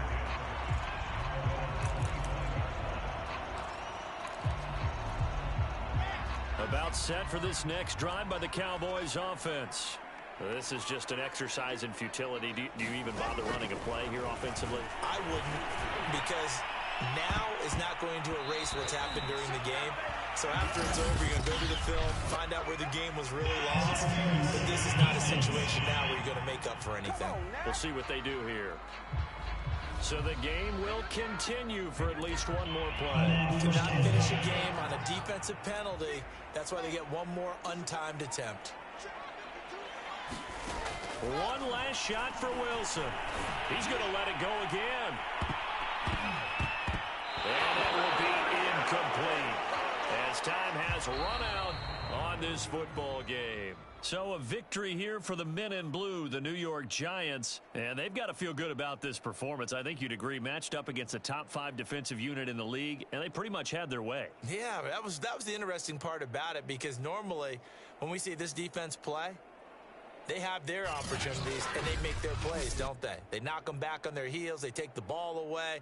They change field position. In this case, what you said is so apt.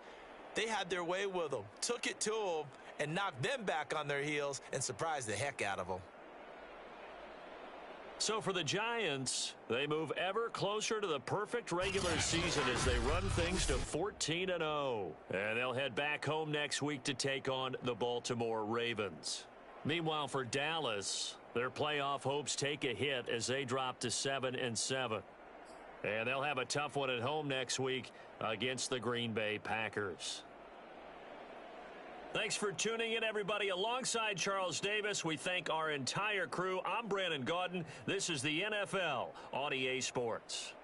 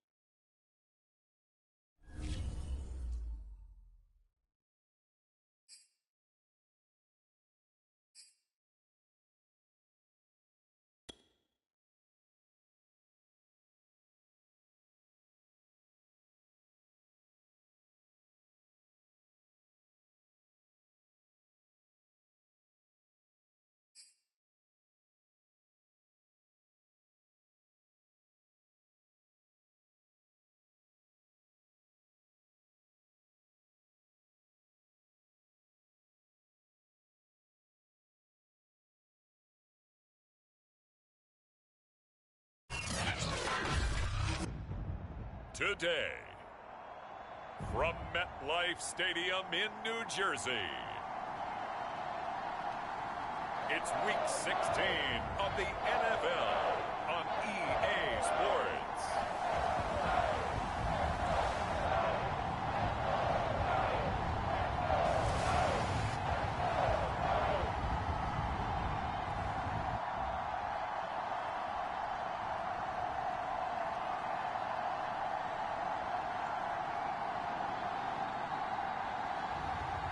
It's the New York Giants taking on the Baltimore Ravens. We welcome everybody to the Garden State. EA Sports coverage of the NFL finds us at MetLife Stadium in East Rutherford, New Jersey. Coming up, we've got what should prove to be a good one between the Baltimore Ravens and the New York Giants.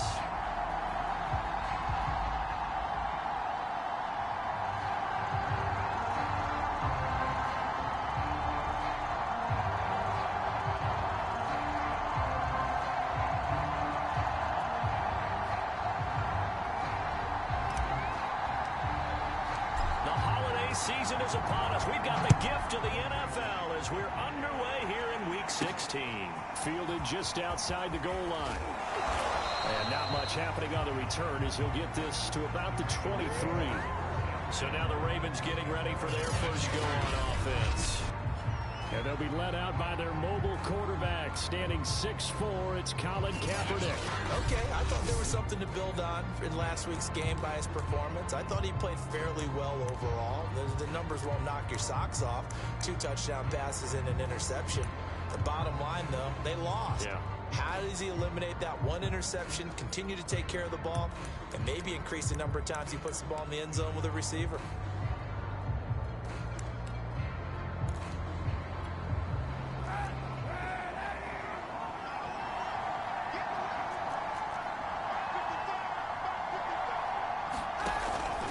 An option handoff here to Mixon. And that play going absolutely nowhere as he's belted before he could get out of the backfield.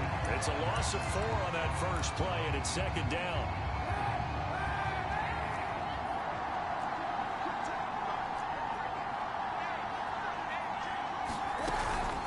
From the gun, a give to Mixon.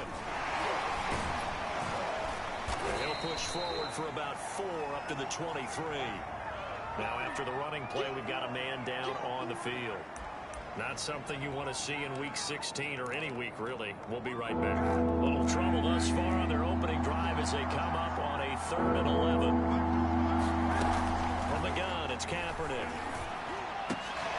And this is taken in by Darnell Mooney. And he will have a Ravens first down as they're able to get the 3rd down conversion. From the 34 now, here's 1st and 10. They fake the give. Now Kaepernick. And this one almost intercepted.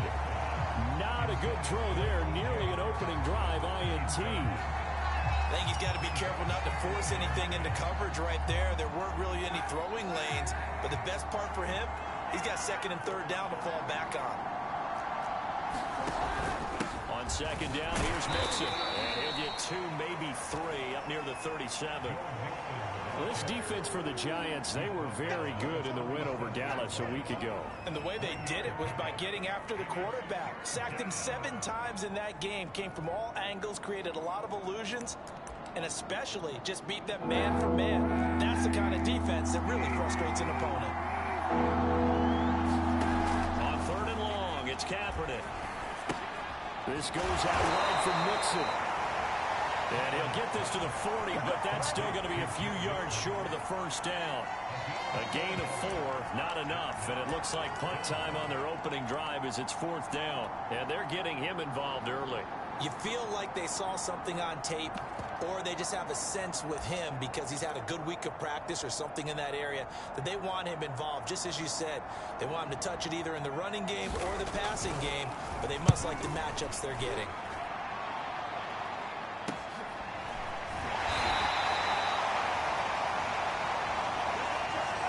So now here are the the Giants backed up to start their first drive. And trotting out there, their tall quarterback standing at 6'5". And he just continues to throw touchdown pass after touchdown pass, leading the league here down the final stretch of the year. Guys will say that the numbers and the rankings, they don't matter to him very much. But I don't know how much I actually believe that. Sure, he's team first, but I think everyone would like to see him finish #1, including himself. And he's taken down, but not before he gets this across the 25-yard line.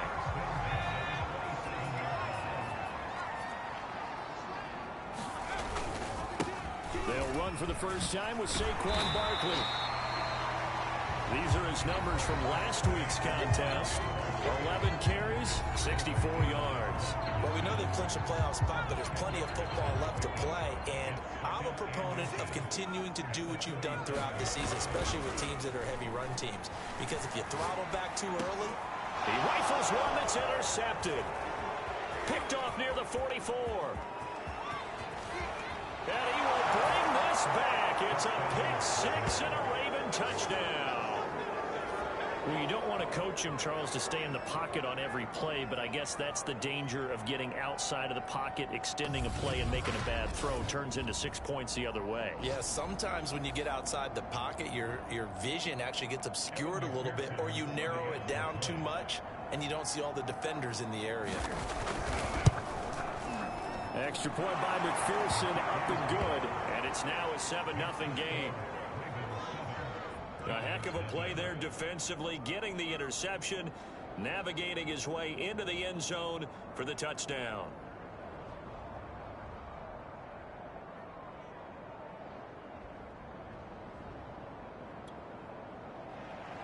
So they throw the pick-6. They'll get another shot at it now as this one's in the air.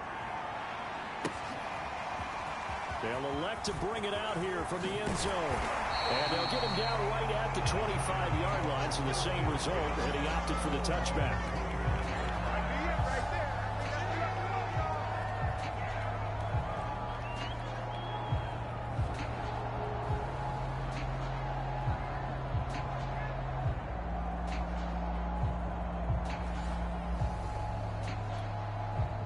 The Giants offense at the line, ready to begin their next drive. They begin with a run by Barkley. And he'll manage to pick up about 4. It's second down.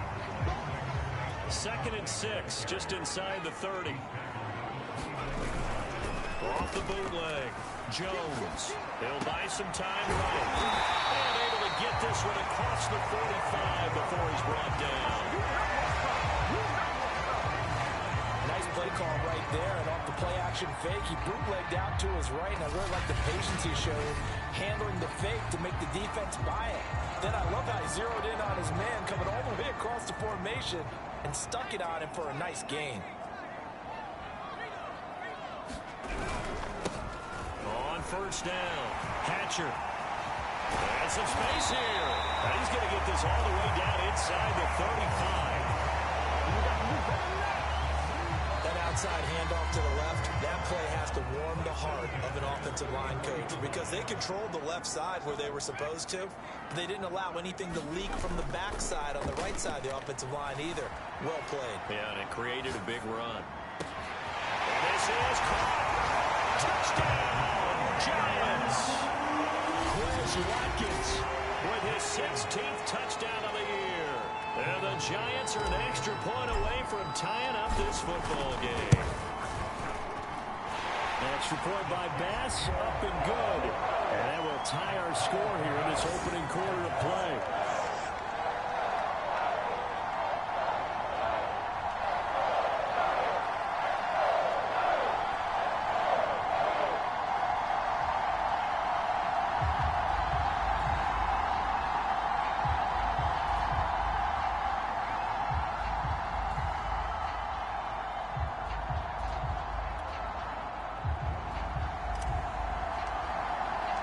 So all even at 7 now as they kick it away. This taken in at the goal line. And he'll get it up across the 20 to the 21-yard line.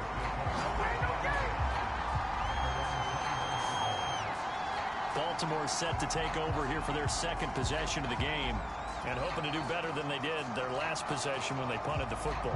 Appeal to the vanity of your offensive line. Tell them that they control your fate. Leverage guys. Win the line of scrimmage. If you do that, you start to win first down. You win second down. And guess what? You start accumulating first down. And that's what they need in order to not punt the ball again. And he'll take this ahead for about 4. Second down coming up. Brandon, we just saw the benefits of being able to run the ball successfully. They pick up 4 yards on that carry.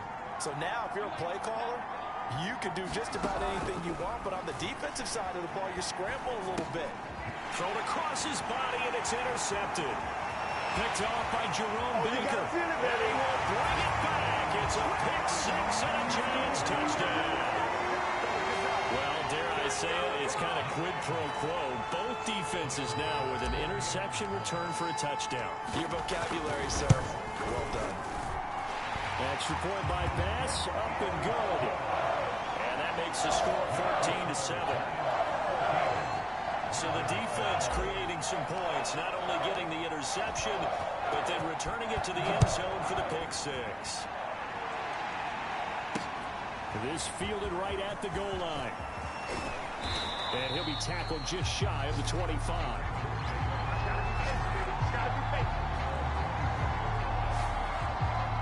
Now the Baltimore offense heading back out onto the field. And fresh off the pick 6, they've got to forget about that quickly. In this case now, the guy throwing the ball, he's got to be like what we talk about with defensive backs who get beat for a long touchdown. Short-term memory, right back out there doing the things that he does best, and knowing that taking care of the ball is paramount.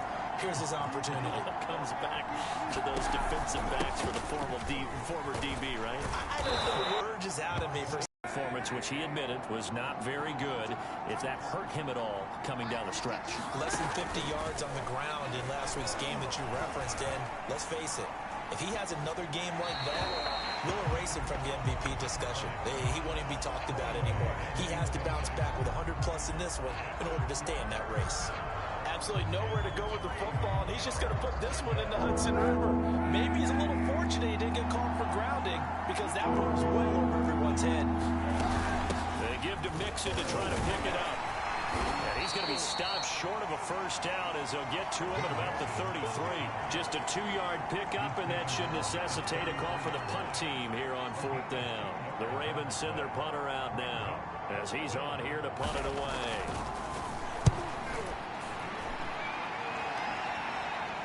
And a fair catch signaled for and taken just outside the 20-yard line. A 41-yard punt there with no return. And it'll be Giant football 1st and 10. The Giants offense at the line, ready to begin their next drive. They'll run on 1st down. Barkley. They find some open field here.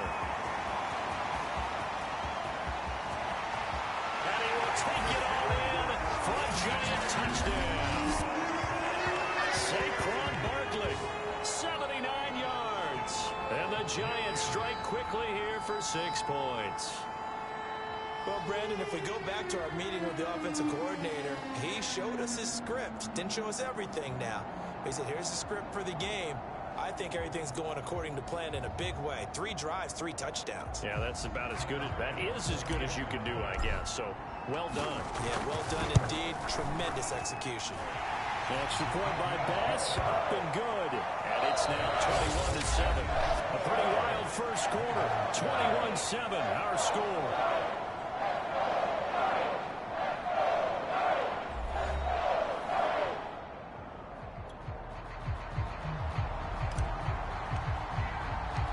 Set now to kick this one away, and off it goes.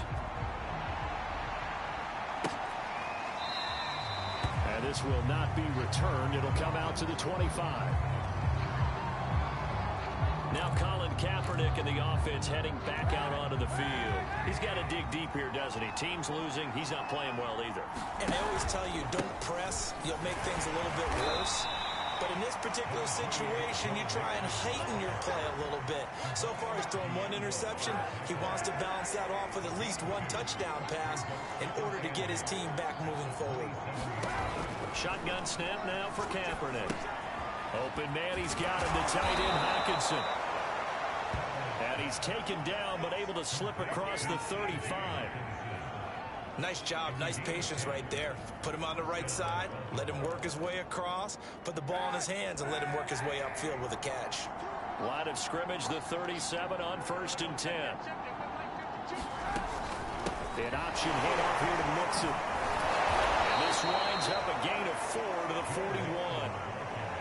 I feel like I can see what he was thinking on that carry. Wanted to follow that big tackle through the hole. Ended up only getting 4 yards on the carry. I think he had designs on that one being bigger. 3 yards is half of what they needed. Now can they get the other 3 here on 3rd down?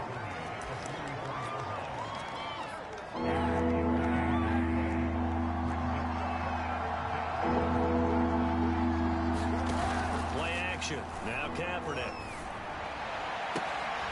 Toward the sideline. Did he keep the feet in? Yes, he got them both down, says the side judge. And that's good enough for a 1st down. It's a big play there for Baltimore. So how about this for field position after the big play? Inside the 15 now as they come up on 1st and 10. Here's a give to Mixon. Flash those fast feet, but they'll drop him at the 5-yard line as he can't get any closer to the end zone. Now after the running play, we've got a man down on the field. Not something you want to see in week 16 or any week, really. We'll be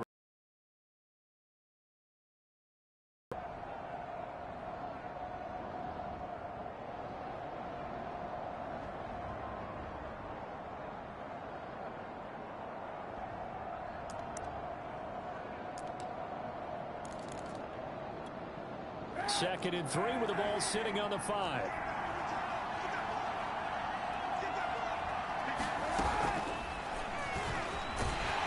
And he stopped after a gain of 1. Not enough. Still a yard to go on 3rd down. If you're going to run against this unit, especially down here, just beware. I mean, they're the top rushing defense in the league. Yeah, and then they go ahead and they double down with the whole thing because you think, okay, let's throw the ball. Oh, yeah, that's right. They defend the pass pretty well, too. Very difficult task right now. Oh, into a sea of defenders and intercepted. Picked up by the linebacker, Jalen Smith. And the Giants are going to take possession here at their own 3-yard line. And that's what we've seen from this defense all year long because they've been so good at finding ways to take the football away. And they just gave us another example right here. A strong defense, that's something you're going to need to rely on come playoff time. And this crew has got one. There's no doubt about that, Brandon. And a nice pickup as this one gets him to the 10-yard line. 99 yards rushing for him here as he starts to draw closer to a 1,000-yard campaign. And he's going to be met at the line of scrimmage and taken down. On 3rd down, Hatcher. Oh, he's got a little daylight.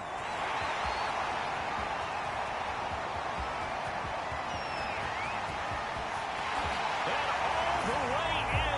Touchdown, New York. A big play there. An even 90 yards. And the Giants are able to add on to their lead. Here's Bass now for the extra point. He knocks it through. It's 28-7. The drive there only spanning 3 plays. And a long run there in the end to top it off.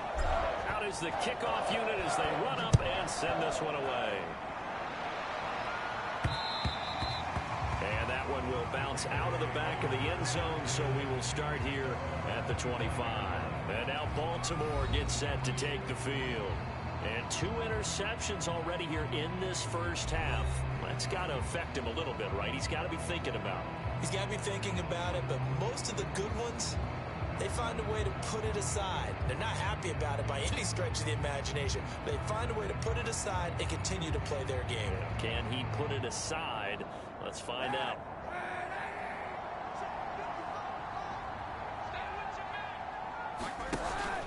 An option handoff here to Mixon. And from the 25, they work this to the 29, a gain of 4. It's interesting going into this game. There was so much talk from both sides about who would control the line of scrimmage. And we've seen who has it in this one so far. Well, they bottled him up. He's barely averaging over 3 yards a carry right now. 6 yards left on 2nd down.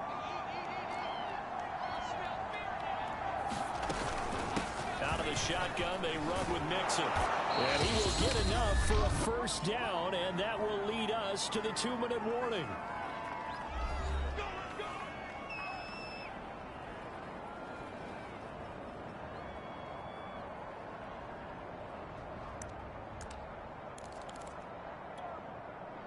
Remind you that coming up at halftime, we'll join Jonathan Coachman and the gang in Orlando. Coach will have stats and scores from the early games going on here around the NFL. On 1st and 10, here's Kaepernick. Oh, he dropped it. And that's pretty indicative of the way this one's gone. Even without a ton of pressure in his face, it just shows how difficult it is to pick apart his own defense. Those guys are sitting back, and they're not playing receivers as much as they're playing the eyes of the quarterback and when he delivers the ball. Back to the air on 2nd down. It's Kaepernick. That'll be taken in there by James White.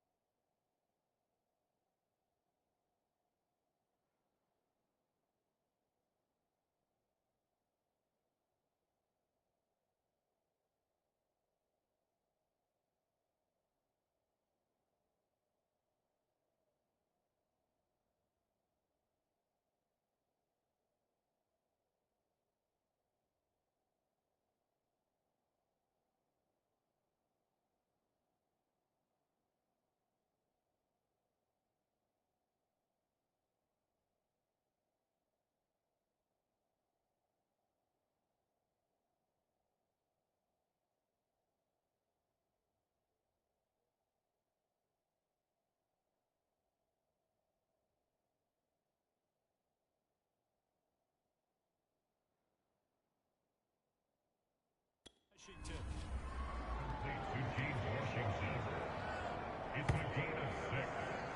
People worry about throwing the out route because often it can get jumped, and that can turn into either an incompletion or an interception.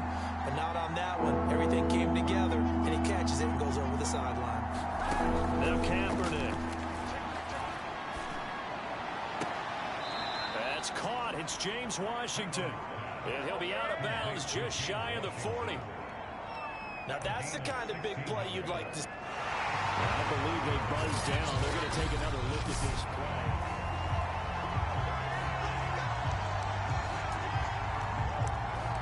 After review the play, now the final stands.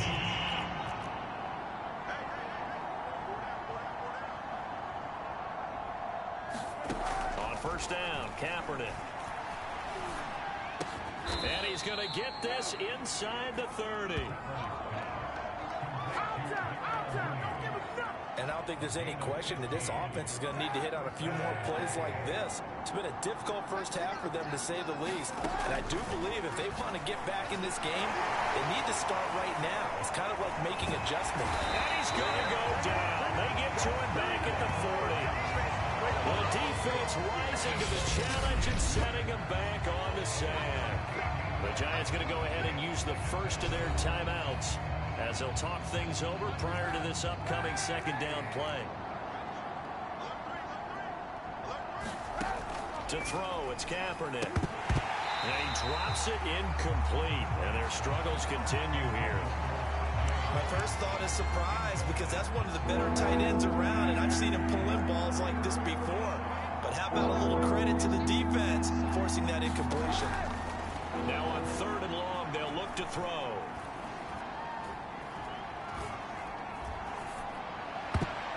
And that is incomplete. Credit the Giants defense that time in pass coverage. 4th down. So now they're going to send out the field goal unit to, as they say, fire away from long distance. They'll spot it at the 47, so call it a 57-yard attempt. And that is no good. And this score will stay right where it is. And that's the risk of the long field goal miss here at this stage of the second quarter. You give up great field position. And that gives them one more opportunity to make something happen and something big. And we've seen crazy stuff happen at the end of halves.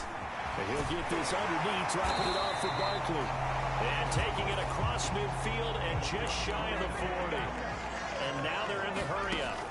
Here's Jones on 1st down. Oh, he's going to let this go for the end zone. And that's going to wind up incomplete. However, we do have a flag down. Let's check in with our referee.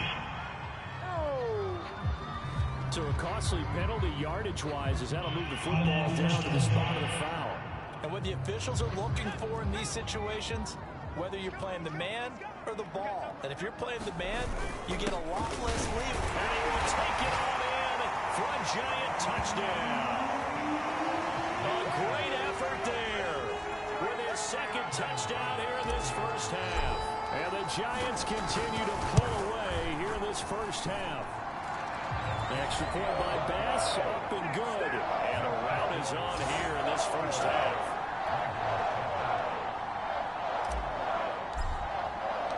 The kickoff unit is out on the field, and they will send this one away.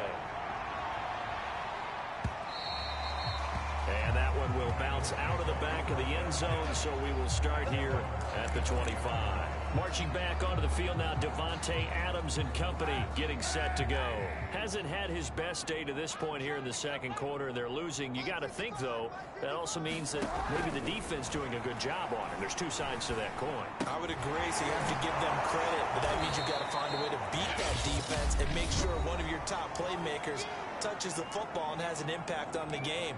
Change formations, change where he lines up, put him in motion. Anything possible to shake him free. Maybe that greater impact comes here on this drive. And he can't get away from the pressure. The Giants get there. Now the Giants will use the 2nd of their 3 timeouts as they'll stop it with 13 seconds to play in half number 1. Here's 3rd and long. Kaepernick needing a big play to counteract the sack. Not wanting to risk another sack, they'll play it safe with a run. And they get him down, but not before he takes it across the 40-yard line. Now a timeout taken. Perhaps a chance for one more quick play and then another timeout if they hurry. We'll see.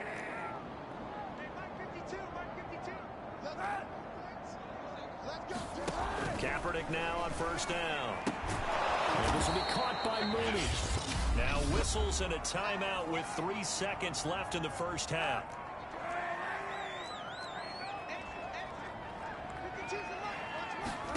A final shot before half for Kaepernick. Pass incomplete, but the flag in the backfield, and this might be a roughing call.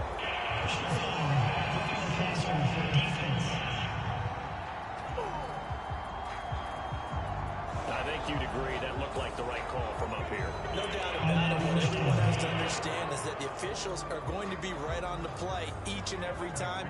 You may not like the call, but they're usually spot on.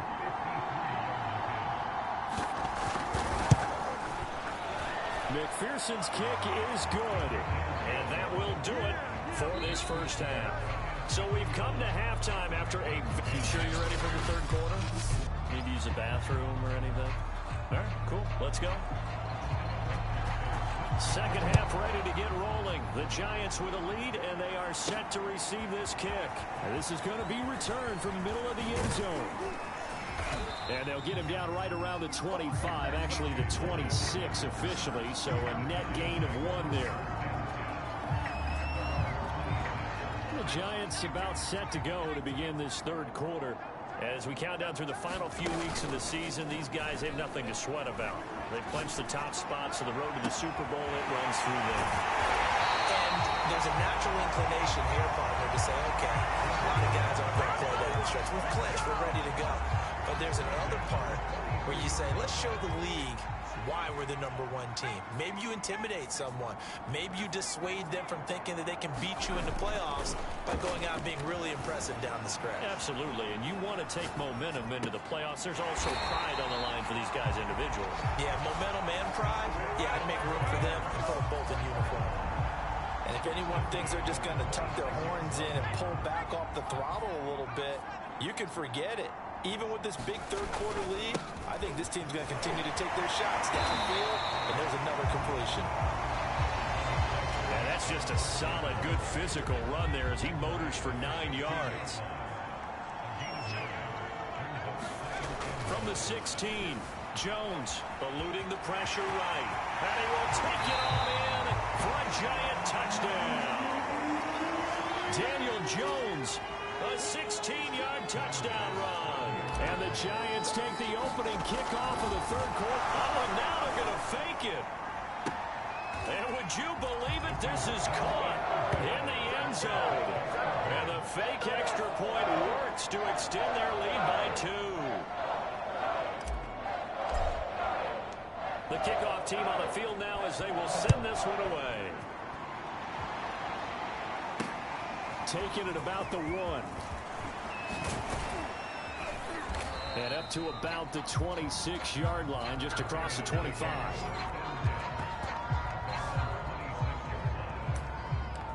The Ravens offense getting ready now for their first possession of the second half. They are right now just ice cold. I mean, they have struggled big time in this game, and they're getting blown out. How do they adjust? So tough because we always talk about it being a team game, and you need all 11 working well together. But every now and then, partner, you need that one guy who can make a play against all odds that maybe can ignite things. And I think that's what they're looking for right now. Yeah, you talk about going to your playmakers. They probably need to do it. Find someone that you're used to touching the football that makes big plays and give them that opportunity to maybe wake up everyone else. That'll leave them with a 3rd and 2 coming up. They got 8 yards there. That was a nicely run slant route, and what the receiver's trying to do is make the defender think he's going upfield for a deeper route, and then breaks it off usually after about 3 to 4 steps and cuts towards the middle of the field. And now what he's trying to do is use his body to keep the defender away from the football. Evades the tackler, and now some space. And out of bounds on the other side of midfield at the 45. Normally on 3rd down and short yardage, you're thinking of throwing to your tight end. It's just going to be a simple chain mover. But this time they let him roam down the field, and a nice dart picks up the first down and then some. And he's taken down inside the 30. There's a nice pickup right there, and after watching that play, I'm thinking about all the lost opportunities that they've had so far in this game. But right now, just focus on continuing to move the ball the way they did on the last play. An option handoff here to Mixon. And a penalty flag down as he gets only about a yard. Now let's listen in on the call. He was trying to clear the way, the big fullback. Instead, he gets a hole. And you don't see that very often on running plays from those guys because usually they're the lead blocker. Normally, when he gets caught, it's in a passing situation. Here's a throw right side, taken in by his tight end. That's a gain of 11. Would have been a first down if not for that penalty moments ago. Brandon, perfect defense in this situation would have meant that there was an incompletion. They would have picked it off. Okay, so they gave up the completion. But I really enjoyed watching how the defense stayed in sync, stayed in great communication. And as he dragged across each zone, you see him pointing, communicating. There he is, and they passed him off to each defender. Ended up making a nice play, even though it was complete.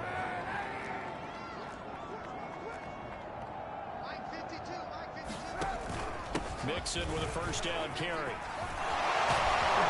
And able to get him down, but he does reach the 5. 69 yards rushing for him in the ball game now on 14 carries.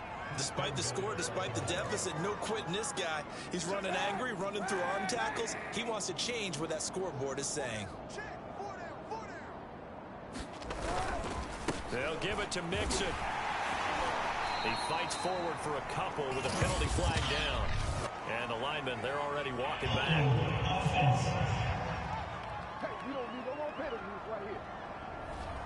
That time the right guard sending him backwards. And so many different types of guys rotate in on the defensive line now, depending on situations.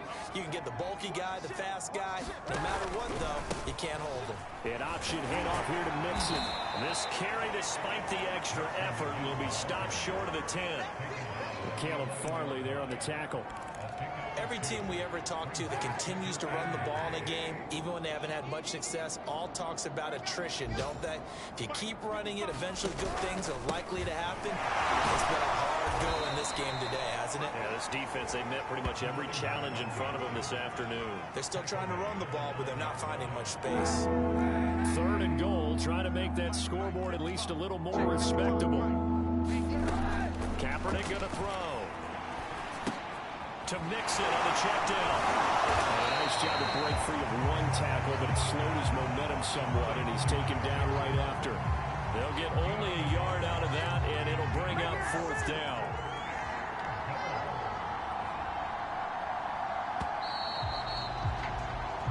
One quarter remains here in Week 16.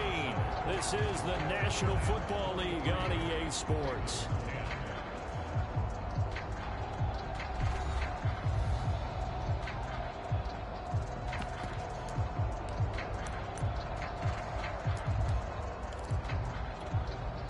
Field goal doesn't help. They're going to go for the 6 here on 4th and goal. Now Kaepernick, got to have this one.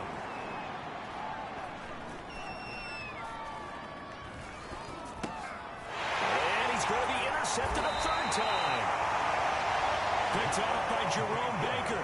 And the Giants are going to take possession here at their own 3-yard line. The Giants offense at the line, ready to begin their next drive. On 1st down, Hatcher. And he's brought down, but not before they get it across the 20-yard line. So 4th quarter, a nice run there to start this drive. Charles, what do you think the split will be here between run and pass? Well, partner, I think it'll lean towards the run, but this is also not a time where you just totally do that. You still have to possess the ball, move the sticks, and keep the clock moving as well. So they'll run their offense, but yeah, when they have a chance to run it, they'll do that a little bit more. Back-to-back good plays have them on the move on 1st down. Gonna give this time to the tailback. And he'll get this up to about the 40. 6 yards on that last play. Here's 2nd and 4.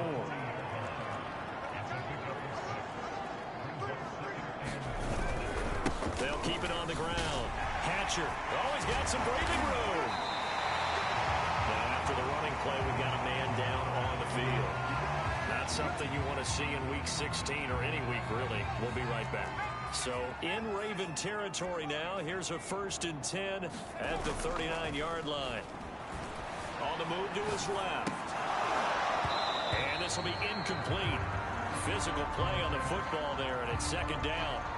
And Charles, you think about this offense, it's kind of a tricky time of the season because you're 14-0, looking to see this one out to the end, but you start to run into situations where guys are getting a little banged up. Maybe could use some time sharing, some time on the bench, just to rest. How do you approach the rest of this regular season? I'm telling you, you don't ask the easy stuff, do you? I mean, you created a heck of a situation there, and actually you didn't create it. You presented it, and you're exactly right. It is tricky because your eye has to be on the ultimate prize, which is the Super Bowl. That's paramount. But at the same time, how much fun would it be to go down as one of the all-time great teams and join the 1972 Dolphins as the only undefeated team to win a Super Bowl?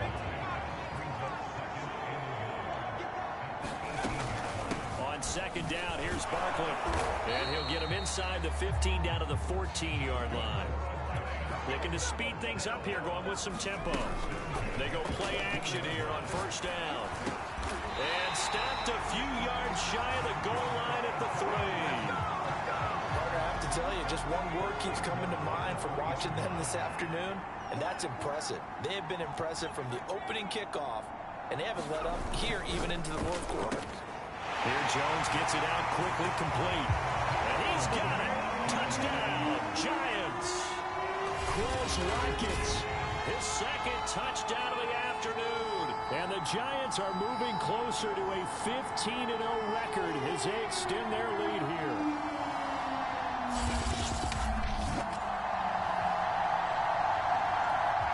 Tyler Bass now for the point after. And he pushed it right. It's no good.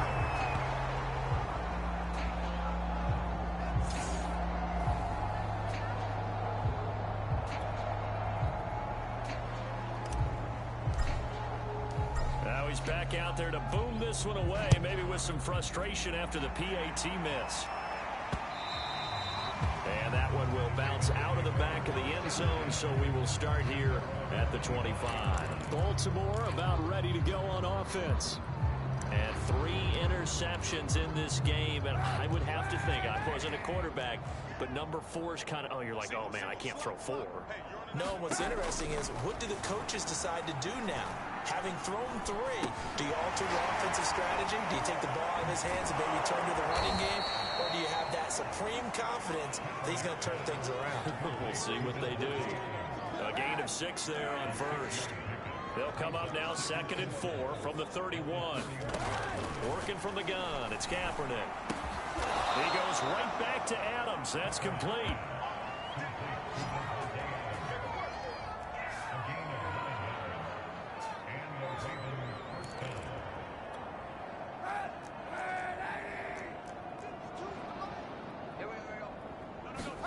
Kaepernick now on first down. And the giant rush gets home as down he goes.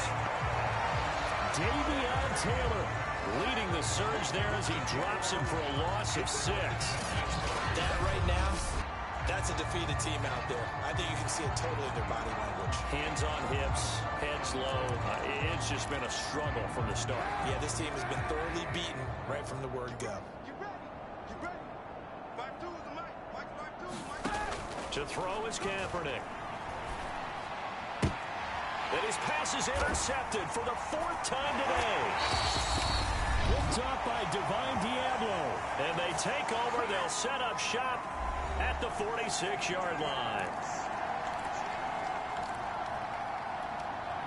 So it's Giants football here as we welcome you back. And they have just about put this one on ice as they've got it here. 1st and 10. Rush coming, and he's taken down. Now we've got a Giant player here slow to get up after that last play. Not something you want to see in Week 16 or any week, really. We'll be right back. That one looks like he'll throw here. He's going to look deep for Watkins. And that's going to be incomplete. Good effort there trying to take a shot, but it's 3rd down. An incomplete pass on that last play, and that means they'll need to come up with something here on 3rd down. Jones with a handoff to Barkley. And they will get this across midfield, but still well short of the first as he's dropped at the 46. Jones throwing on 4th down. And this is caught. That's Watkins. And he'll get this one down near the 20-yard line, just shy of the 20. Not totally home free yet, but it's looking good as they come up 1st and 10. And that's a big pickup of a 1st down. And you know that all week, both sides of the ball, offense and defense situation. And in this case, continues. They seemingly just continue to score at will. And now it appears that the referee's been called.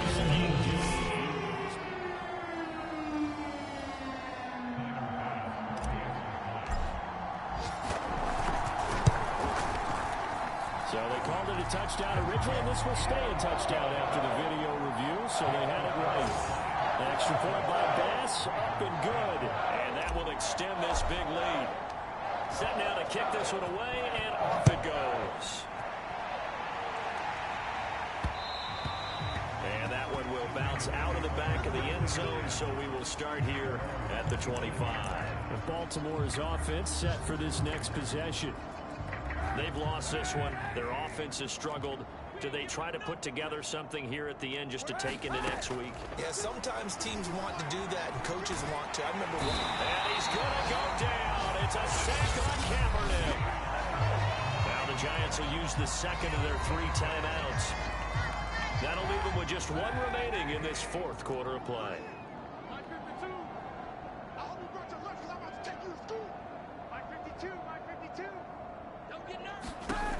Now Kaepernick. Throw left side complete. That's Adams. The Giants going to burn their third and final timeout. That'll be their third and final stoppage here as we step aside.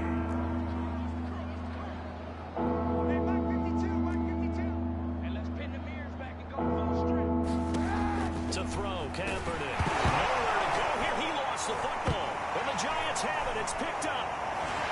And he'll be marked down at the 2-yard line. And I don't know that that fumble's going to matter a whole lot. You look at the deficit here in the fourth. It doesn't matter. The coach on the sideline still scratching his head. Yeah, not only scratching his head, but probably writing a note or two about we're going to address this come practice next week because maybe that's the reason we're down this far. Doesn't matter at this point, but being sloppy throughout the game, not going to help them improve. And Barkley will try to punch it in. And they are going to score again. Yet another touchdown as they just add to their totals. Just power football there. Down near the goal line. Give it to him. He's able to push his way across. Yeah, they went heavy there. Sometimes you have those big offensive linemen come in after report like they're eligible. But all they're doing is getting a good stance, blocking, and getting their runner across the goal line. Out is the kickoff unit as they run up and send this one away. And that one will bounce out of the back of the end zone, so we will start here at the 25. Now the Baltimore offense heading back out onto the field. They have a little bit of time left here, but this one not going to go their way. And this is where, in this situation for me, you just go ahead and run out the clock, shake hands, congratulations, and move on. Because now, you're not going to make up for what's happened during the game in this last sequence. We'll see what they do here in this last sequence. Throwing on first down is Kaepernick. This one caught. It's the tight end, Hockenson. And they get him down, but not before he takes it across the 40-yard line.